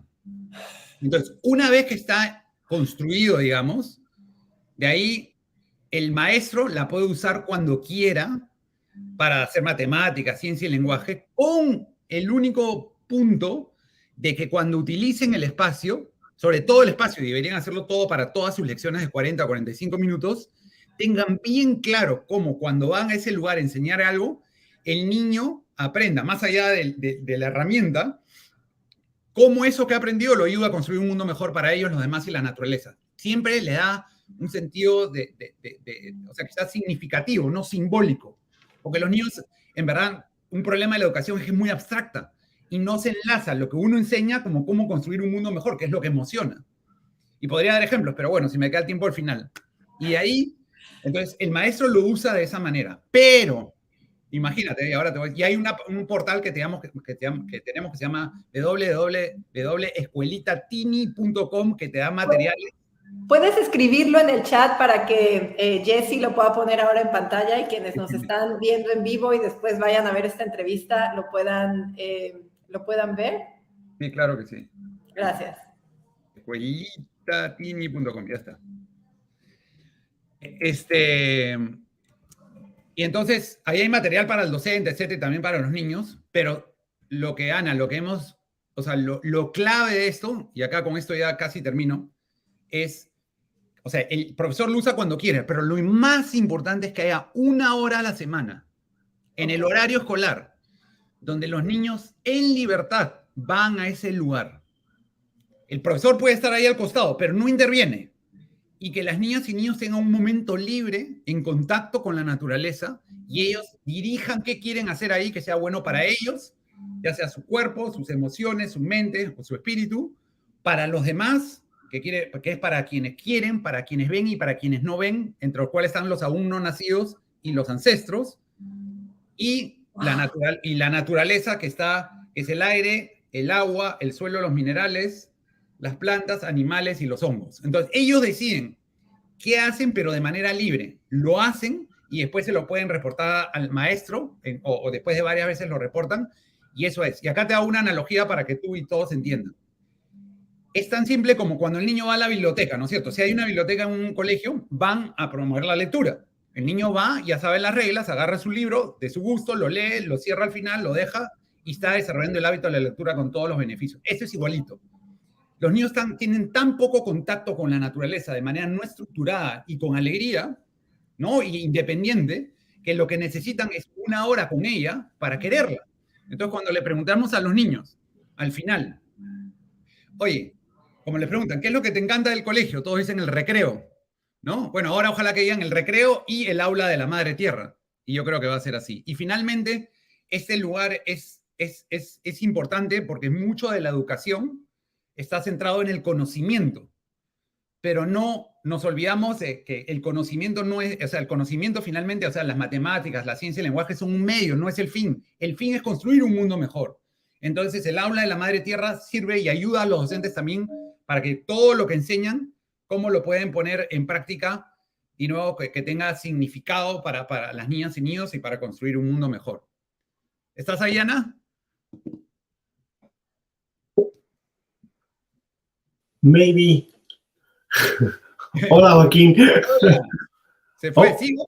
Sigo hablando. Muy poquito español. Back. Should I keep talking? Perfect. We got her back. Hey. Yeah, sorry. Something went good. I disappeared for a while, but I'm back. No, I'm almost done. 1 more minute and then I finish. And, entonces, los profesores lo usan cuando lo quieran usar, simplemente preguntándose siempre cómo lo que voy a hacer ahí contribuye a ellos, a los demás y a la naturaleza, sea matemática, ciencia del lenguaje. El niño tiene 1 hora a la semana para que sienta sentido de pertenencia, alegría, y cuando le pregunten al final del año qué es lo que prefieres en la escuela, no solamente digan el recreo, sino también el estar en el aula de la madre tierra, porque así la van a querer y entonces la van a cuidar, y que sientan y desarrollen sentido y propósito. Y finalmente, una vez que se ha hecho todo eso, la parte final es que hay un calendario que se hace anual, dentro del cual también durante las vacaciones las familias van a cuidar el aula de la madre tierra. No la dejan abandonada, porque eso genera también un sentido, otro tipo de vínculo, ¿no? Y al final la escuela difunde a la madre tierra como maestra en todos sus medios, y bueno, y hay un par de cosas más, pero oye, Joaquín, y antes de que se acabe el tiempo, porque a mí ¿esto está dirigido a un grado en particular o a toda la primaria? Todo, okay. Inicial, primaria y secundaria, sobre todo inicial y primaria. Ok. Y he venido a Costa Rica, rapidito, he venido a Costa Rica, porque acá estamos creando el Centro Global de la Madre Tierra como maestra, ya tenemos la fórmula, entonces es como un antídoto contra la apatía y la degradación ambiental. O sea, el antídoto en el fondo es poner a las niñas y niños en contacto regular y positivo con la naturaleza. Y Tini es como como si fuera Pfizer o Moderna de las vacunas, una analogía así, ya la tenemos. Entonces, hemos venido acá a Costa Rica, hemos hecho una alianza con la Universidad de Cooperación Internacional y la UNA de Costa Rica, y ahí estamos creando el Centro Global para capacitar con todo hasta el 2030 a todos los que les interese. Me de verdad, en todo el momento de que hablas, tengo la piel chinita. Me encanta lo que haces. Me parece increíblemente poderoso. Acabas de poner ahí, bueno, acaban de poner un link. Me encantaría saber más. O sea, después de esto me voy a meter a ver la metodología. Creo que es algo que se puede replicar en el mundo entero. Y me encanta esta visión de la madre tierra como maestra, y además una maestra que te enseña lo que necesitas, no lo que a cada quien le puede enseñar cosas diferentes, ¿no? Exacto, mira, te enseña de mutualismo, de cooperación, de biomimesis, de perseverancia, de resiliencia, de crecer hacia la luz, de ser un medio para canalizar energía positiva para el mundo. O sea, justo todo lo que falta. Claro, porque nos para hemos alejado de ella. mejor. Pues, Joaquín, se nos acabó el tiempo, pero yo te quiero agradecer infinitamente esta entrevista y este tiempo que nos dedicaste a compartir tu historia de amor por la naturaleza y lo que estás haciendo para difundir y para crear estos espacios en donde la madre tierra sea quien nos enseñe y nosotros la cuidemos a ella, ¿no? Y la respetemos. Muchísimas gracias. De verdad, ahorita mismo voy a meterme a tu página. Me emocioné muchísimo escuchándote. Qué privilegio haberte conocido el día de hoy. Igualmente, ahí está mi página, mi correo electrónico, el que esté interesado, tú o quien quieran, me escriben de frente, porque, o sea, vamos con todo al 2030 y nos necesitamos todos en cooperación. Claro. Y la Madre Tierra no es como un brand de Joaquín ni nada, estaba ahí, simplemente la hemos visto y es un bien común. Eso es lo maravilloso, no se puede comprar, no se puede vender, o sea, es de todos y está ahí y la necesitamos. Entonces, yo trabajo para la Madre Tierra, entonces vamos juntos y lo hacemos. Hagámoslo nomás, rápido, se puede. Padrísimo, Joaquín. Pues un gusto enorme y pues sigamos conectados a través de Naturaleza para Todos, de este gran festival y pues que sea algo que nos una y que podamos llegar a más personas. Gracias. Un abrazo. Un abrazo. Anna, okay, I just gotta say, I don't speak a word of Spanish. That was the most incredible interview I've ever seen. I thought I was the most energetic person in the world until Joaquin came around. That guy, is so energized by the work that he does. That was wild. It's such a beautiful and powerful job that he's doing. I feel so inspired. Like I'm leaving this interview so inspired to do more and more every day. Like he's amazing. This has been a very good interview, and so was Alexandra, that I already knew. But as always, it's amazing to hear from her. So yes, if you can, if there's any way you have transcript of this and you can translate what Joaquin said, it's amazing. It's really, truly amazing. Thank you for find out a way to do that. Thank you for giving me the chance to be here and for listening and for interviewing some of these amazing stories. I know there's more people coming. One more in this group, and then we've got like 30 more in the next day and a half. It's crazy, Anna. It's like the most incredible event ever. And thank you so much for finding a different connection, different device. So nice to have you. So much more meaningful to have these interviews in Spanish. So I really, really appreciate you finagling around today, and great to have the chance to talk with you two about the amazing work you're doing with Zamia. I really encourage our folks to check that out again at zamia.media if you want to find out about Anna's work. She's doing some incredible things. And just thank you so much for being a part of the festival. Thank you, Jesse. Have a wonderful day. I'll leave you to it. Enjoy your afternoon, and I'll bring in our last speaker here as we wrap up. So farewell, Anna. We'll say goodbye there. We've been going for 5 straight hours. I've been here for 5 straight hours. It's been a very exciting morning into the afternoon for me, getting to hear all these incredible stories from such passionate, amazing people, all as part of our My Nature Love Story event. I've been mentioning this throughout the broadcast, but this is our capstone event to the incredible Nature for All Love Fest. We've got events from partners all around the globe, environmentalists, conservationists, storytellers, and more, sharing their incredible work that they do to preserve life on Earth and to educate the public around it. And so today we were all set to wrap up with a video, but because he's going up to the Arctic tomorrow, which is a very good excuse, by the way, the best excuse, we are privileged to have David Boris joining us a little bit early. He is a visual storyteller, a social researcher. He is one of the Explorers Club 50 for this year, so 50 amazing explorers and scientists featured by the August Explorers Club. I'm so thrilled to have him back. David, I'll welcome you in, and then we'll get chatting. But like, I got the chance to interview you for an Exploring by the Seat of Your Pants program many months ago now. It was such a great time getting to hear about your incredible work featuring Inuit stories, particularly around the loss of caribou in Labrador. Your work is taking you to Kenya, Nepal, Malaysia. Like, you are a globe-trotting, jet-setting, fantastic visual storyteller. And it's a privilege to have you to wrap up our second block today, man. Yeah, no, thank you so much, Jesse. It's great to be here and just amazing to be part of this community and listen in on some of the things that other explorers and conservationists, storytellers are saying. So yeah, great being here. Well, we've been having sort of like a standard series of questions I've been sharing with people, but I've got to ask you first, where are you going tomorrow and why are you going there? What's that? Is this another project? Should we be looking out for a film sometime soon?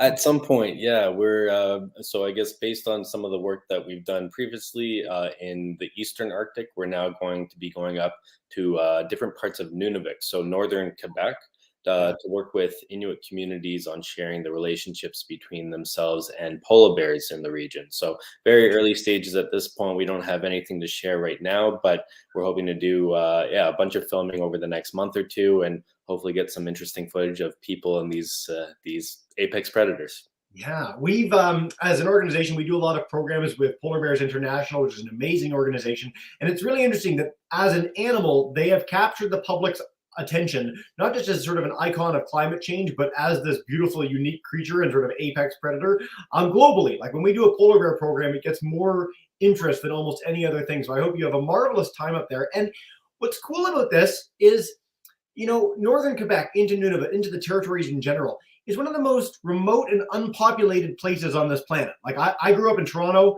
When I think about Canada, I think about, oh, it's a bustling place. And really, it's not. 99% of the population's along the bottom, and you have these huge tracts of wilderness with communities that have been there for thousands and thousands of years.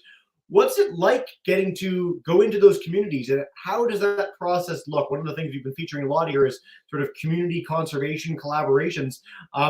As a settler, quote unquote, when you go into these places, how do you broach the filming process?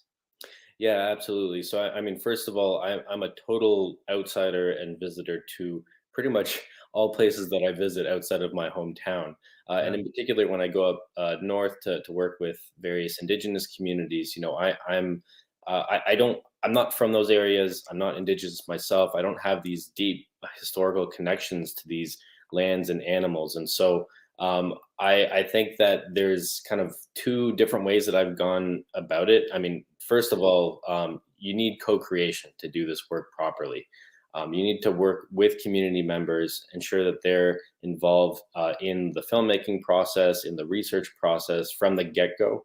And you need to make sure that the overarching themes and concept and direction of any of that kind of work is in alignment with what community values are. And so this, for example, this project that we're working on right now, you know, it's been well over a year of working with project partners in the area to ensure that we're going up, you know, not kind of blindly. We've got a direction on what they want. And, you know, I'm just really there to support with the process as well.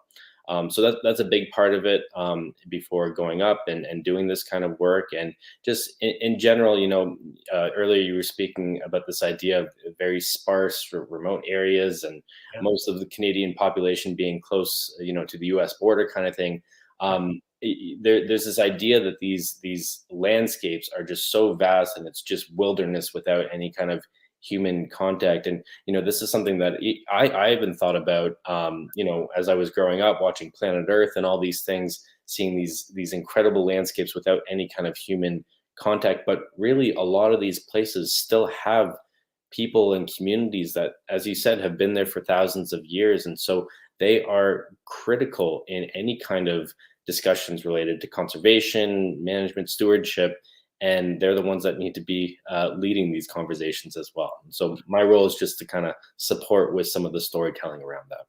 It's been really interesting as someone who grew up with things like Planet Earth and with Steve Irwin and just how these things were approached to begin with, how much it's changed over the last 10 years, especially, where this humble approach, basically, like this idea that, I'm just here to help share your story, you have people involved from the get-go, is a fairly new development. And it's really heartening to see because it feeds right back into that conservation element. If you go in and say, we know best and you're doing something wrong and here we are to help out, you instantly set up a barrier between people that could otherwise work together for a positive good. Do you see in the work that you do, and in general how we've been approaching conservation and storytelling in Canada, is it getting better from a person who's on the inside of this? Do the communities feel that this is improving how they're getting to share their story, or is it still not there yet?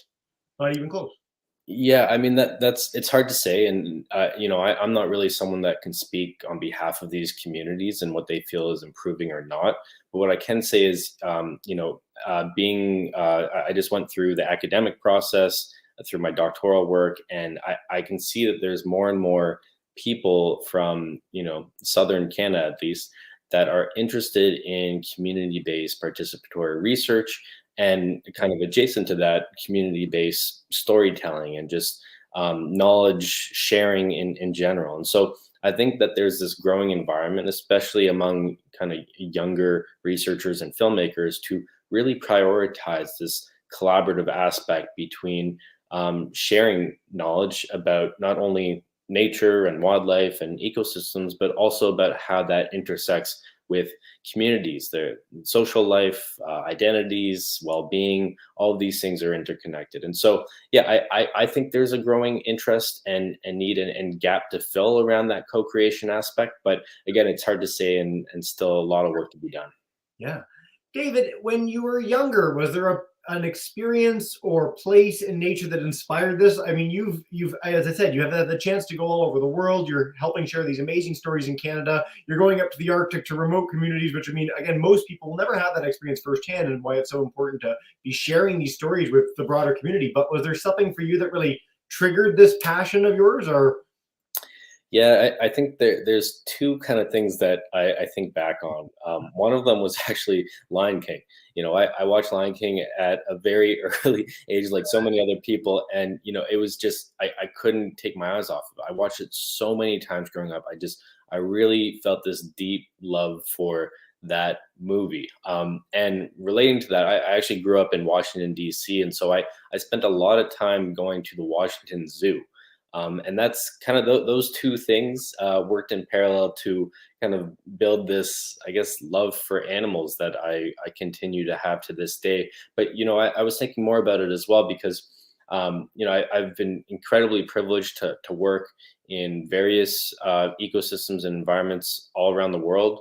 And I still feel, deep connections to a lot of the animals and places that I work with. But at the end of the day, my real connections aren't so much to places like Malaysia or even to the Canadian Arctic. It's much more to the regions and community, or the ecosystem around where I live and I spend most of my time. And so just as many of these community members have so much deep knowledge about those places, I feel like my real connection to my knowledge is actually just the forest that's right around the corner from me, where I've kind of grown up walking around. I know the birds and the squirrels and the trees and all those kinds of things. That's where I feel I have kind of the deepest connection to, just right around the corner.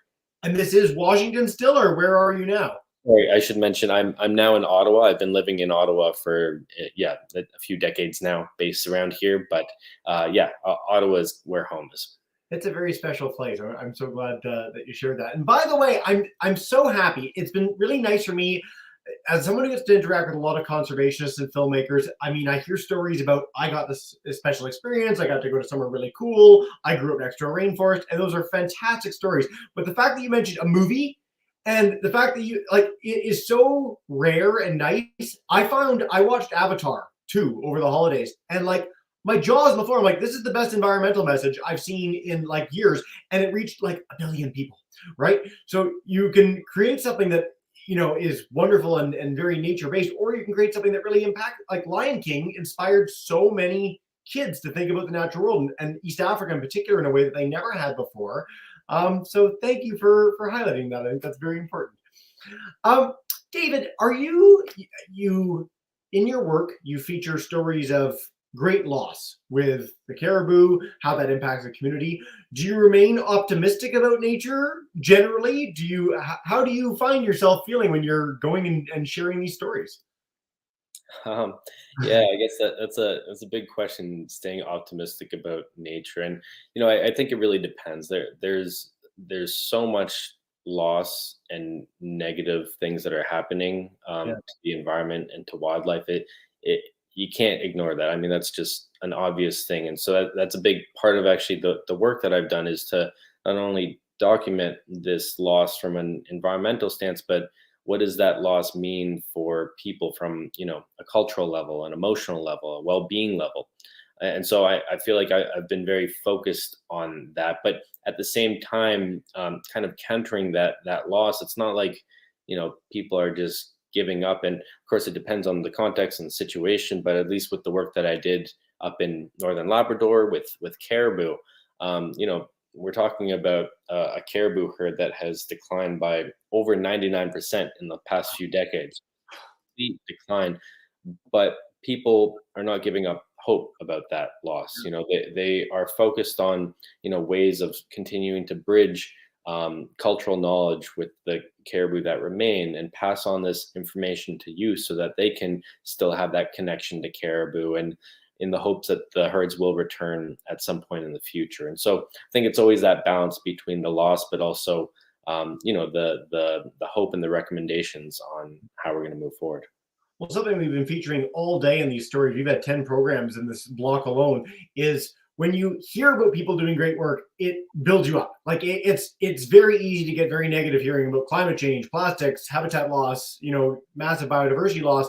And those are big challenges. I mean, these are, let's, not sugarcoat it. These are things that are going to be very challenging for us as a species to handle and deal with. We are going to lose some things, which will be beyond tragic. But I think that if you highlight where people are doing good positively, especially on the community level, it can really spark that sort of change and interest. And that's where I think visual storytelling and video does such a great job. Was it Lion King that led you to want to be a filmmaker? Was it an experience you had in school? Like, when did you first pick up a camera and start telling stories this way?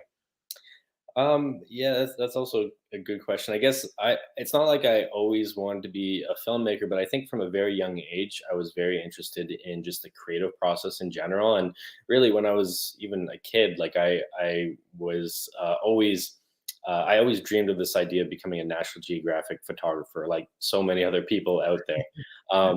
But yeah, it kind of just, like anyone else, grew up, pick up the camera, started taking some photos, and realized, I actually kind of like this creative process, even outside of the natural aspect behind it. I actually started back in high school working on little stop motions. That's how I that's how I kind of had my creative outlet, was creating these stop motions of me cut out as a little piece of paper and walking across like a kitchen and things like that. So yeah, that's how I started in the early days. And then eventually, once I got into my undergrad and past that, I was really focused on broadly human environment connections, but specifically international development. And so it was always this in the back of my mind, these interests between the creative aspects, the methods behind it, but also the social, environmental issues. And so I've really just kind of worked to bridge those three things together, and that's kind of the work I'm doing now. Yeah, you have several sites that we had the chance to, you sent me before the broadcast today. I would love to see that stop motion film. So if it's not on your main site, please do put it there so that we can watch this after the fact. But specifically, and this is how I got introduced to you to begin with, if people want to check out InuitVoicesHeard.com, an amazing resource, an amazing film. Check out some of the work that David's been doing there. And it's a special story. It's so nice to see, and it's so nice to see Inuit communities in particular being sort of recognized for their expertise, their knowledge of the land, their knowledge of the local wildlife, in areas that, as we've talked about, have been there for thousands and thousands of years. And so, this is so much fun. David, I want to go back to something a minute ago, because we talked about Lion King briefly, but you also mentioned the zoo. And I'm so happy you mentioned this, because I think a lot of people here, zoos can be controversial. And my thing with zoos when I grew up was that it was such an amazing and moving experience to get to be close to wildlife in that way. Like, it was a huge impetus for me to become a conservationist and someone who wants to share stories. Can you speak a little more to that? Because I think, you know, when you have a zoo or aquarium that's really well managed and where the animal care is at the highest standard, it can be a real place for connection with the natural world and inspire a lot. So please do tell. Yeah, and you know, I go back and forth on this quite a bit. To be honest, it's not like I'm so pro zoo or so anti zoo. I think it really depends on the context, Yes. how the zoo is managed, the species that are there, the quality of life. I mean, so many things come into play, and there are absolutely a lot of zoos that are very poorly managed around the world. And I mean, the priority is the well-being of some of these animals that are living there, and it's really a shame how bad zoos can be. But Yeah. when well managed and when, you know, in an environment that I think is overall positive for both people and the animals, I think they serve a really important purpose. And, you know, a lot of my connections with animals kind of started within those environments of just being able to see them, you know, face to face kind of thing. And so I think there is a purpose of maybe not necessarily zoos, but that those experiences of bridging youth in particular with some of these animals. And that also builds on, I also had the incredible experience growing up. My part of my family are farmers. Yeah. And so I spent a lot of time on their farm, even just, you know, with cows and llamas and things like that. And I think without those kinds of connections, I might not have the same kind of love and connection to animals that I have today. Yeah, we had a program not too long before yours where it was people that are from the heart of a city and they get the chance to go out in nature and interact with people they otherwise wouldn't interact with in a natural setting. And that is such a great bridge towards sort of more mutual understanding and more love of the natural world. And so I'm so glad you mentioned the farm. Llamas was an unexpected second animal there. I was expecting cow, pig. By the way, professional detachment out the window. The fact that you maintained a straight face while sending me Paperboy 2 as a YouTube link is incredible. So thank you so much for the fact that that still exists and that I've now linked it onto the YouTube channel. So if you want to see one of David's first efforts at filmmaking, I'm going to check that out the moment we're done. I really appreciate that. On the zoo note too, one thing that we like to feature is if you go to a major world zoo, you'll see accreditation. So CASA in Canada, AZA in the United States, and that means that the highest standard of animal care. It's not somewhere where they're keeping animals in enclosures that aren't meant for them. They've got people that are dedicated in keeping their health care at the highest standard. And I think that's a really great designation that someone just watching for the first time can look for when they go to one of these places. David, this is so much fun. Is there a particular place now that you've had the chance to go? Maybe it's a community, maybe it's a region that really has impacted you. Maybe it's somewhere for the Inuit Voices Heard film. I'm just curious generally if there's a place that really jumps out. Yeah, I don't know if there's one specific place, but I think just Labrador in general in Eastern Canada, it's just been a very special place for me because of the experience that I've had to go out and document caribou and Inuit and their connections with this animal. And so, yeah, it's not like there's one specific community, but just that land in general, just it was just such an incredible experience to see what life is like for people that still have these connections to the land that are just almost unheard of for a lot of urban environments. You know, I had a chance to go out on Skidoo and search for and track and find caribou with experienced hunters that spend, you know, tons of time out on the land, and they just their lived experiences and their place-based knowledge is something that it's still hard to fathom how much they know about the ice, the species, the trees, all of it. And so I'd say just broadly, Northern Labrador was just a very special place to me. I'm going to try and pull up a picture before the broadcast is done so people can see a little bit of Northern Labrador. I live in Newfoundland now, which is vaguely similar. Northern Labrador gets pretty epic in terms of its landscapes, a little more than we do, but it's such a special and unique part of this planet. I mean, as someone who traveled a lot of the United States, traveled Canada as a kid, there's no place like this East Coast and sort of as it winds into Nunavut and the incredible, huge territory that's up there. I'm so glad you've had that experience. And by the way, every time we get the chance to feature someone either directly who's done tracking of animals over long distances or has had the chance to work with people, that is such a, like, there's no parallel for that for city people to go and you see people and like, oh yeah, they're like 50 kilometers that way, and I can tell because there's this like print in the snow. It's like, how does that even happen? How do you ever get that level of knowledge? And I find it so humbling and also sort of like just jarring that people could ever develop that much expertise. But when you're in the community, how long are you actually there? Is it a week? Is it a month when you're doing these shows? When you're going right now, you're leaving tomorrow. How long are you going to be where you're going? Yeah, so tomorrow I'm actually only going to be there for about a week, which is not long enough, but it's because the next month or so, we're going to be going to a variety of different communities to document people and their connections to the land and all those kinds of things. And so, yeah, I'm going tomorrow to Inukjuak, which is in Nunavik, so northern Quebec. I'm going to be there for about a week. But when I was working on the caribou project, I was up in Labrador for almost 3 months or so, going to multiple communities, spending time with people, going out on the land, but also a lot of time in communities, because there's a lot of people that still have these connections to these animals that they don't necessarily need to be out on the land to have those connections. These connections come out through other experiences that are cultural, through food security, social connections, things like that. And so I'll just say it depends on the regions that you go to, and also, your own resources and budget and all that kind of stuff. But for this upcoming work, it'll be in total about 4 to 6 weeks that I'll be up in different communities. Outstanding. And I'm curious, for people that are watching that are younger and they want to follow in your footsteps, is there something you'd recommend? Is it start taking pictures early? Is it make amazing stop motion films? Is there a course or programs that they should take in school that really were impactful to you as you sort of started this journey? Yeah, I think the main thing is if you're interested, at least on the creative side, just really try to pursue what you're deeply interested in, and try to just build up some kind of portfolio or output or thing that you can show. And that's like a first little stepping stone to build on for future work. And like, as I mentioned, like when I was in high school, I didn't have really any experience at all, but I did have access to a camera.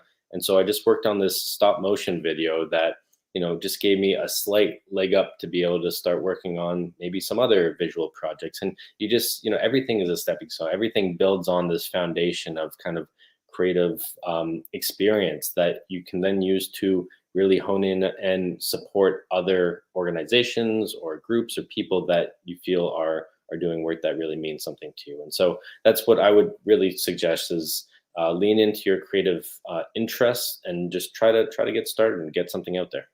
David, you're a very interesting guy. I always like chatting with you. I wish I could talk all day. Time flies and you're having fun in these 30-minute broadcasts. It's like the fastest half hour of my life.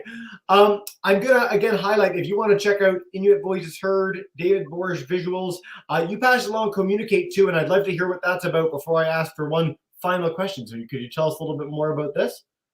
Yeah, this is very early stages. It's really just an idea right now, but this is just another way for me to kind of get my kind of creative work out there. And I guess the idea here is that a lot of, I think, communications work is done kind of in silos with, creative people, whether they're photographers or graphic designers or whatever. And then there's a lot of, research that happens and a lot of community work that happens, but these things aren't always interconnected. And so I see the idea behind, this Communicate topic of just bringing community members together, bringing different people together to work on communications from the start. So it's not like I'm a videographer. It's not like a videographer is coming in at the end of a project to, create a video. It's working on those communication ideas and concepts from the get-go of any kind of environmental or social issue. Fantastic. Well, I certainly hope wish you the best success with that. This is something that, again, a lot of researchers and a lot of groups have started to try and do in fits and starts without a little bit of that expertise. And so having someone like you be able to help them guide through that process and make sure that the message that they want to get out gets out in a meaningful way would be so, so important, especially as a general public. We look for more of these environmental stories. We look for these, when we can, positive stories of community conservation. So I wish you the very best. And in Labrador and Nunavut until then, because I can't wait for your next story. And I'm so glad to see whether it's Canadian Geographic, Explorers Club, and more. I've started to really recognize and laud your work because it deserves all the kudos it can get. David, before we wrap up our final program together of this block 2 of the My Nature Love Story event, is there any last message, broadly speaking, you want to share with an audience about filmmaking, about your experiences, anything to leave them with to get them more inspired to get into nature themselves? I think I would just lean in again on this idea that when you're telling stories about the environment, they need to be connected to the people that are around them. You know, even in the most, you know, remote areas around the world, like there are often still people that go to those places or have lived somewhere in those landscapes. And so I think doing whatever you can to have, you know, those voices brought in, whether it's on the kind of conceptual side or actually integrated into storytelling or research processes.